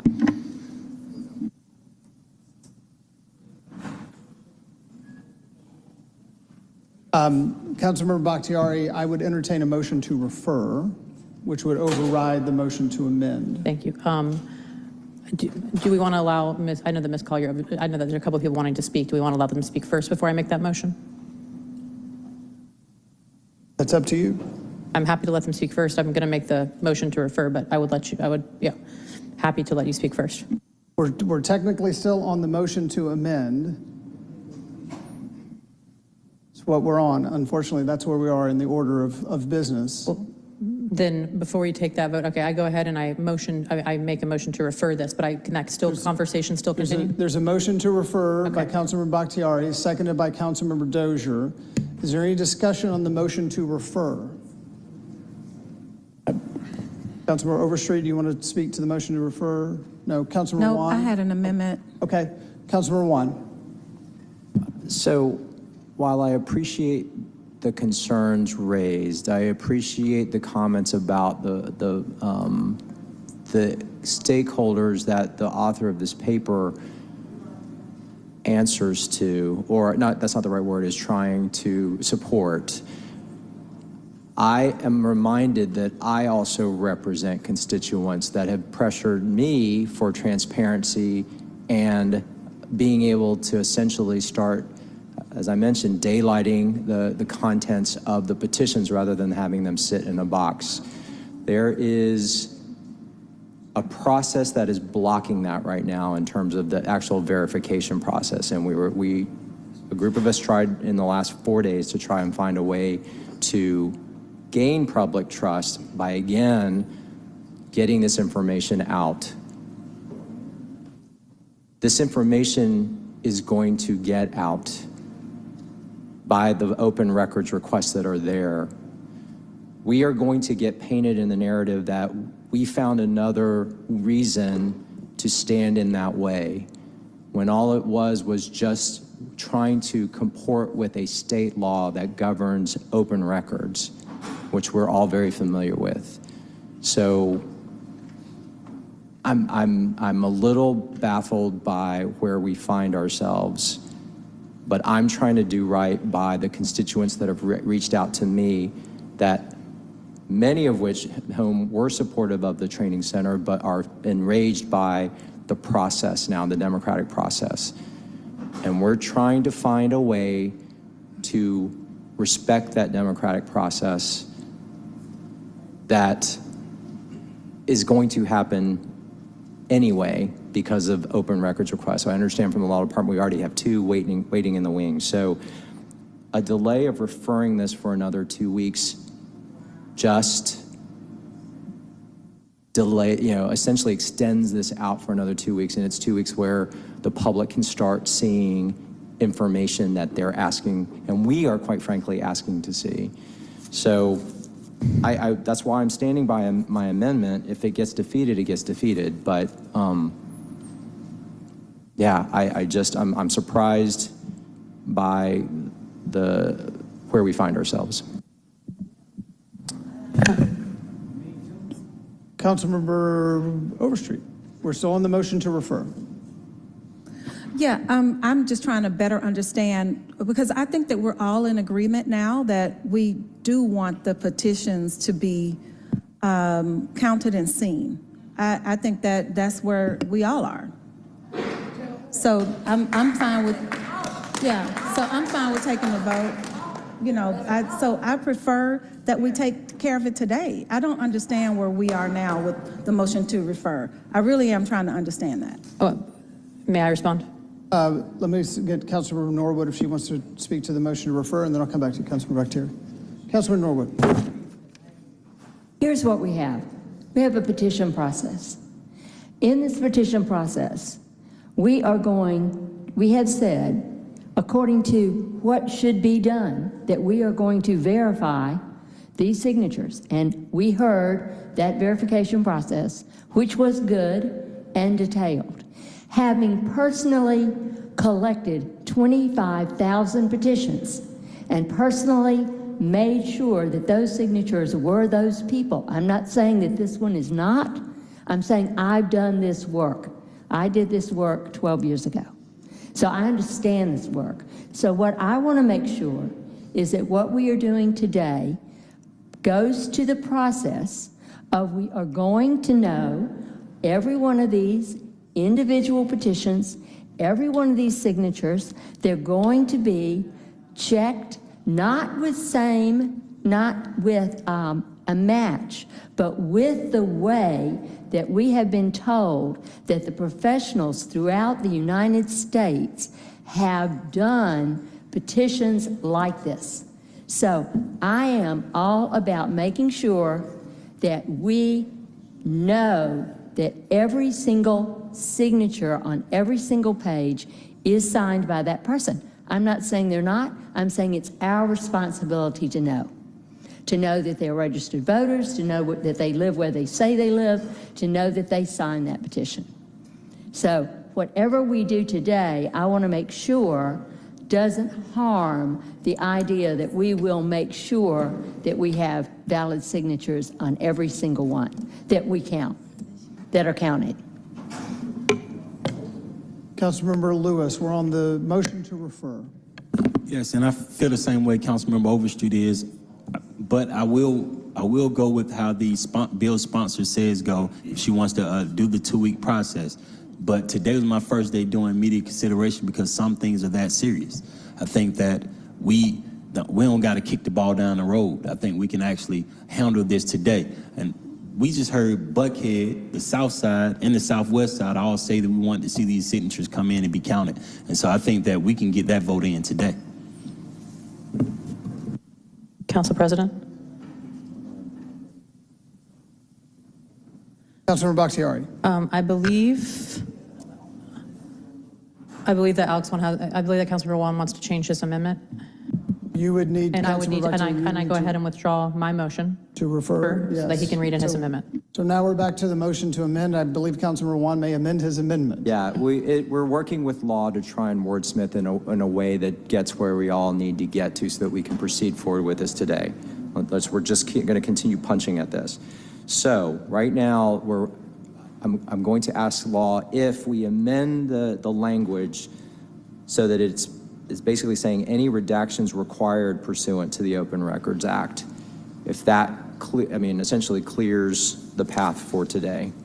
So again, it is any redactions required by the Open Records Act. Excuse me.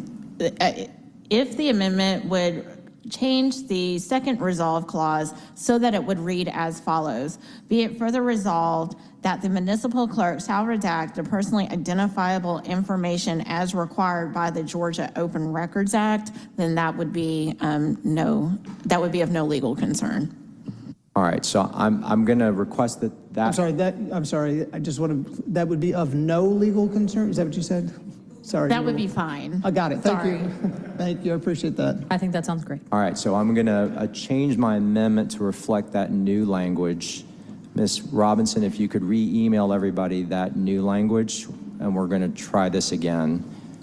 So there is an updated amendment from Councilmember Juan. Is there still a second from Councilmember Faroki? Yes. Okay, so we now have an updated amendment from Councilmember Juan, seconded by Councilmember Faroki. The law department is going to email. Yeah, we'll have to say. Well, no, you could move another one. So is there any discussion on Councilmember Juan's amendment? And I realize that we're waiting for a re-emailed copy of that.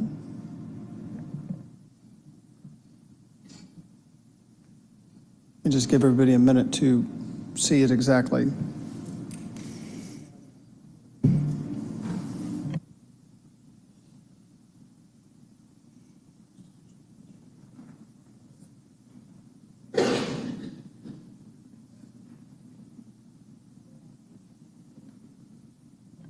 All right, is there any discussion on Councilmember Juan's amendment? Okay, let's move to a vote. Oh, you don't have the amendment? Okay, we'll wait until the clerk has the amendment.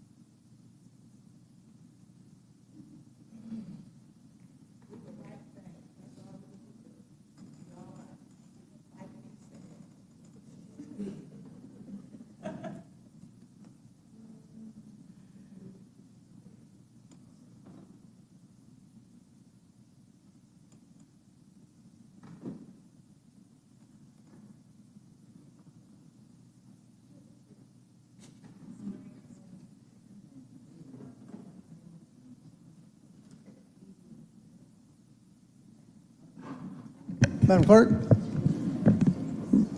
let's call the vote on the amendment offered by Councilmember Juan. The vote is open.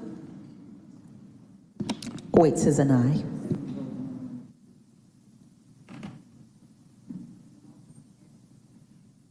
Will everyone please vote?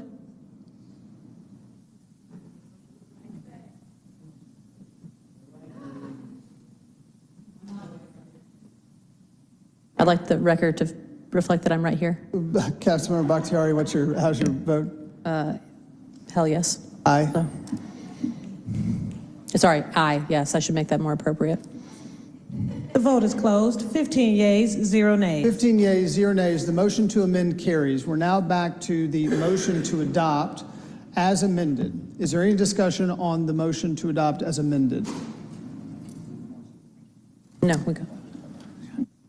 Hearing none, we'll move to vote. Madam Clerk, please open the vote on the motion to adopt as amended.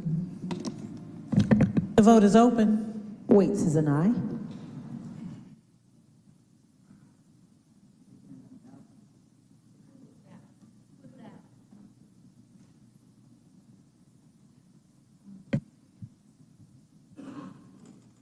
The vote is closed. 14 yeas, 0 nays. Councilman Norwood, how would you like your vote reflected? Yes. Aye. It's an aye for Councilman Norwood. Noted. 15 yeas, 0 nays. 15 yeas, 0 nays. The motion to adopt as amended carries. Councilor Bakhtiari, I think you have a couple of other personal papers for referral.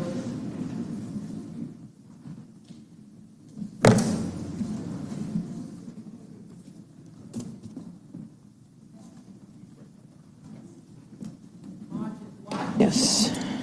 Oh, those are immediates. Sorry. Thank you. Yes. Elms ID number 33581, a resolution by Councilmember Liliana Bakhtiari authorizing the contribution of a total amount not to exceed $40,000.00 to the Historic Oakland Foundation to support the Oakland Cemetery Capital Improvement Project and authorizing the Chief Financial Officer to make payment from the account number listed herein for other purposes. Elms ID 33581 will be referred to the CDHS committee. A resolution by Councilmember Liliana Bakhtiari requesting the mayor or his designee to make the intersection of Jose L. Williams Drive and First Avenue an always stop controlled intersection, to request the Atlanta Department of Transportation to install stop signs at the intersections and for other purposes. Elms ID 33596 will be referred to the Transportation Committee. Thank you. Thank you. I believe that concludes all papers today. We'll now move to general remarks. Any general remarks from the body? Councilmember Lewis.